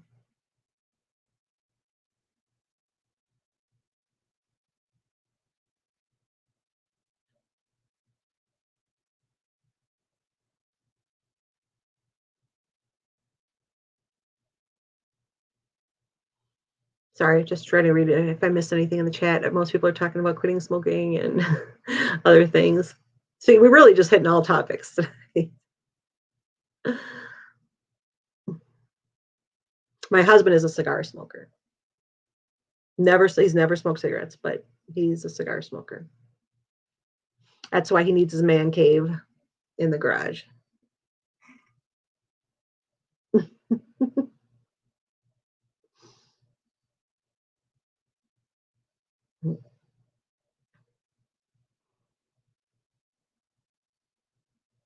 I do not know what breed of dog Richard has.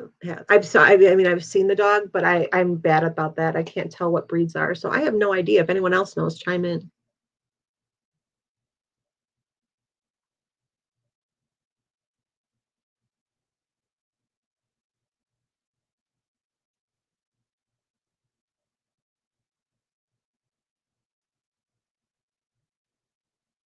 I'm just sitting here. No, I'm just gonna have to find something to chat about on my own. I've touched on so many different areas. What else do you guys want to know? Yeah, see, I can't stand the smell of pipes, and I really can't stand the smell of cigars either. But I'm married to him, so I got to put up with it.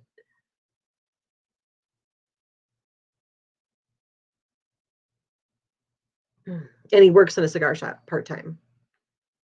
So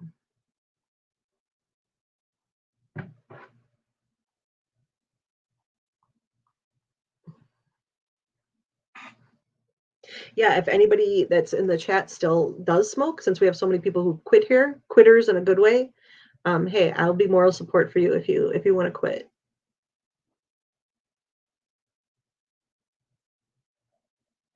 Yeah, it's my husband obviously is an aficionado, so he doesn't get buzzed off cigars too often anymore, but he used to. Like, it used to be crazy how buzzed he would get off cigars.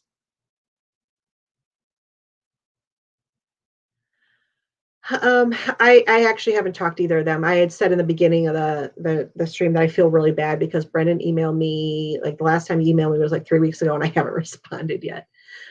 Richard died like right after that, and I just haven't felt like talking about it. So yeah, so I actually am going to email Brendan though back now that I'm thinking about it. I actually meant to do it earlier today. So I don't know if he's made any comment, but they're both aware of what he did. They're both aware that he was really involved, and he did a lot for their cause. They're both aware of that.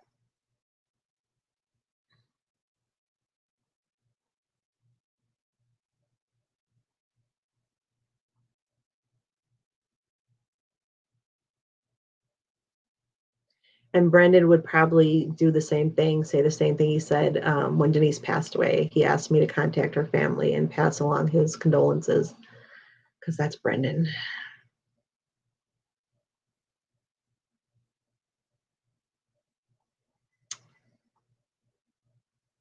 All right, so what's going on with you guys tonight? Anything more going on? Getting cocktails? So is that one or multiple? I had a drink during the service. I admit.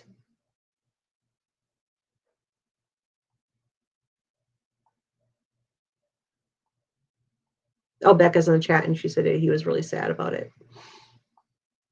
Can I tell any Taylor stories? I have so many Taylor stories, but no, I can't tell any of them. I think I told all of them already that I can tell. Travis, go on with Tracy, please.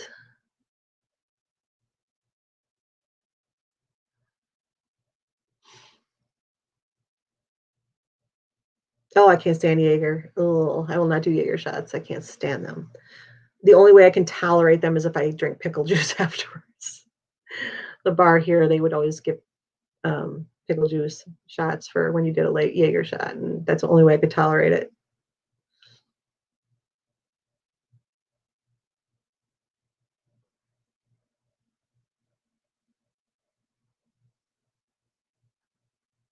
You're not doing a penis shot.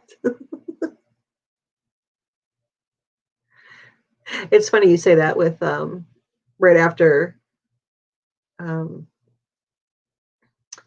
Kathy asked if I could share any Taylor stories. I'll tell one I'm not supposed to share, but really, seriously, who's all here? There's like 18 people here, and none of you are going to say anything. When I mentioned before about people not being found sometimes till, they've been dead for a month, that's what happened. And it was actually the only time so far that she's been like, wish she had the menthol because it was the worst smell she'd ever heard before or ever smelled before. Sorry. Justice just came in and distracted me. It was the worst smell she ever smelled before. And I don't know if you remember when Taylor was on, but she said that everybody dies naked. Did she tell this story? She might have told everybody this story. I don't know. Because I remember I was talking about how everybody dies naked. She's like, everybody's naked when they die, which I don't understand because the only time I would be naked is if I'm in the shower. So if I die in the shower, that's the only time I'm going to be naked and I'm going to die. But then, so it was a really just a gross scene in general. And you have to tell me if I told this before. So when she moved the body, she rolled, the man was face down. And when she moved the body, his penis was actually imprinted in the decomp fluid. God, I'm going to hell because I thought it was fun. But yeah, she's like, yep, perfect little impression of his in the decomp fluid. To stay there for all times. No, I don't know what they did with, but she said that was a new one. So okay, I'll probably get, she would kill me if she knew I talked about that.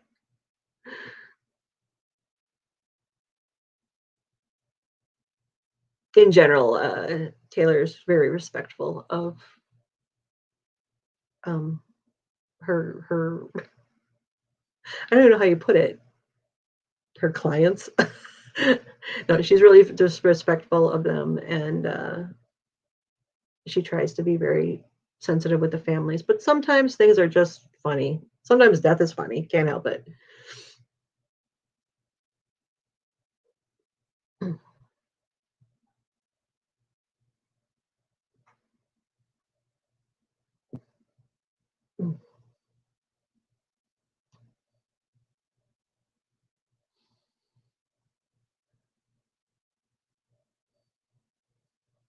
And Taylor has a lot of, it's not just funny stories, she has a lot of strange stories. I mean, she's the first one to say, like, can't anybody just die normally?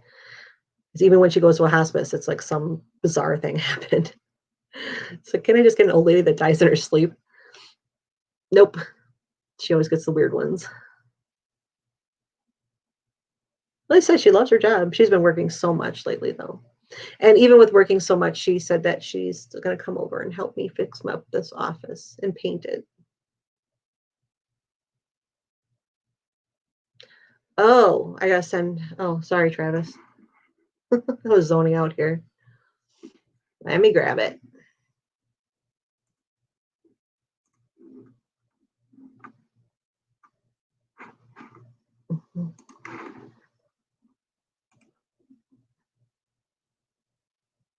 I have too many screens open.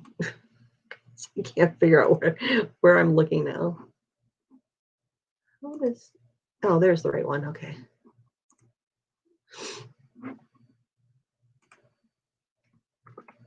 There we go. Oh, let's see. Greg actually, I want to see what Greg had to say.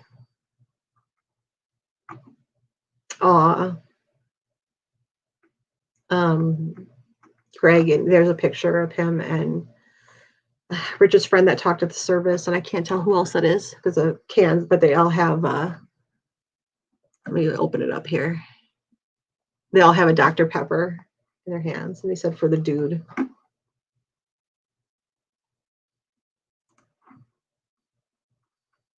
And then Greg said, "'Twas a good day, 'twas a terrible day." Yeah, I totally understand that feeling.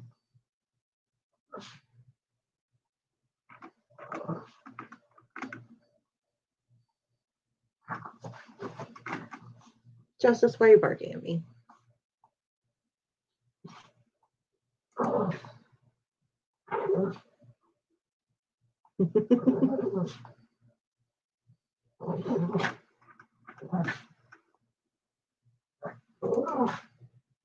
Stop growling at me. There he is, Walter. It's really me. Hey there. Hater, hater, hater. Dr. Pepper has a really unique taste. I don't even know how to describe it. It's kind of smells grape, doesn't it? I don't know. It's kind of what? What does Dr. Pepper taste like? Is always asking. And I'm like, well, so a lot of people, when they taste it for the first time, when I was a kid, they say, "Oh, it's carbonated prune juice." It was a urban myth that it was prune juice carbonated, but it does have a dried fruit. It's spicier than like cola. Who was talking about pound puppies the other day? Look who I got here. This is, he's got 3 names because we can't decide. This is either Bandit, Oscar, or Buddy. But he's scared by the dog barking. But anyway, it's a unique. It's not like root beer. It's not like Coca-Cola. It's not like any cola beverage. It's just has a unique taste. It has no pepper in it. That was the name of the guy who invented it up in Waco. Had a gal he was trying to marry the daughter of Dr. Pepper. But it's unique. And it took forever to catch up with cola. I mean, you could really only get it in Texas and Oklahoma in the 60s, and then more and more it became more and more available. But is it in the UK? Is it in Wisconsin? Yeah. I've never, like I said, I remember having it once when I was a lot younger, but I don't really remember what it tastes like.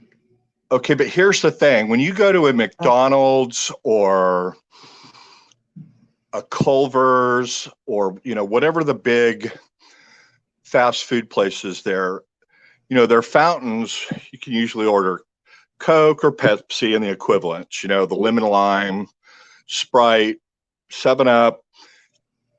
Is Dr. Pepper available in fountain drinks in Wisconsin? Like when you go to McDonald's, can you get a Dr. Pepper? I don't think at McDonald's. I don't think so. But I would have to actually check. I think you can get Dr. Pepper in those like super Coke machines or whatever that they have that can make basically any drink you can think of. You might be able to get it out of there. Okay. But I can't remember. And then convenience stores carry it, and grocery stores, you can go to the back where they have all the cold stuff and you don't have 7-Elevens there, right? No, but we have Quick Trips, and that's kind of the equivalent. Right. You have the equivalent. 7-Elevens become kind of a generic term, but 7-Eleven was started in Texas. And then, so when you say 7-Eleven in certain parts of the country, they have no idea. But there's a judge in Austin in Travis County that drank Diet Dr. Pepper from the bench. And he had this technique that I tried to teach Richard, but he'd be reading his docket in front of him.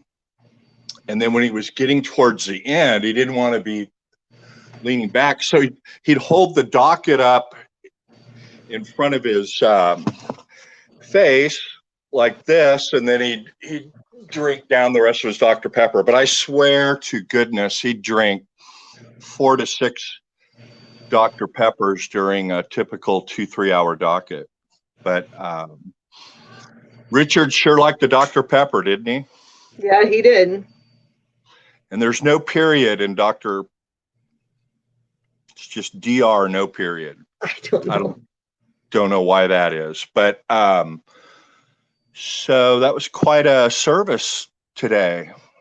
We were talking, you and I and others that really liked it. I just looked at something. So before we move on, I checked DoorDash to look, and my McDonald's actually does have Dr. Pepper. Okay.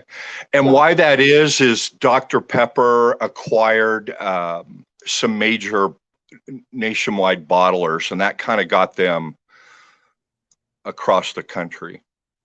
But still, the best Dr. Pepper that you can get comes with a green label, which means it's made with pure cane sugar, no high fructose corn syrup, 100% cane sugar, and it's sugar that's made in Texas from raw materials from Louisiana. But that is the best tasting Dr. Pepper, is the cane sugar green label with red stripes.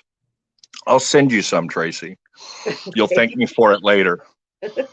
And Arby's does have it too. So I think so it has it as a fountain drink. So yeah, I'm sure most places do around here. Anyway, so you were talking about the service, so I don't want to get you too sidetracked. No, I'm sorry. And so I know it, most people know this by now. So I'm in StreamYard, which means I shut down my YouTube and I can't see the comments. But hello, everybody. I tried to say hello to everybody earlier, but Tracy will have to pull up any comments or questions that get directed my way. But hello, everybody. And it's nice to be here with friends, and kind of went through this back when we lost Denise. But are you ready to shift gears and go back and talk about the service, or you want to talk about something else? Whatever you want to say.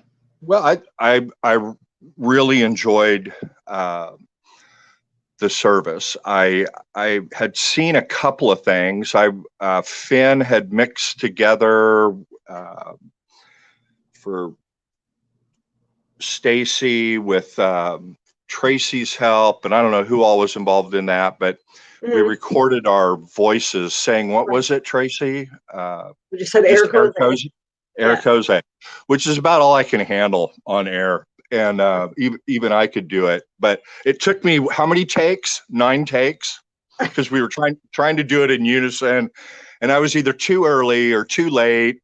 Well, and then we realized that there's a delay for some people, so it was like, oh, that didn't work very well, but we got it pretty good, pretty close. Yeah, no, it did. And so I knew some general ideas, but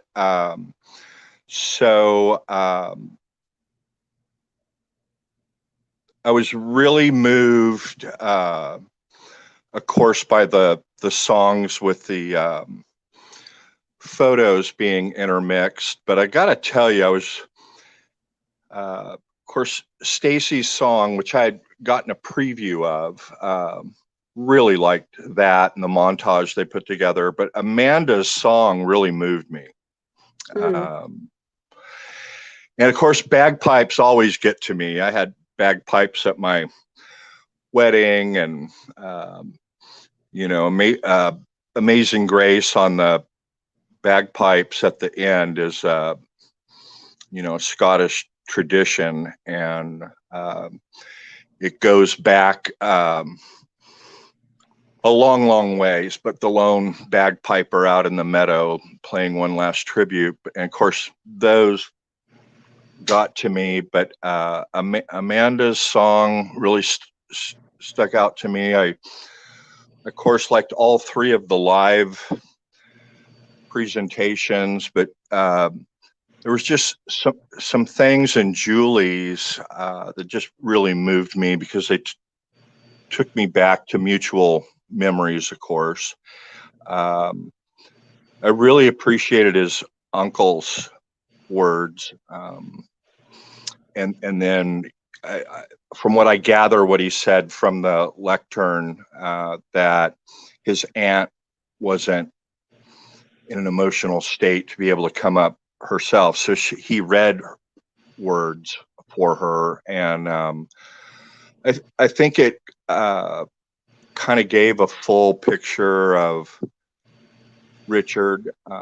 I knew most of those things, but I even learned a couple of new things about Richard. And he was a different person on camera than he was, like, you or I would talk to him one-on-one behind scenes, getting ready for stuff and whatnot. And I've mentioned this before, right after we got the news, we kind of were on some YouTube things together and talking, and his boss was in one segment, and he'd call me, and he had this sometimes an hour and a half commute home, and we just would talk for about an hour while he's driving through LA traffic. Goes, okay, I'm home. I'm going to grab something quick to eat, and I'll be on. And so that's why he was late a lot of times, is he some of it was wishful thinking, and he'd have to finish the job, whatever it was, and that automation stuff. But Richard was a licensed electrician, and they make pretty good money in California because there's a lot of union work there. I was talking to his uncle about this, 3.5 weeks ago. I said, I kind of got the impression he could be making the same money. It might not be union and might not have the same benefits, but Richard was a really smart guy, and thought, maybe the home automation thing was more of a challenge to him. And then doing electrician work on like new construction and whatnot. He told me about some things, it involved computers and having to reprogram stuff. And whenever I have a computer problem, glitch,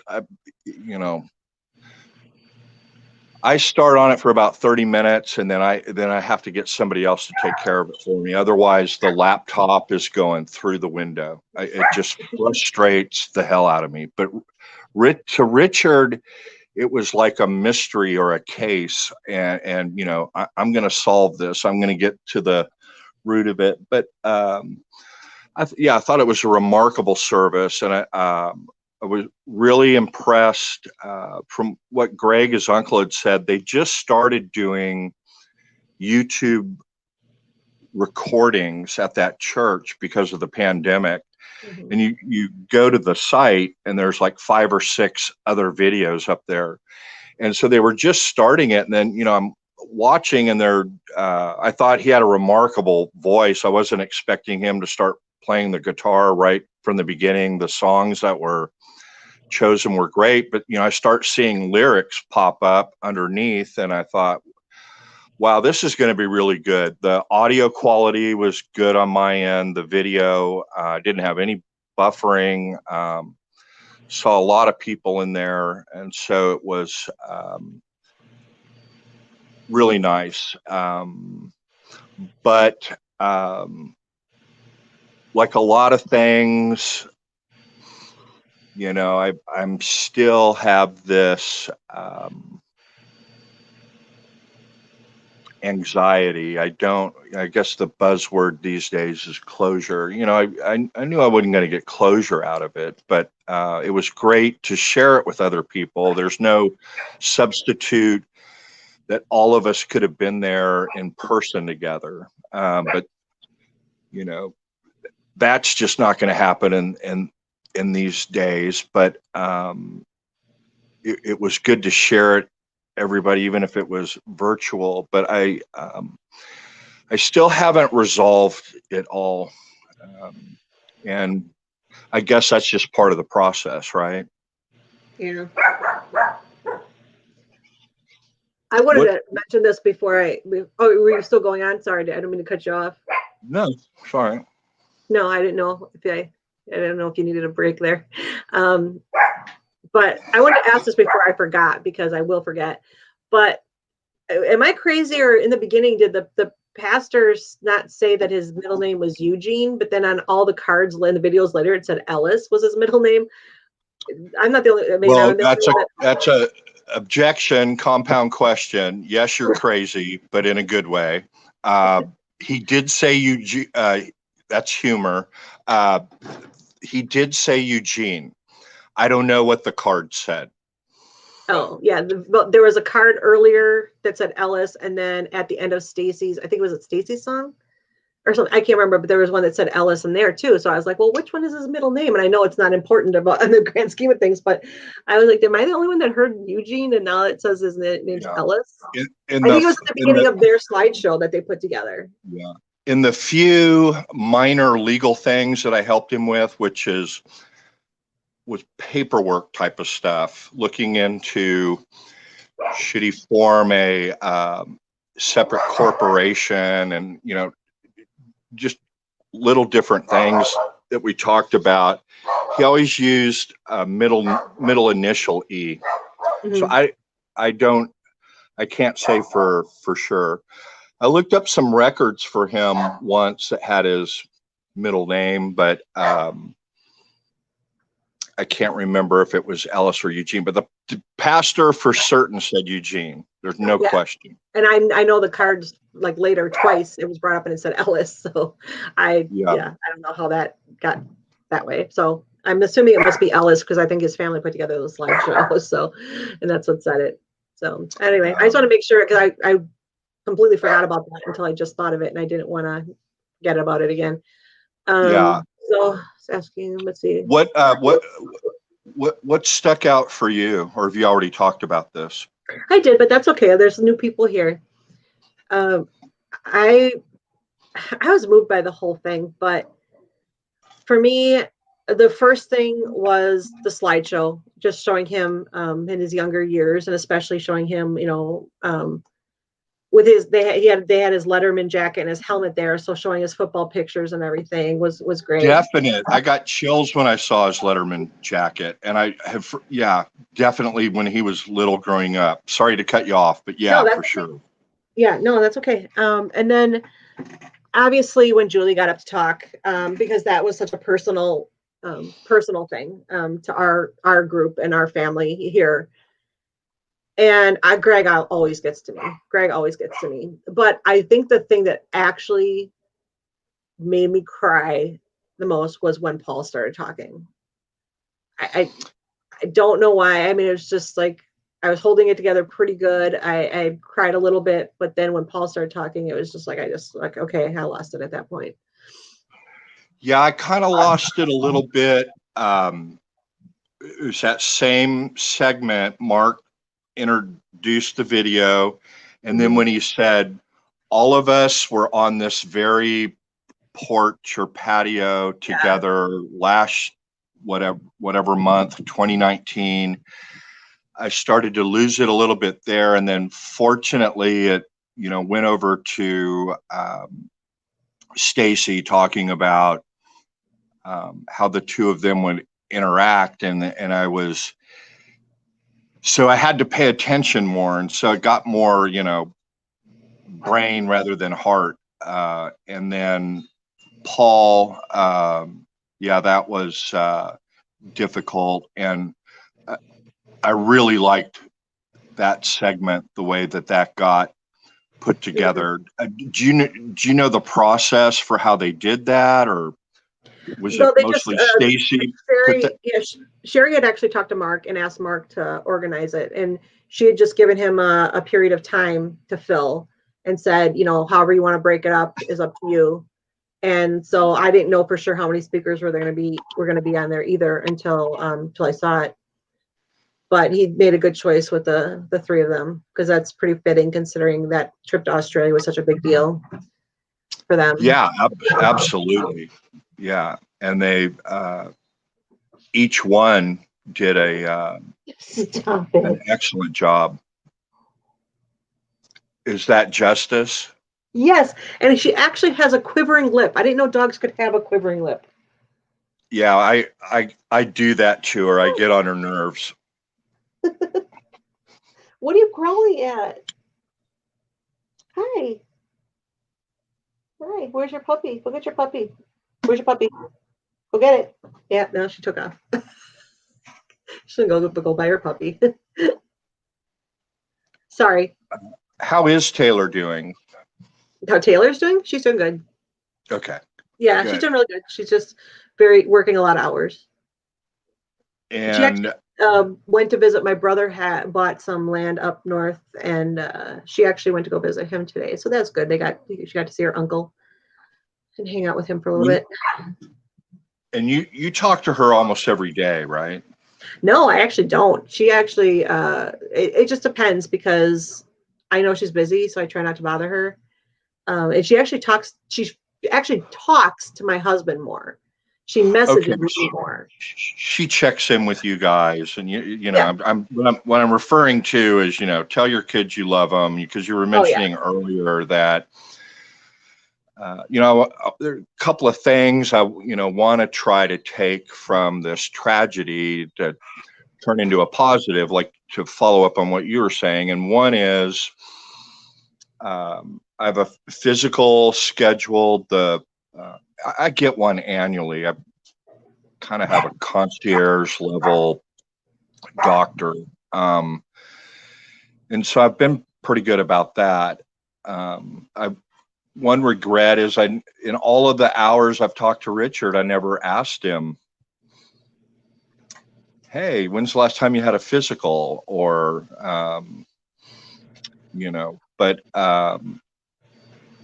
I'm going to do that now with Jamie. I'm going to bug him all the time Well, about, Jamie had his now. Jamie did go get his now. So yeah. So, you know, just get checked out, and, you know, if you're over 40, get a baseline EKG if you haven't had one, and chest x-ray and all that stuff. But, you know, I'm not a doctor. You know, the doctor's going to let you know what you need at whatever age. But so encourage that with other people. I posted the CDC stats.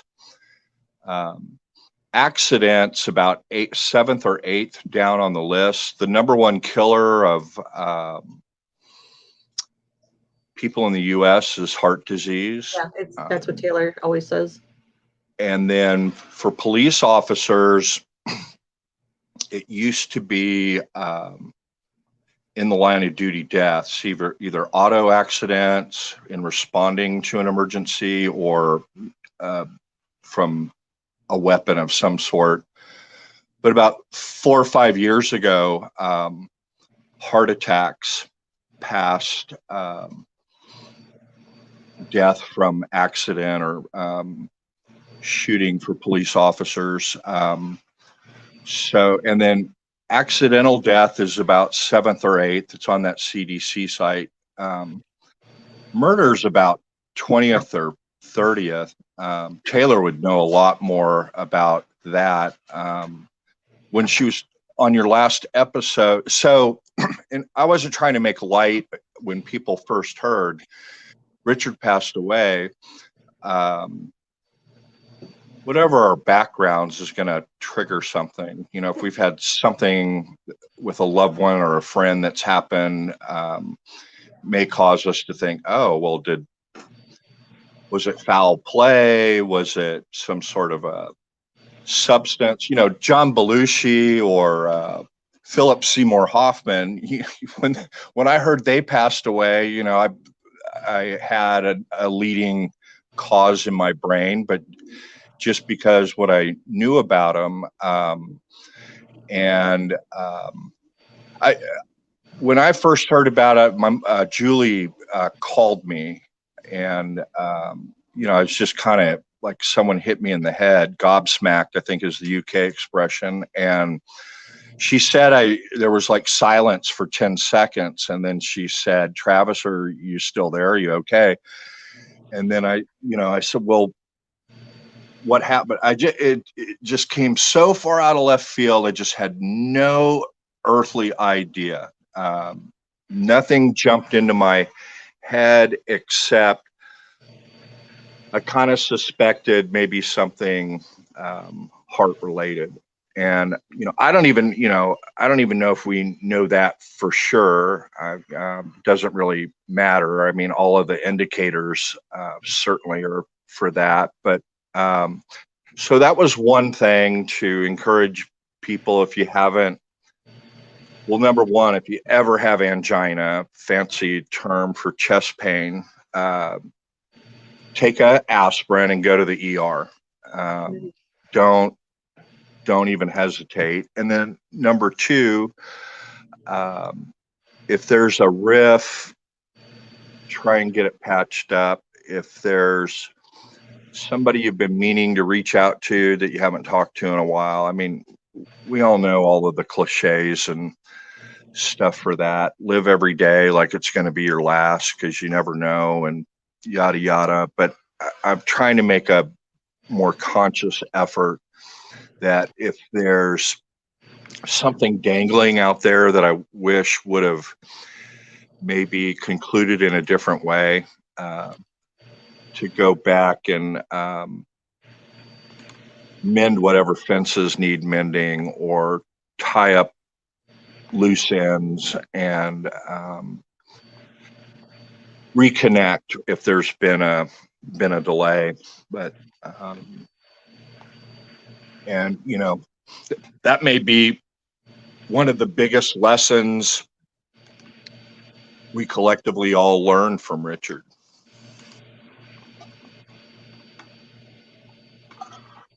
I was just looking at, I saw that Sherry, this is from Sherry's post from yesterday, but it actually says on here Richard Ellis McAdams. So I'm assuming that's the correct middle name. So yeah, it's crazy, weird that the pastor said Eugene, but yeah.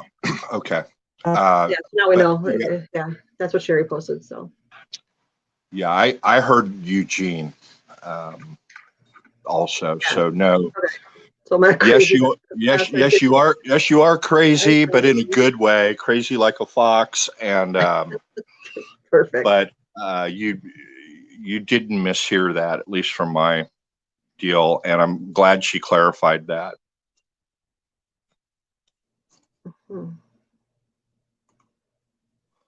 What else? I don't know. What else is going on in the chat here? Fen brings up an important point.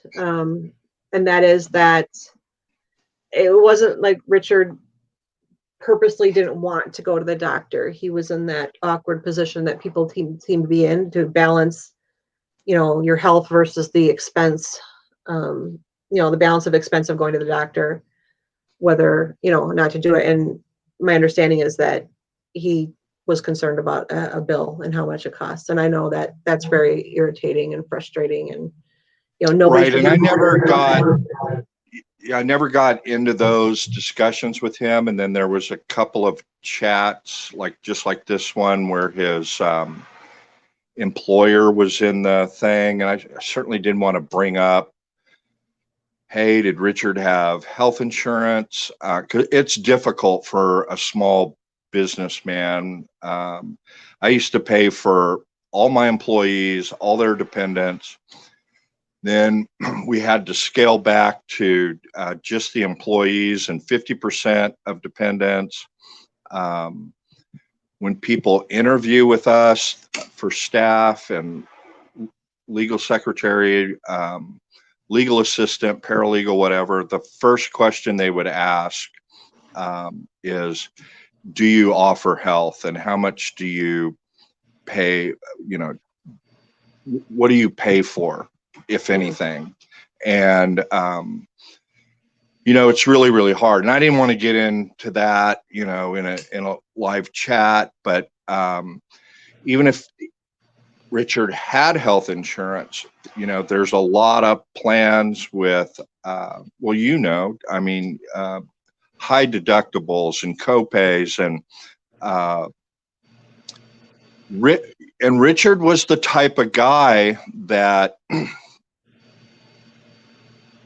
he had to plan and save. He had to make choices. He, wasn't a wealthy man, but he's making a living, but to go to Wisconsin, he'd have to plan months in advance, right. And he'd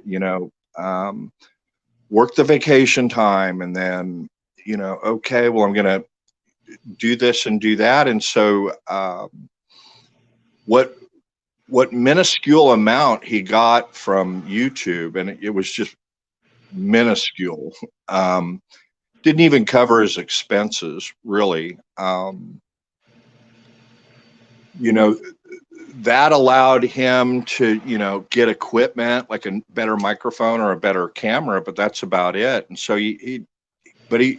these cases were so important to him that he'd start saving and planning ahead. And so to him, if it was a choice, well, it's going to cost me $350 to have a physical by the time I pay for all the blood tests and the x-ray, or what the EKG, whatever they're going to do, or that's my plane ticket to Raleigh.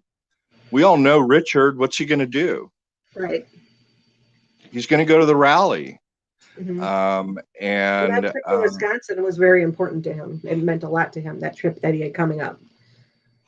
And we've talked about that a few weeks ago. I was feeling pretty melancholy about that a couple of the last phone calls I had with him were talking about that trip, what he was planning, how excited he was to do that. He would, had super good focus about that, making lots of calls to line up different things. One of those things where he had different ideas about maybe doing stuff in Madison on the Capitol steps, trying to coordinate with different people so that it would be a good turnout. I felt bad that he never got to see those things through to fruition. And certainly I don't mean to imply that Richard in any way neglected his health in a bad way. We all need to quit smoking and be away from tobacco, and I'm glad Jamie's making a commitment on that. I posted a thing to Sean Tix on that. There's plenty of studies that really does help people quit and stay quit. And it helped me get quit for 7 years, about 2010. I quit smoking. Then I pick it back up here and there if I have a trial or something coming up.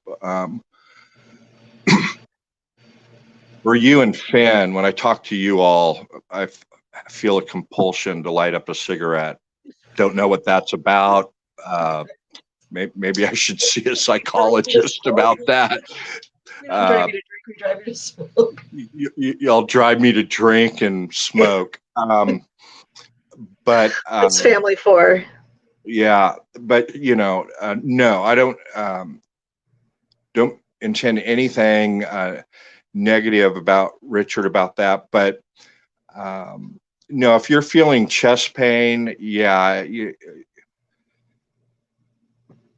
either going to be going to the ER because you don't have insurance, and the great thing about it is if you don't have insurance and you go to an ER and say you have chest pain, they bring you straight back without even filling out a form. You don't wait in line, nothing. And then they kind of worry about that later. But yeah, you're gonna have a huge bill depending on how your state or county does it. But you just and he's relatively young, 20 years younger than me. And when we're younger, you have that feeling of invincibility, and you probably never experienced anything like that at all. This relates back, I think he told maybe Sharon that he had been having chest pain. Yeah, that's how we know he was having chest pains. Otherwise, he never told anybody else. He just told Sharon. We don't know the extent of what those chest pains were like. Was it something mild? Clearly, if he knew he was going to have a fatal heart attack, he would have gone to the ER. And there's no correlation with the severity of the angina and what you ultimately end up with in terms of an MI, heart attack. Right. So you can have very mild angina. How my dad's heart attack happened, very, very mild. I mean, he couldn't even tell. He thought it was indigestion. He didn't have pain in one arm that you hear about. It was just super mild. And he drove himself to the hospital. They hooked him up. the ER doc said, I don't see anything wrong, but something's just not right to me. I'm going to have a cardiologist take a look. And thank goodness that ER doctor did that, because a cardiologist came down and they measure those EKG strips. They were strips back then. They bring out a tiny ruler and start measuring to the millimeter the distances between peaks and whatnot. And fortunately that happened. And so the point is, it doesn't have to be severe angina for it to be a serious problem. Any chest pain is a huge red flag. And I wish everybody had health insurance, and I wish that I wish no one had to make a decision about, well, am I going to be able to feed my kids if I go to the ER? Or am I going to be able to, whatever? No, that's tragic also. But I'm still going to encourage everybody I know to, in fact, my people, we offer them we give them a $300 bonus if they go in and do the wellness check that's covered under the insurance, to give them incentive to go in and get their physical done. All they need to do is bring back, we don't get into what the findings were or anything. We just ask them, hey, all you need to do is bring back a receipt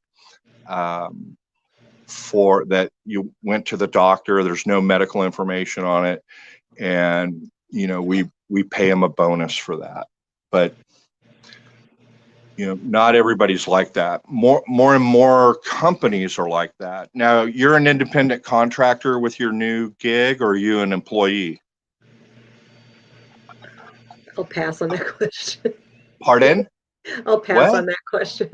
Okay. Well, if you're an independent contractor, 1099, you don't get benefits. You got to cover your own. But if you're an employee, part of a big company, then, and I don't need to get into your personal business or whatnot, but there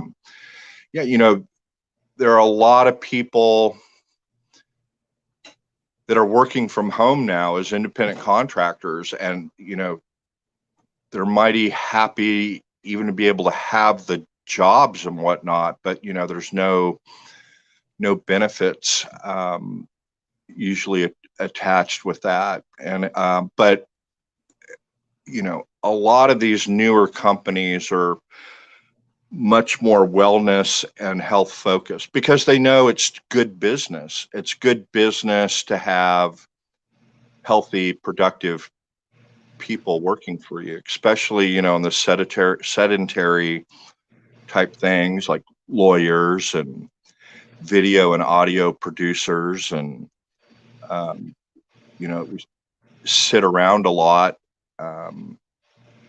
That's the other thing that I said I was going to do back in early August, is get out and I work out at, try and be active out at the ranch, whether it's mowing the lawns or working with the animals or whatever. But I'm going to try and do more stuff when I'm in town, either getting on the bike or walking, and I haven't done that. And I'm going to start doing that Monday, getting some exercise in at least 5 days a week. Yeah, that's something that's impossible for me right now. So so I have to.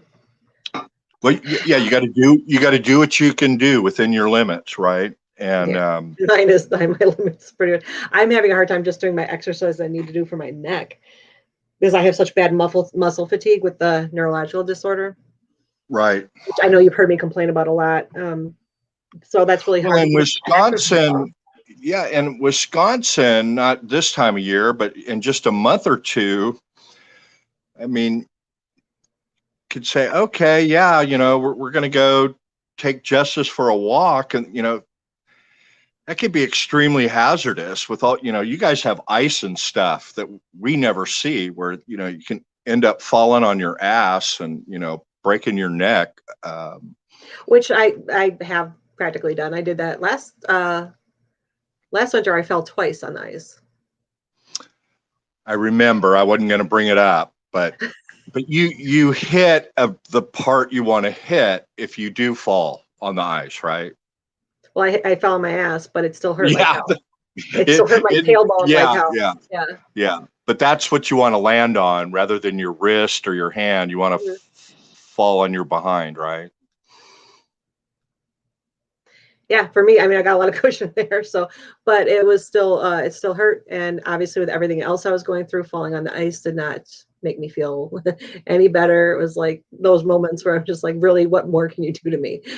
Because I already can barely walk as it is. And then to fall on the ice. And Jack had a bad fall too, didn't he?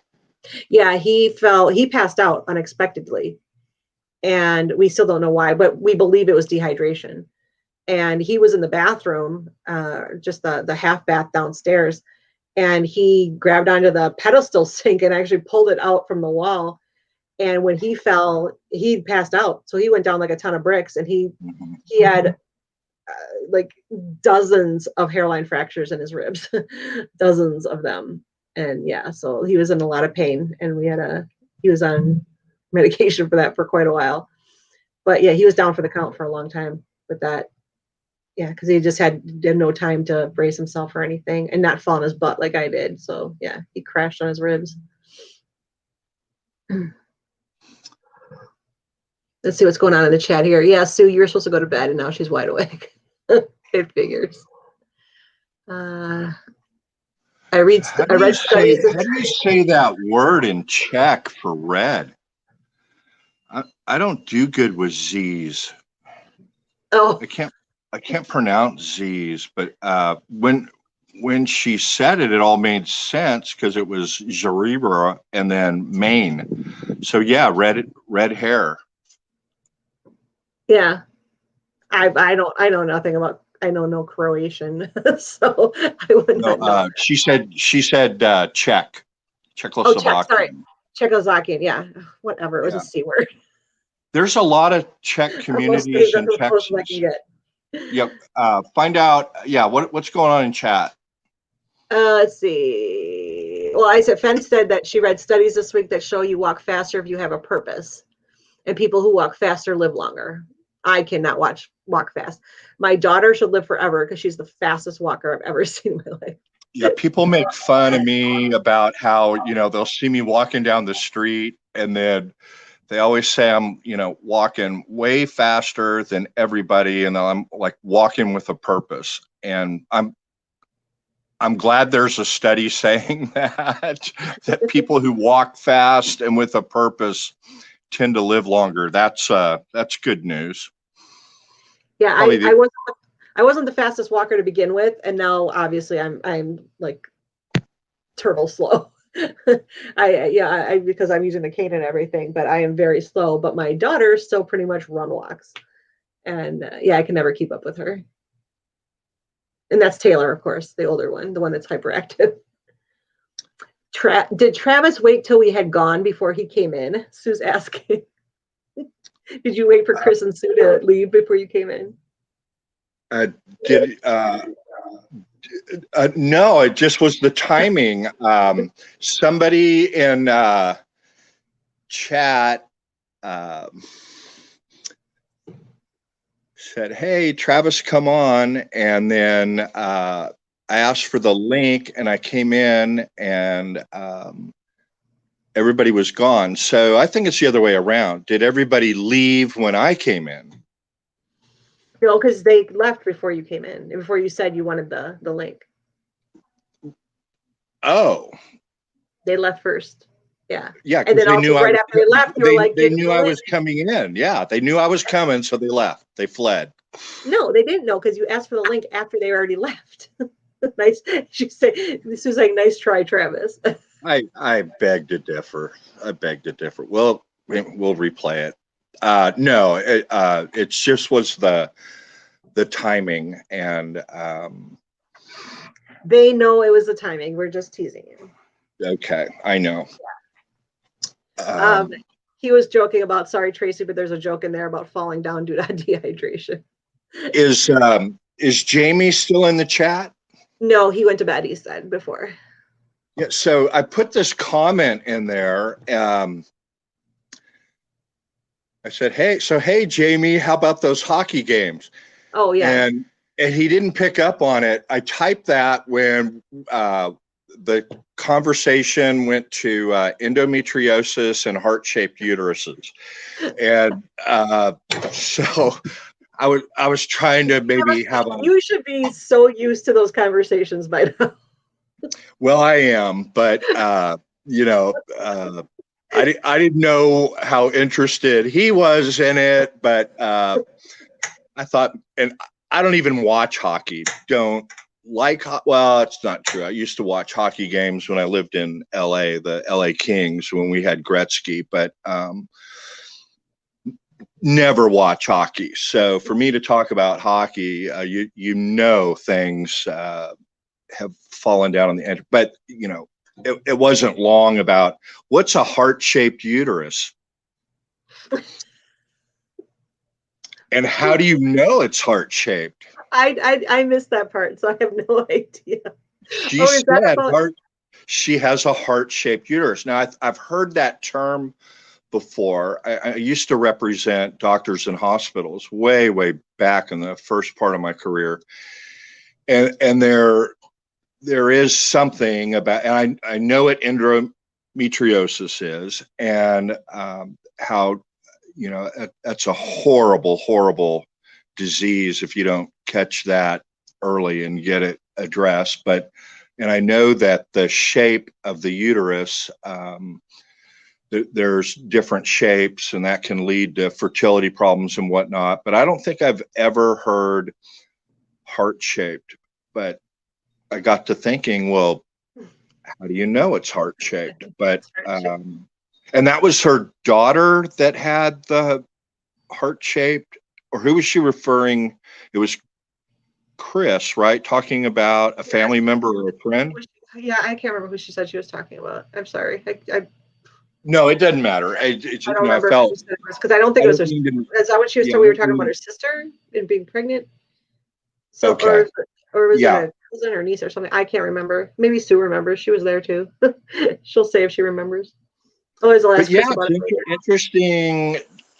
You know, again, why it was so great that it was streamed today. You know, we didn't have that with Denise, and that left such a wide hole that, you know, some of us got together to kind of fill that gap. But just hearing her talk about, you know, she hadn't seen her loved one, family member, sister during the pregnancy, and that she was excited to see her and rub her belly. And yeah, I remember that part. Yeah, you take for granted, and you know, so hats doff of the cap to Sir Greg, the uncle. Very early on, he was telling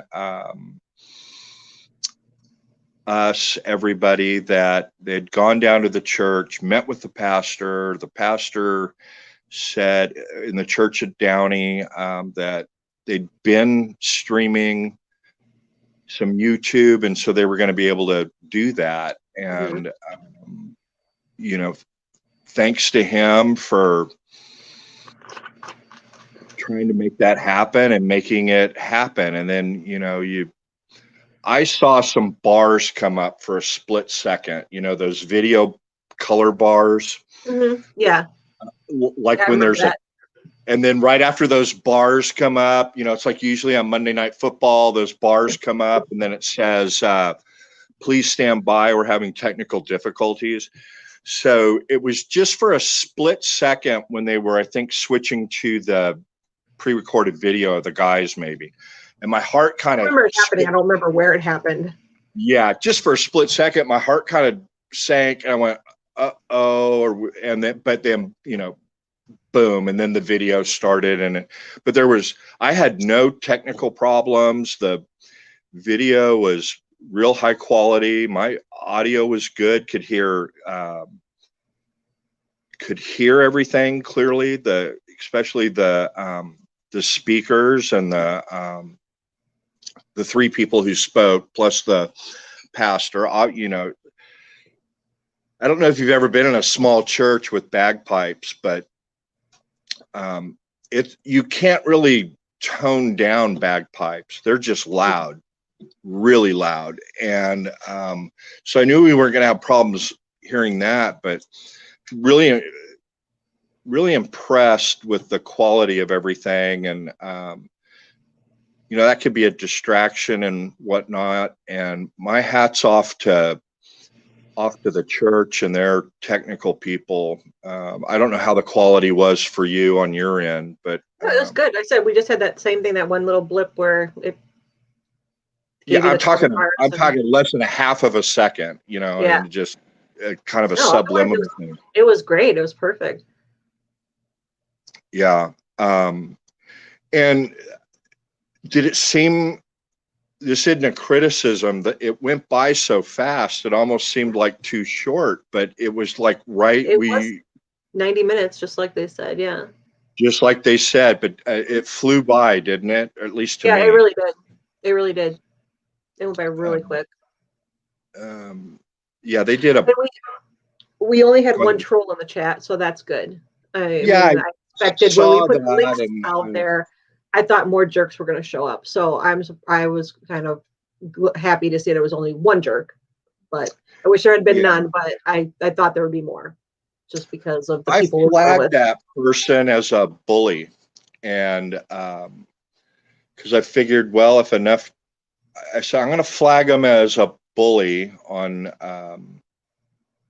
YouTube, and of course, that's the church's YouTube channel, so we don't have any moderators in there. And that's why I told her, and I said, "There's no moderators, so just do what Richard said and do not feed the trolls. Just ignore him." Yeah. He didn't say anything after that. He just said that one comment, and then he just wasn't there. Yeah. So, thankfully, and I'm going to go back and watch it. It looks like they uploaded the whole thing, so it'll have the live stream. I was,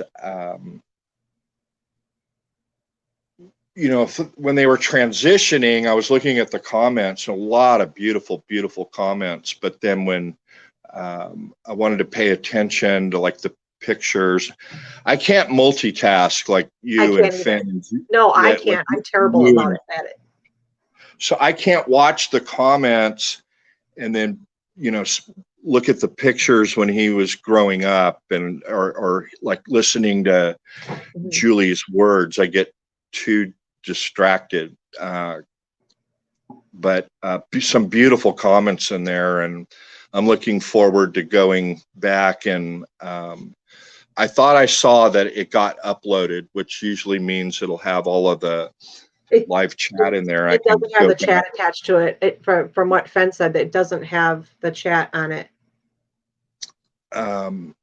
Well, I had a lot of really, really good phone calls with Richard going back over 2 years, and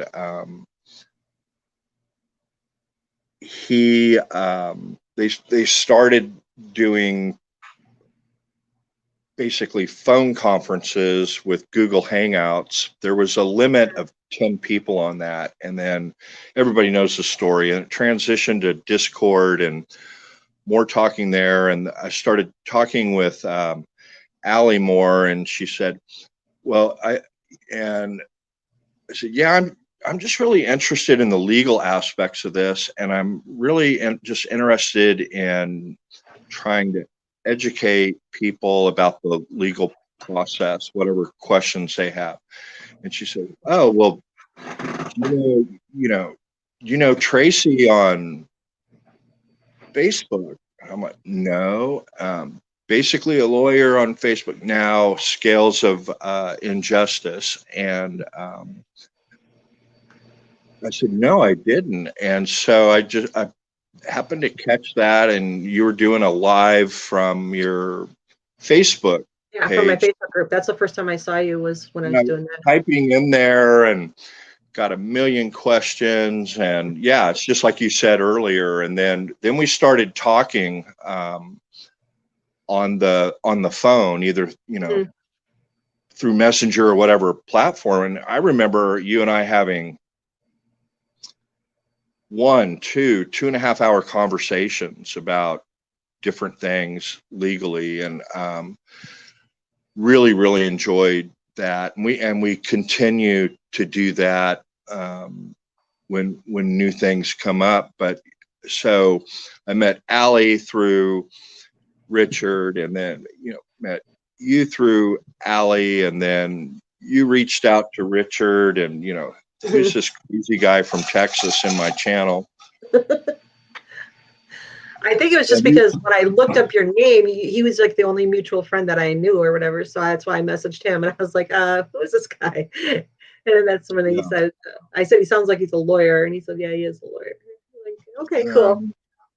And then, I met Finn and Julie before that, but last year's MaMFathon, you had the idea, and then Richard did a video.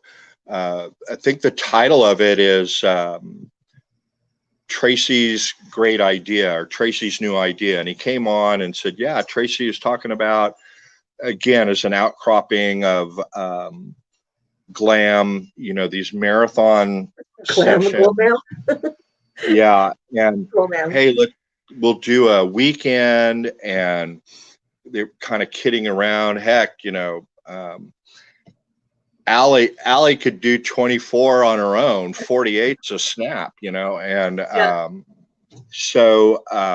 but then we started to have some meetings, and my role in those meetings, but it was the gang. It was, Richard, if he was available, because they were normally done during the day, and you and Finn and Julie, and, talking about, whatever merchandising. And my role in that was just to provide transparency on the money raised. I'm talking about last year's. For the first year. And of course, you keep doing that.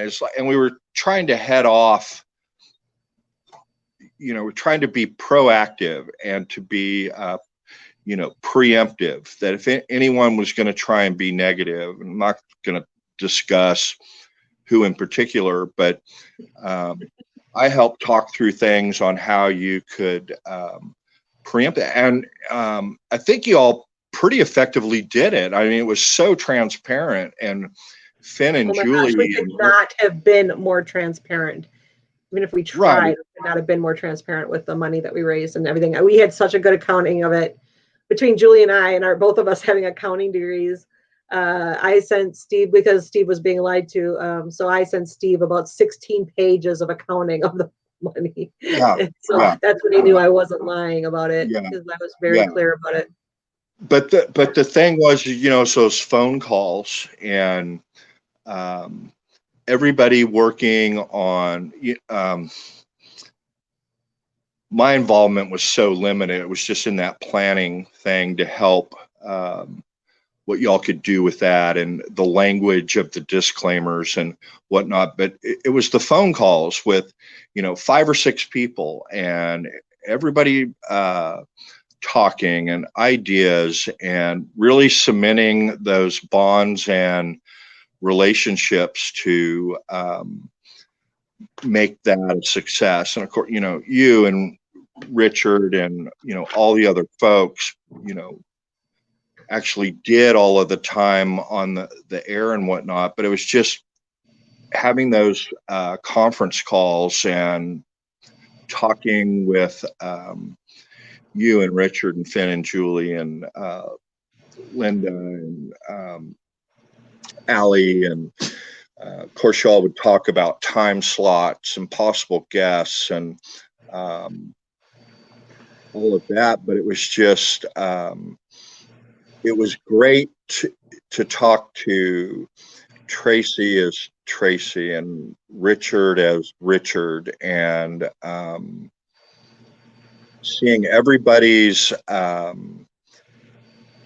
skills, whatever their skill set was, rise to the top and get plugged in, and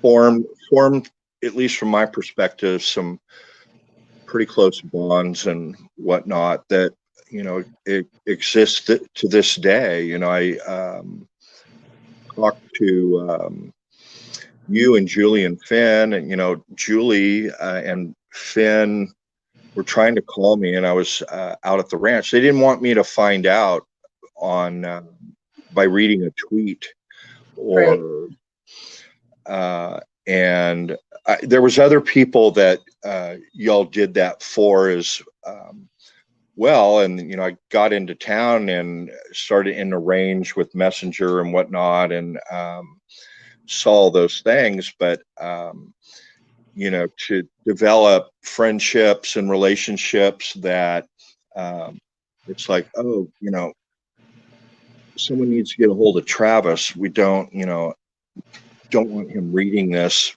on the internet or a tweet. I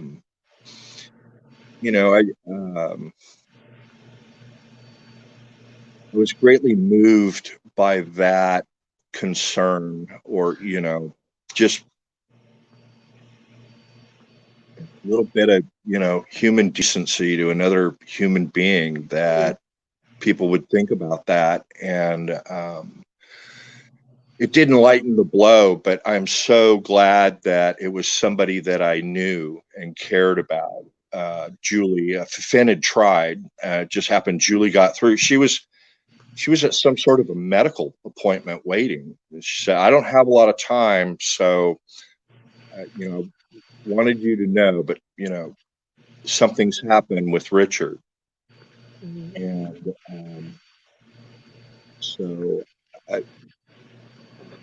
I guess if there was one thing I could change about that service, is it would have been nice if they could have panned the family, but maybe they didn't want to be on. No, I would, yeah, I wouldn't have liked that. I would have rather they stayed on just the service itself, because I'm not very comfortable watching people grieve. I'm not at all. So I just feel like it almost feels like voyeuristic if you're watching somebody grieve. Like, you should not be watching this. This should be private. So yeah, I definitely wouldn't have wanted that, but that's just my feeling about it. So what's this deal that you've, ever since going, how far back, you've had this thing about you don't like people looking at you? What was the deal? Yeah, my whole life. I don't like people looking at me. I don't like feeling all eyes on me. Like, it makes me incredibly uncomfortable and very nervous, and I hate it. I'm fine in a group, talking in a group of people, but I cannot stand being like the center of attention. Like, can't stand it. So the fact that I'm doing videos, I mean, that's the reason why it took me so long to do them. But well, it's been a miracle I'm doing them at all, because I don't like people looking at me. Well, now, if we were all in the same room, if we were all in the same room and I was standing in front and I was looking at you, I could not do it. Well, I really like looking at you, and apparently with that surprise guest, he likes looking at you too. He didn't, because he didn't get it. Really. Never mind. I'm leaving it at that. Always enjoyed. Happy to see me. Yeah. What's your funniest story about Richard? Yeah, you have all those good memories at the rally house, and you have a favorite funny memory about Richard? Somebody asked me that before. Oh, Mark asked me that when I was on the live stream, and I couldn't think of anything. And I remember thinking of something, and then I forgot it again. So I can't remember. But I don't know. I know there was something that I wish I'd said when Mark asked, and then I totally just forgot it, and now I can't come up with it again. I don't know, because like I said, he and I didn't have that kind of relationship either. So I can't say there was a lot of ha-ha moments between us. But I know sometimes when I was with him on this live stream, we would laugh about stuff. And well, yeah, that too. And I've got a few. I'll tell you two or three real quick, and let's see if you remember some of your own. Maybe this will jog your memory. But one, somebody else, I can't remember if it was T-Bone or Jamie. Somebody had commented about Allie's voice, and that it's like the church, Saturday Night Live did this spoof about a copy of NPR radio and those ladies with the lovely voices and the sweaty balls skit. And doesn't Allie have such a wonderful voice? And Finn, they would like those sweaty ball ladies. And so we were doing this video. It was about the return of the bones, and having kind of pieced all of that together and finished a presentation, and we'd done as a group effort all of these slides, and we had the document, the motion highlighted and underlined. We, did about an hour and 15 minutes of that solid. And then people were, then it was opened up for questions, and I went and grabbed something that had been sent, and it was Christmas balls, chocolate in white powdered sugar, and I came back on camera and ate it. This thing was like the driest Christmas ball, and so I'm chewing, and he's asking me all these questions, and he's going, "What flavor is it, Travis?" And I'm just like, "Oh my gosh, give me a break here, Richard. Go to somebody else." And Jamie's like, "I think he needs some milk, Richard." And and then there was one episode, can't remember when it was, but we were going through a brief or something, and in the brief it said disingenuous. And then I interrupted him, and I said, Richard, for those that don't know, and Richard sometimes would run into these words that he wasn't used to, and so I'd tell him what the word meant in a legal context. I said, down in Texas, disingenuous means you're calling the other lawyer a liar. And we don't use that word a lot down here in Texas, because if you do that, you might find that lawyer on your office front steps saying, "Why are you calling me a liar?" And I can't remember who. So disingenuous became the word du jour for several weeks. And then someone, maybe Jamie or T-Bone or Finn, or I can't remember, but then it was disingenuosity, which got used. I'm pretty sure that was Roll that did that. Okay, disingenuosity, and that little like jingle with it. Yeah, nice play on words, and so we had some good laughs. Richard had a good sense of humor, and we did a thing once. Paul sent out something related to the Captain Crunch controversy, but Paul spent the time, he created this fake pleading, like a complaint, and the lawyer it was prepared by was Elizabeth Spitz, and he sued. The plaintiff was Captain Crunch, and the defendant was Eric Jose, and he was really clever with it. But we had a good time on that. It was on his Doctor Who channel, where he kind of put the levity stuff. And someone had commented they weren't tuned in to this running debate on whether what's the nationality of Captain Crunch. Is it American, right, English, French? some people down in Australia said, it could be Australian, and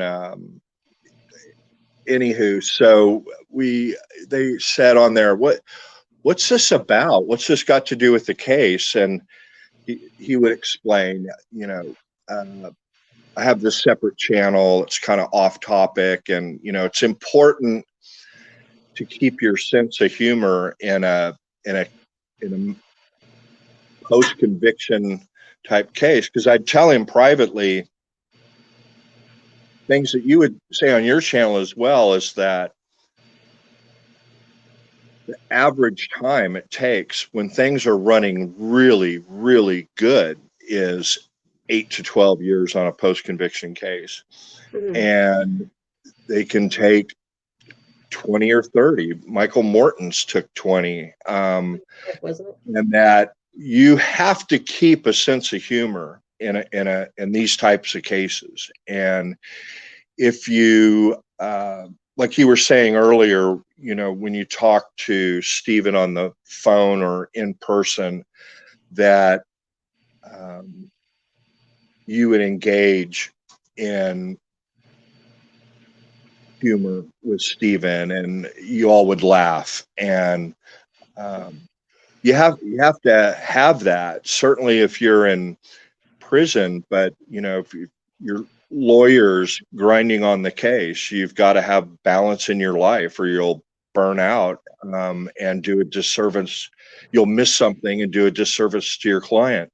If you're a supporter in a cause that takes 5, 10, 15 years, the wear and tear of how slow justice moves, and that friends come and go. We've lost Ziggy through a tragedy, and Denise, and Richard. Forgive me if I missed anybody else, but and then people have lives. I mean, we all have developed friends on our Facebook groups or YouTube channels or Discord or whatever it was that we were used to talking to, and they've gone on, and maybe they had kids or grandkids or whatever it is. But people come and go, and to survive the marathon, you've got to have humor and levity in there.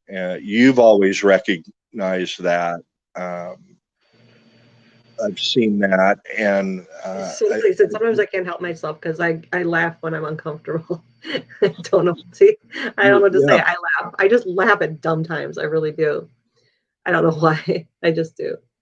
Well, I have a nervous laugh. Richard for sure had a nervous laugh, and it was that, and that almost made me laugh sometimes when I heard it. And what it reminded me, Chris Farley had a character, and I can't remember what movie it was, but his character in that movie had a nervous giggle. And a lot of us who are really naturally shy, we just come up with things to bridge it. And so if we're not comfortable being the center of attention, or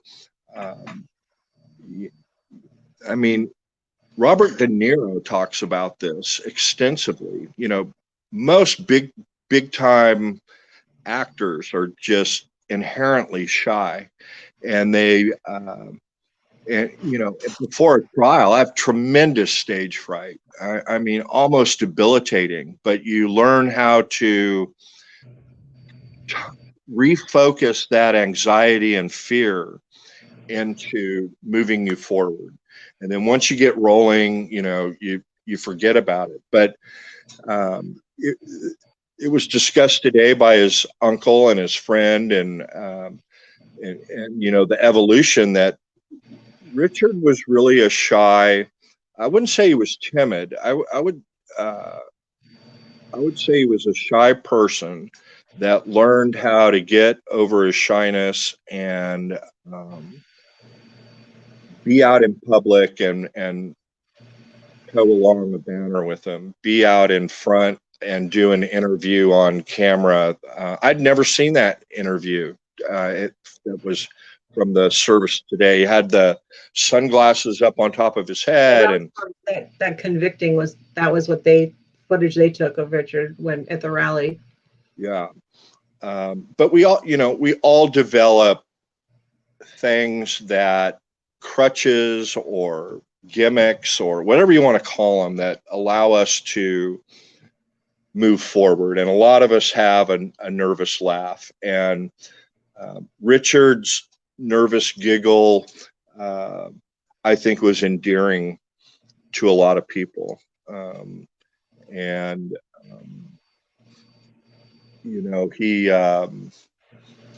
He definitely improved over time, and he got better and better and better. And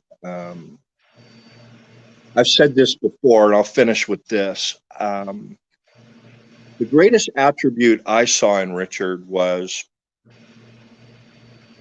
there are a lot of people that would look at this case as a lawyer and go, no way I'm taking that on without, $100,000 up front, or, that is a long haul case, or that are innocent supporters, and they look at that and they just go, man, with all of the history that he has with that county and this, that's just going to be impossible. That, they see a mountain in front of them. They see Mount Everest, and they just say, they throw up their hands, and they turn around and they go back to their cars and drive back down to the mountain and fly home. But Richard was the type that he'd say, well, yeah, it's going to be hard, but I'll take a step, and then I'll take another step, and then I'll take another step. He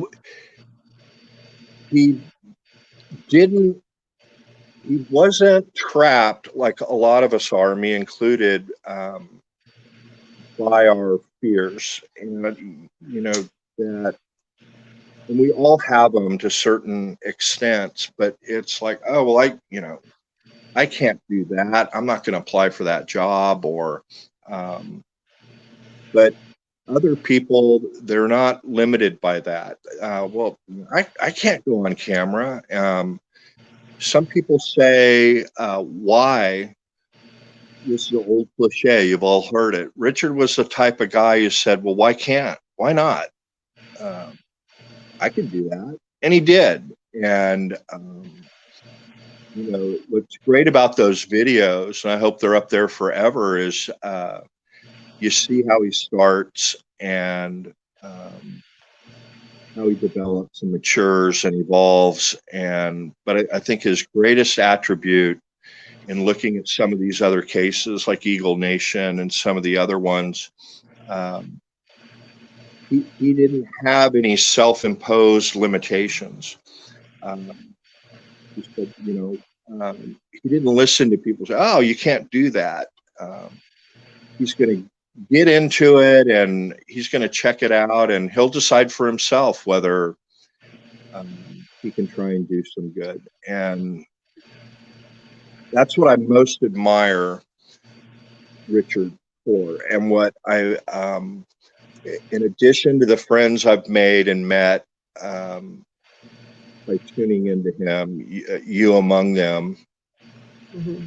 I really admire a guy with no private investigation background, no legal background, but hey, if I meet people that have PI background, if I meet an FBI agent retired, if I meet a lawyer or someone who's been to law school and they're willing to help me a little bit, I can understand these things.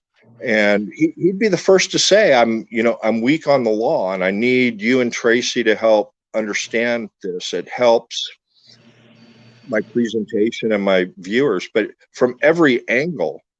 He was not limited by his own fears and shyness. He moved past it, and I think that's something that we can all learn from and be inspired by.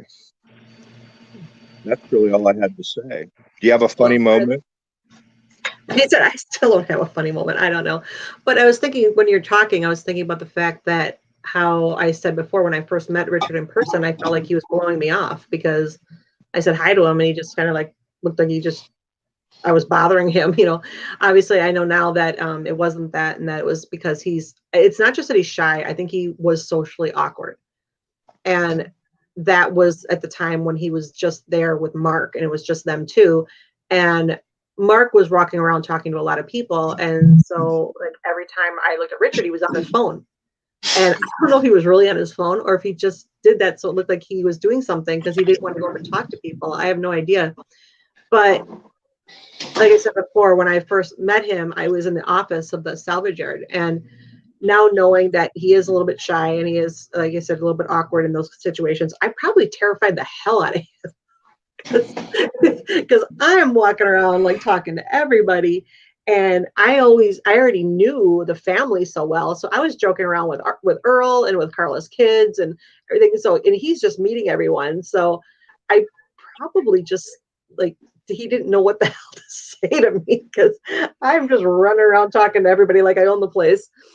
So that was probably just very intimidating for him when he's already very, very shy to begin with. Now, was that like 4 years ago, 4 rallies ago? 2 years ago, because that was the first time he came to the rally was 2 years ago.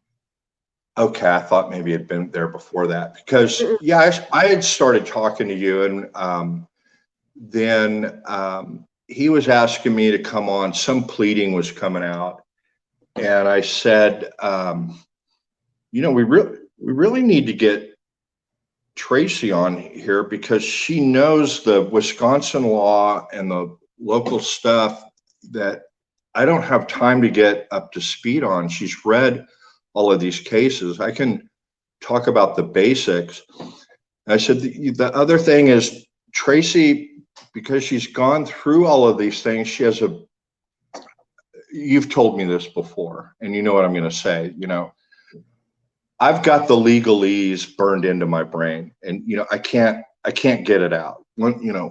Once that's etched into our brains, yes, you talk like a lawyer. Talk like but you have this great knack for putting it into plain terms that everybody can understand. And I try and draw from that, and then draw from my real life experiences in trial and with cases, and meld the two. But I said, we really need to see if we can get Tracy in there. And he said, well, I've never asked. Can you ask her? And I said, yeah. Then I asked you, and you said, well, a pleading was coming out, so a motion or a response. You said, well, I plan on doing mine or I plan on talking about it on my channel, but yeah, I would love when I'm done to join you and Richard. And I don't know if you remember that, but I remember it. I don't remember that specifically because I remember that I just went to him and sent him a message and said, do you mind if I help you guys out with this?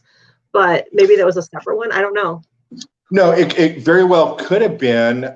It may have been because, we talked about it, and I said, Richard would really like you to go on, and, and maybe you sent the thing, but I remember him talking about it, and we did 2 or 3 in a row. It was, the brief was coming, the brief was due in December, and the word counts were expanded, and we were waiting on that brief. And then, of course, the first motion to do rapid DNA testing came out, which was denied. And then, but you were helping.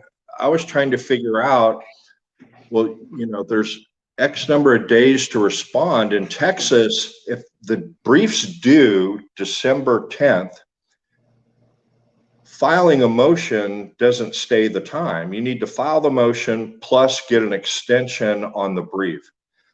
But in Wisconsin, it's an automatic stay. And then you explain that. And said, yeah, we've got to, the other thing that we were looking at is the post-conviction, the statute that says for, you can do a motion for post-conviction and the court can grant it based on manifest injustice, but there's a case that says, no, that's for civil cases. It doesn't really say what it says it does. And what's the name of that? It's not Denny, but the name, it's the guy, he was one of 3 defendants. Oh, the Henley case? What is it? The Henley case? That one? Henley? No, it's the 3 African Americans that go to Madison and they're all charged with sex. That's the Henley case. Henley, okay. So, and that's the one that says that part, that a judge doesn't have the inherent power to overturn anything that they perceive to be manifestly unjust. They said, no, that's for civil cases, and right? And you're like, I know what it says, Travis, but I'm telling you about this case. And so I pull up the case and then I'm reading about this poor guy. It's the most, it got me really worrying about Wisconsin courts. The 2 co-defendants charged with the exact same thing got justice, but because he filed his brief he wrote himself in prison a day or 2 days late, the court said, no, you cannot get relief. The judge had let him out of prison, and the Supreme Court said, you have to go back to prison. Thank God circuit court judges in Wisconsin retain jurisdiction to modify the sentence, and that judge modified it to time served, or he would have had to have gone back to prison. The tragedy of Henley is that he still has to register as a sex offender, whereas the 2 co-defendants don't. And he's married, has a job, and he has little girls that are elementary school age, and he has to go through massive amounts of red tape and embarrassment to see his girls in the Christmas pageant. But anyway, you had all of those things at your fingertips. I said, Richard, we really need to see. Well, I don't know, but however it happened, you and I ended up doing several videos with Richard, and it was always a pleasure and always a joy to do that. And I'm gonna miss the 3 of us doing a video when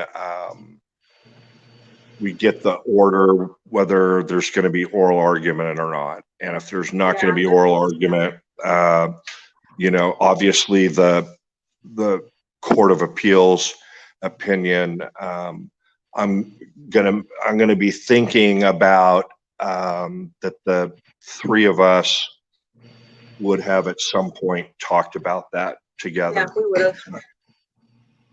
But but we'll carry on, and fortunately we have people like you strong on the law, and we're going to talk about that. And you have other cases that you're bringing to the forefront. One thing, I think I got Richard to understand, number one was encouraging people to vote. And we did a voter turnout thing, when that lady who's still on the second court was running for Supreme Court, and she lost to that super conservative guy, but she's still on the court, just to turn out people in those midterm judicial elections. The average turnout going back 3 cycles was like 10% turnout. That particular turnout was 20%. I don't think we had anything to do with that. I hope we had a little bit to do with it, but it's going back to almost 3 years ago. But I would start encouraging him to tell people, hey, if you live in Wisconsin, get registered. And this is how you do it. Number two, if you're in Wisconsin and you're registered, be sure and vote. And we would never talk about who to vote for. We'd tell them, look, it's really easy to see if criminal justice reform and criminal procedure is important to you and a judge versus corporate interests. It's going to be really easy to tell who's your person, because you just don't want to get into politics. It's sensitive, and you don't want to. There's enough things that we can be divisive over to start throwing politics in it. It's just, do the vote. Then the other thing I encouraged him to do is look at other innocence cases. And, everybody's got a Stephen Avery, Brendan Dassey in their own backyard. We don't like to think about it. Fortunately, Netflix and those two ladies in film school at NYU, or the two ladies at NYU, thought enough, oh, this might turn into something, and worked on it for 8-10 years and did this documentary. They would have been like the West Memphis Three with HBO. They would have been forgotten, it would have been lost in the shuffle. It would have nowhere near the national and worldwide attention that it does today, but for that documentary, or but for HBO doing a documentaries on the West Memphis Three, and do these other cases, because it kind of fills in the gaps when we're waiting, these long periods of time that we wait for decisions to be made. And then that documentary came out, and I'm going to get you an interview with Patricia Cummings, but we'll talk about that later. But the series came out, Innocence Files, done by Barry Scheck's and Peter Neufeld's Innocence Project, the one that started it all, and in New York, and then now there's all of these affiliates all over the country, including University of Texas has one, and but they did these different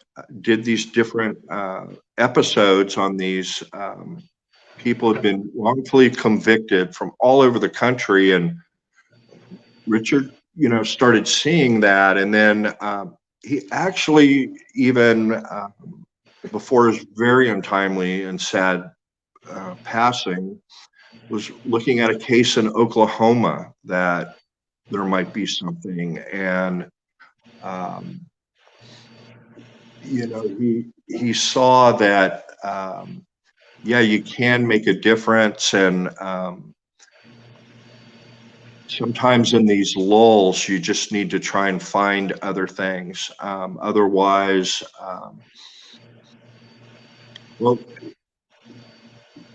he started doing that, and then he's encouraged a lot of people. I think Finn and Julie would have done, you're already doing your own thing, and you've expanded with that and are on YouTube also. And then you did the first MAM, and of course spearheaded the latest MAM with Julie and Finn and Richard, and all the other people that were involved with that. And but Linda talks about how it motivated her to do things. Denise, I saw Denise do a episode about Hurricane Carter, and it was so well researched. I've seen documentaries about Hurricane Carter. I know all about Bob Dylan writing the song. I've read books about it, the whole thing. But she really summarized and encapsulated that whole nightmare that Hurricane Carter went through in an episode, and was just brilliant. And she was starting to do stuff, the kidnapping murder in Austin. I was working with her on getting her stuff, and she was following that case up in Idaho with the missing kids. I'm just terrible with names, but she was doing stuff. And then all of these folks are doing, I mean, Millbilly, Freedom of Information Act requests, and getting how many umpteen thousand dispatch calls, and listening to every single one and analyzing them and doing shows. And Jamie being a guest on shows. I mean, I think he really inspired a lot of people to get out there and talk about why they got interested in the case, how they got interested in the case, and did a lot for that community. No one can fill his shoes, just like no one could fill yours. But so I goofed around with you privately when you said, "Oh, when I die, you guys take over my Facebook." I go, "You're not going to die. You're not allowed." But the legal aspect of it would leave a huge hole. But no one's going to fill his shoes. It's a unique, one of a kind person. But what he did can be duplicated. I'm confident of it, which is create bridges, not divides, bring people together. You're very, very good at that. And to encourage people to go out and talk about it in whatever platform it is. And you've got some exciting stuff coming up with innocence, I'll call it, in general, that isn't specific to Brendan and Stephen's case, but it supports innocence, which brings awareness and indirectly is going to help Stephen and Brendan. And so you're going to get people interested in that. You're going to continue with what Richard did. So, I feel good. I know it's going to keep moving forward. No, it won't be the same, but it's just going to be different. And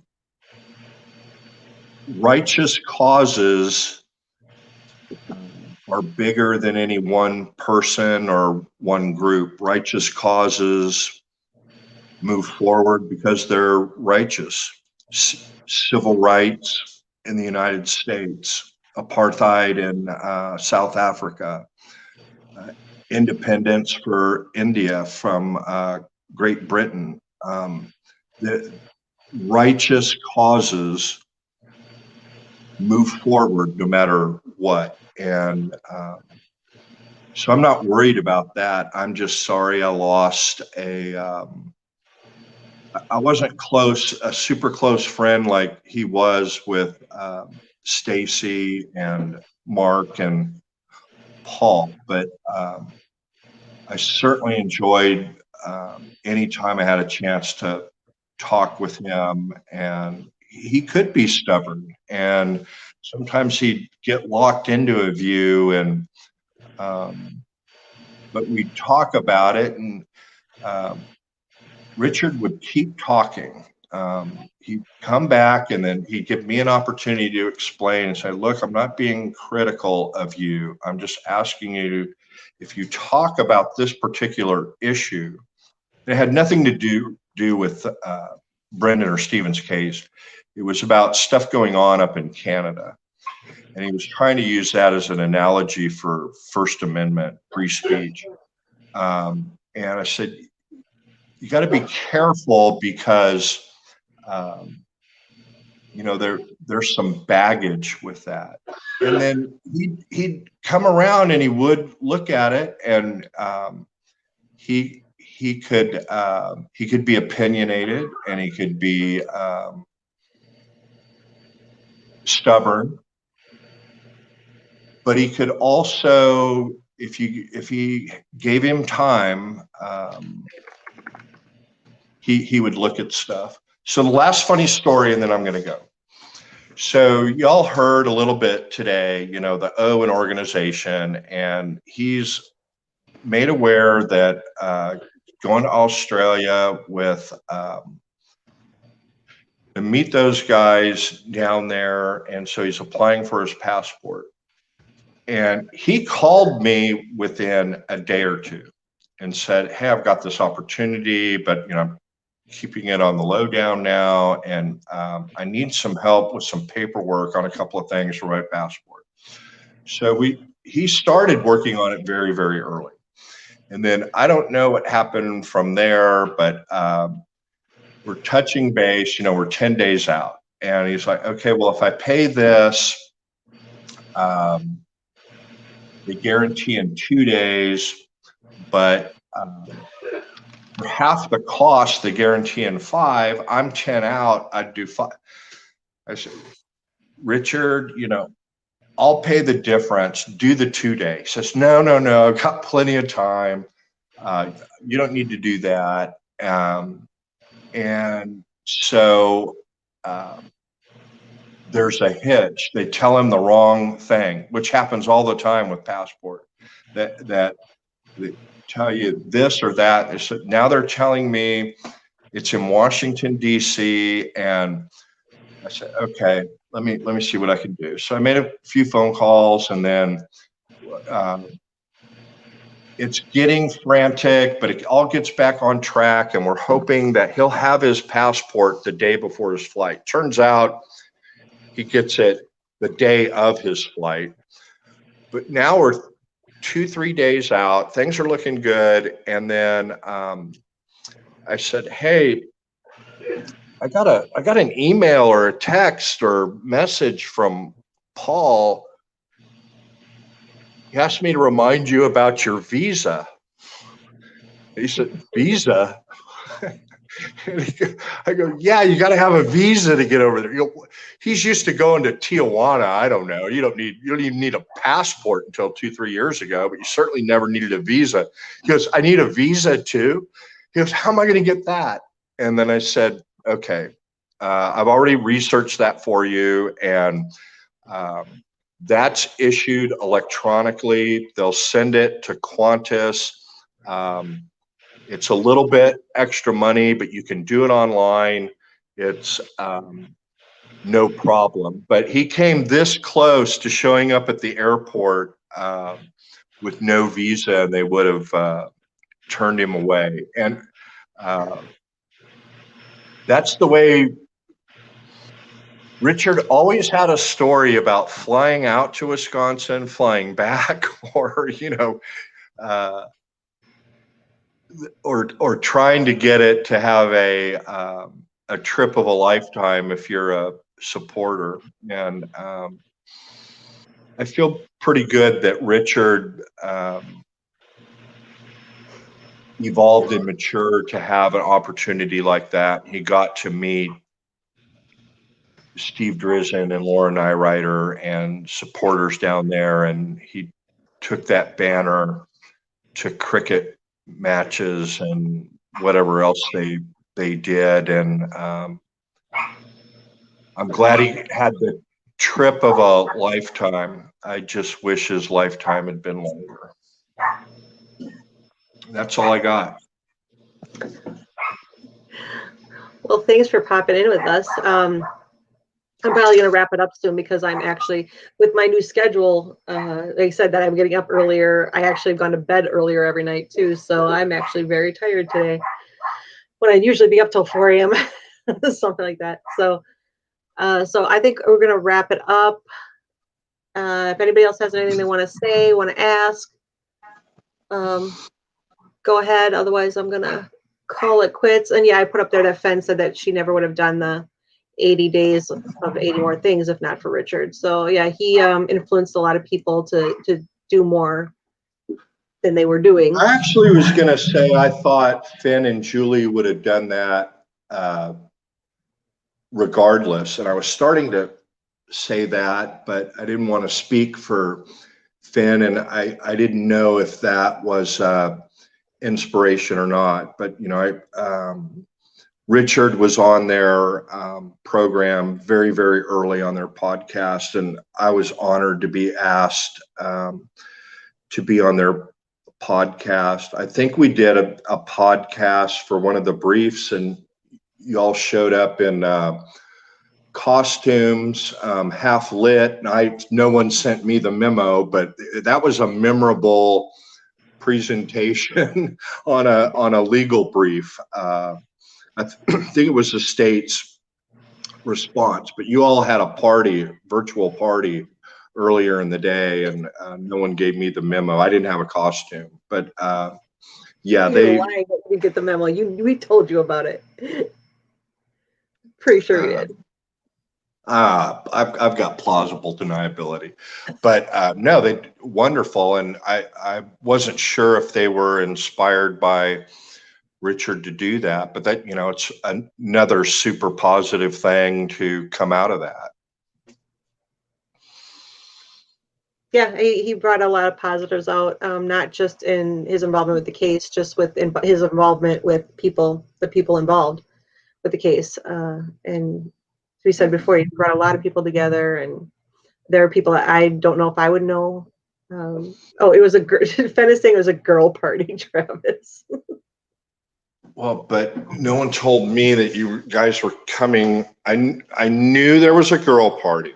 I knew there were going to be alcohol involved. I knew I needed to be ready for anything. I didn't know y'all were going to show up in your costumes. Well, really, I didn't really have a costume. I had some mouse ears or something, and then that was it. Yeah. Well, all three of you looked very good, and now I've got this mouse thing going in my head. I'm pretty sure it was mouse ears, and so I'm going to need therapy for that now too.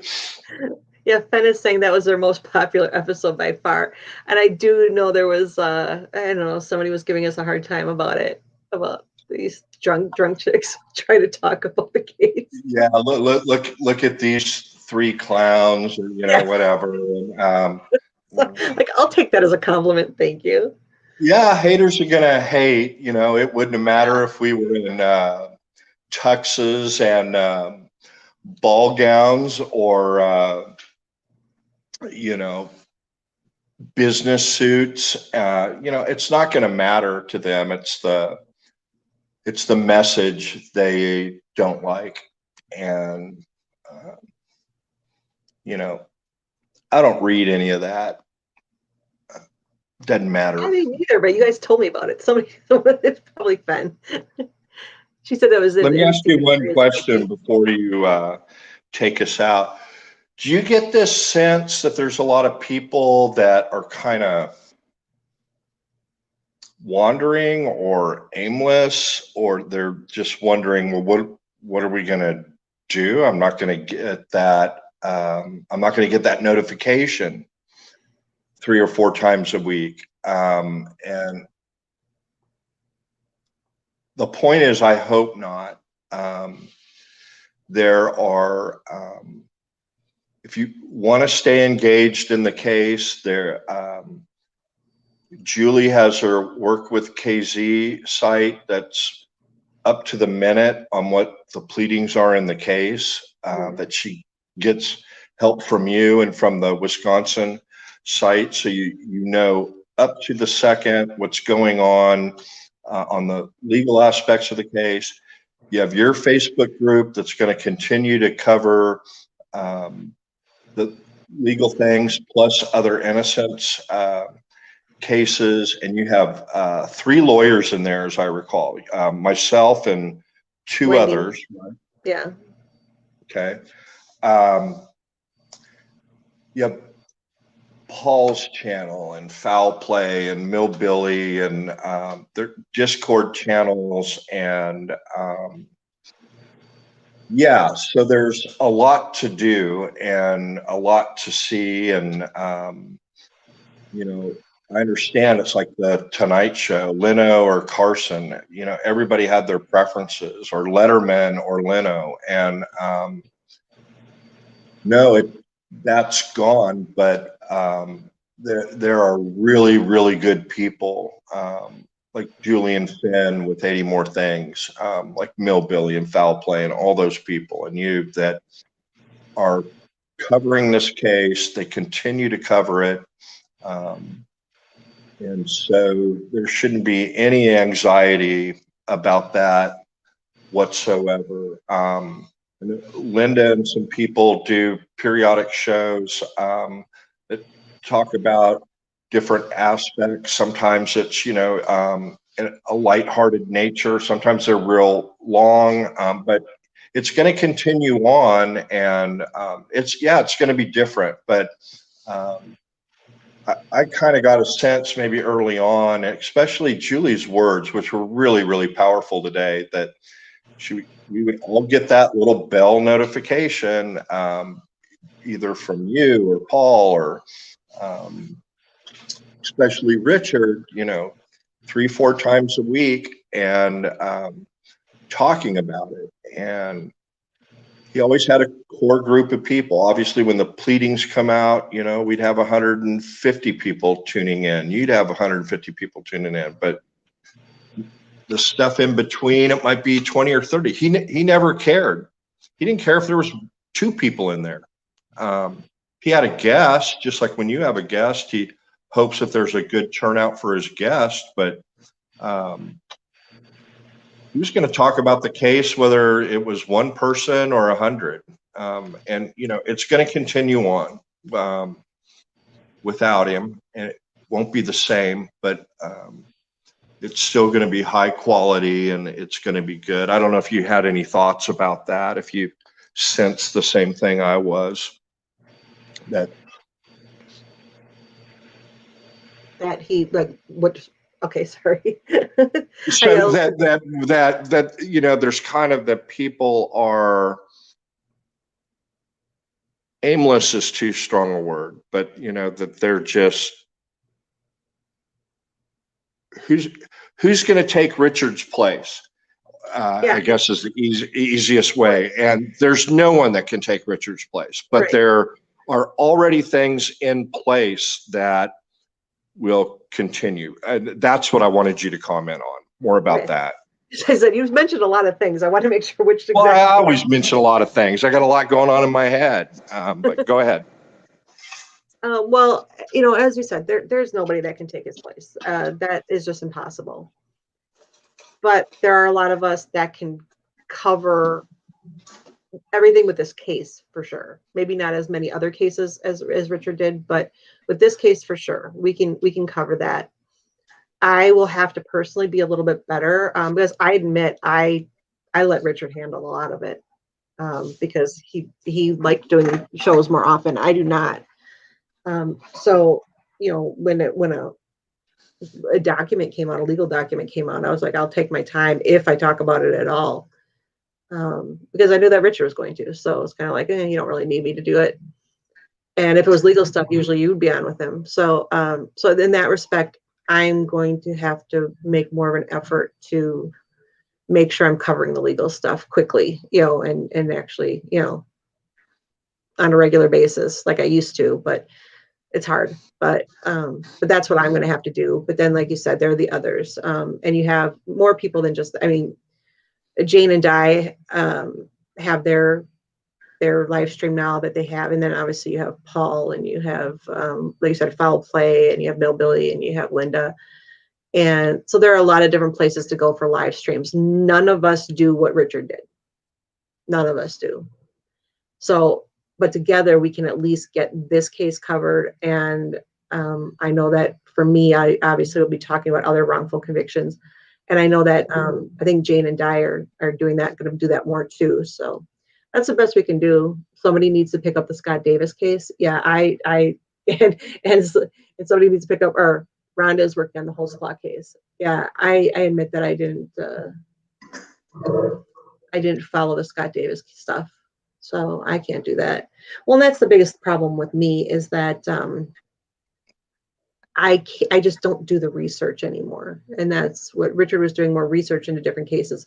I'll read about them, but I really just am not at a place where I can do a lot of research on a lot of things, or physical health that I can do, or mental health even, because my brain is just so shot. It's really hard for me to do research when I can't remember anything. That's why it's harder for me to do the legal stuff. That's why I had to take a break from it, and that hasn't gotten any easier. I mean, I guess it's probably a little bit easier than where I was 6 months ago, but I disagree. When we did the state's response, even though y'all were half liquored up, it was still in costume. I kid. You still had all of those. You still had all of the cases and the legal principles specific to Wisconsin. And you were going through it, and you just were able to rattle that stuff off. And there's just no way I can do it. There's too many cases to read, and you've been dealing with that case law for a long time. And that's a problem. I actually am forgetting a lot of them though. Like if you mention the name, well, I'll be like, oh, no, maybe that one. But then before you Jim, mentioned Henley, and I was like, yeah, that was Henley. And I was telling you like, that one I remember because that was well, such a drink more, because whatever amount you had that night, I mean, you were spot on with remembering the case law and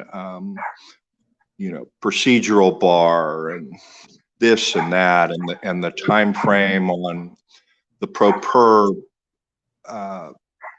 post conviction 974-06 motion that Stephen wrote being dismissed, and I mean, no, you just step right back in it, and you always are, I don't want to say worried about it.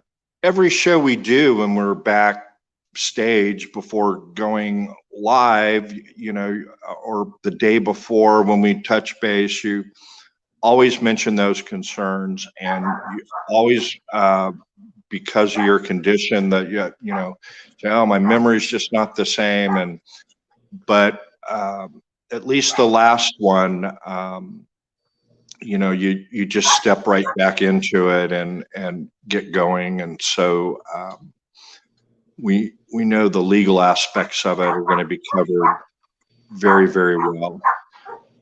And that's where we're at. I can't remember what we estimated it was going to be, but I think you and I are both fairly confident that we should have a decision before the end of the year. Right? Oh yeah. Yeah. I think I'm hoping within, well, actually not so sure, but I don't know, because I'm saying that I'm thinking it's going to be 6 months probably. Even though, it could be, it'd be nice if it was 3 to 6 and not 6 to 9. That's kind of what I said. I said that it could be 6 to 9, but I'm hoping it's 3 to 6.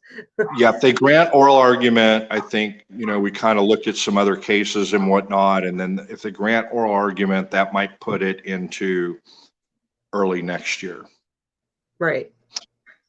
But it looked like 6 to 9 months was average, even during the pandemic. And it wasn't going to be some courts, it's 18 months to get a decision in a court of appeals. But so that's good. I know you need to go, and I'm really happy about your new gig. You seem to be really jazzed up about it. It seems to be the perfect fit for you, but I bet it's just hiring to be, on a more regular schedule again. I Right. bet that's just exhausting. Like I said, I can't believe how exhausted I've been just because using my brain that much is just takes a lot out of me. Justice is being a pain right now, obviously. No, nobody took her puppy, but my husband went to bed and She has this thing at night that she just wants to bark until I go to bed. Okay, well, we better let you go to bed. You look great, and it's wonderful to see you. And certainly, always wish it's under different circumstances. Thank you for having me on and to talk about my friend Richard and my friends you and Finn and Julie and all the rest. And honored I could share a little bit with him, and hopefully I didn't ramble on too long, but you look really good, Tracy, and Thank I'm you. glad for that. Oh my God, my dog! I'm gonna strangle her. When do we want justice? Now. When are we gonna get it? Thing is, she will keep this up for she'll keep it up for an hour. Then we better let you go. Yeah. I just want to say thanks to everybody for showing up tonight, for hanging out in the chat. We still have we still have 19 people, so there's still a fair number of people. Maybe this is something we can do more regularly. Just have a MaMFam chat, like maybe once a month or something like that, just to touch base with each other and make sure everyone's doing okay, and just chat. And where it doesn't always have to be about the case, it just has to be about the people. Again, thanks everyone, and I am going to bed. Thanks, Travis, for being on. I really appreciate it. And I will talk to you all soon. Good night. Bye. Good night.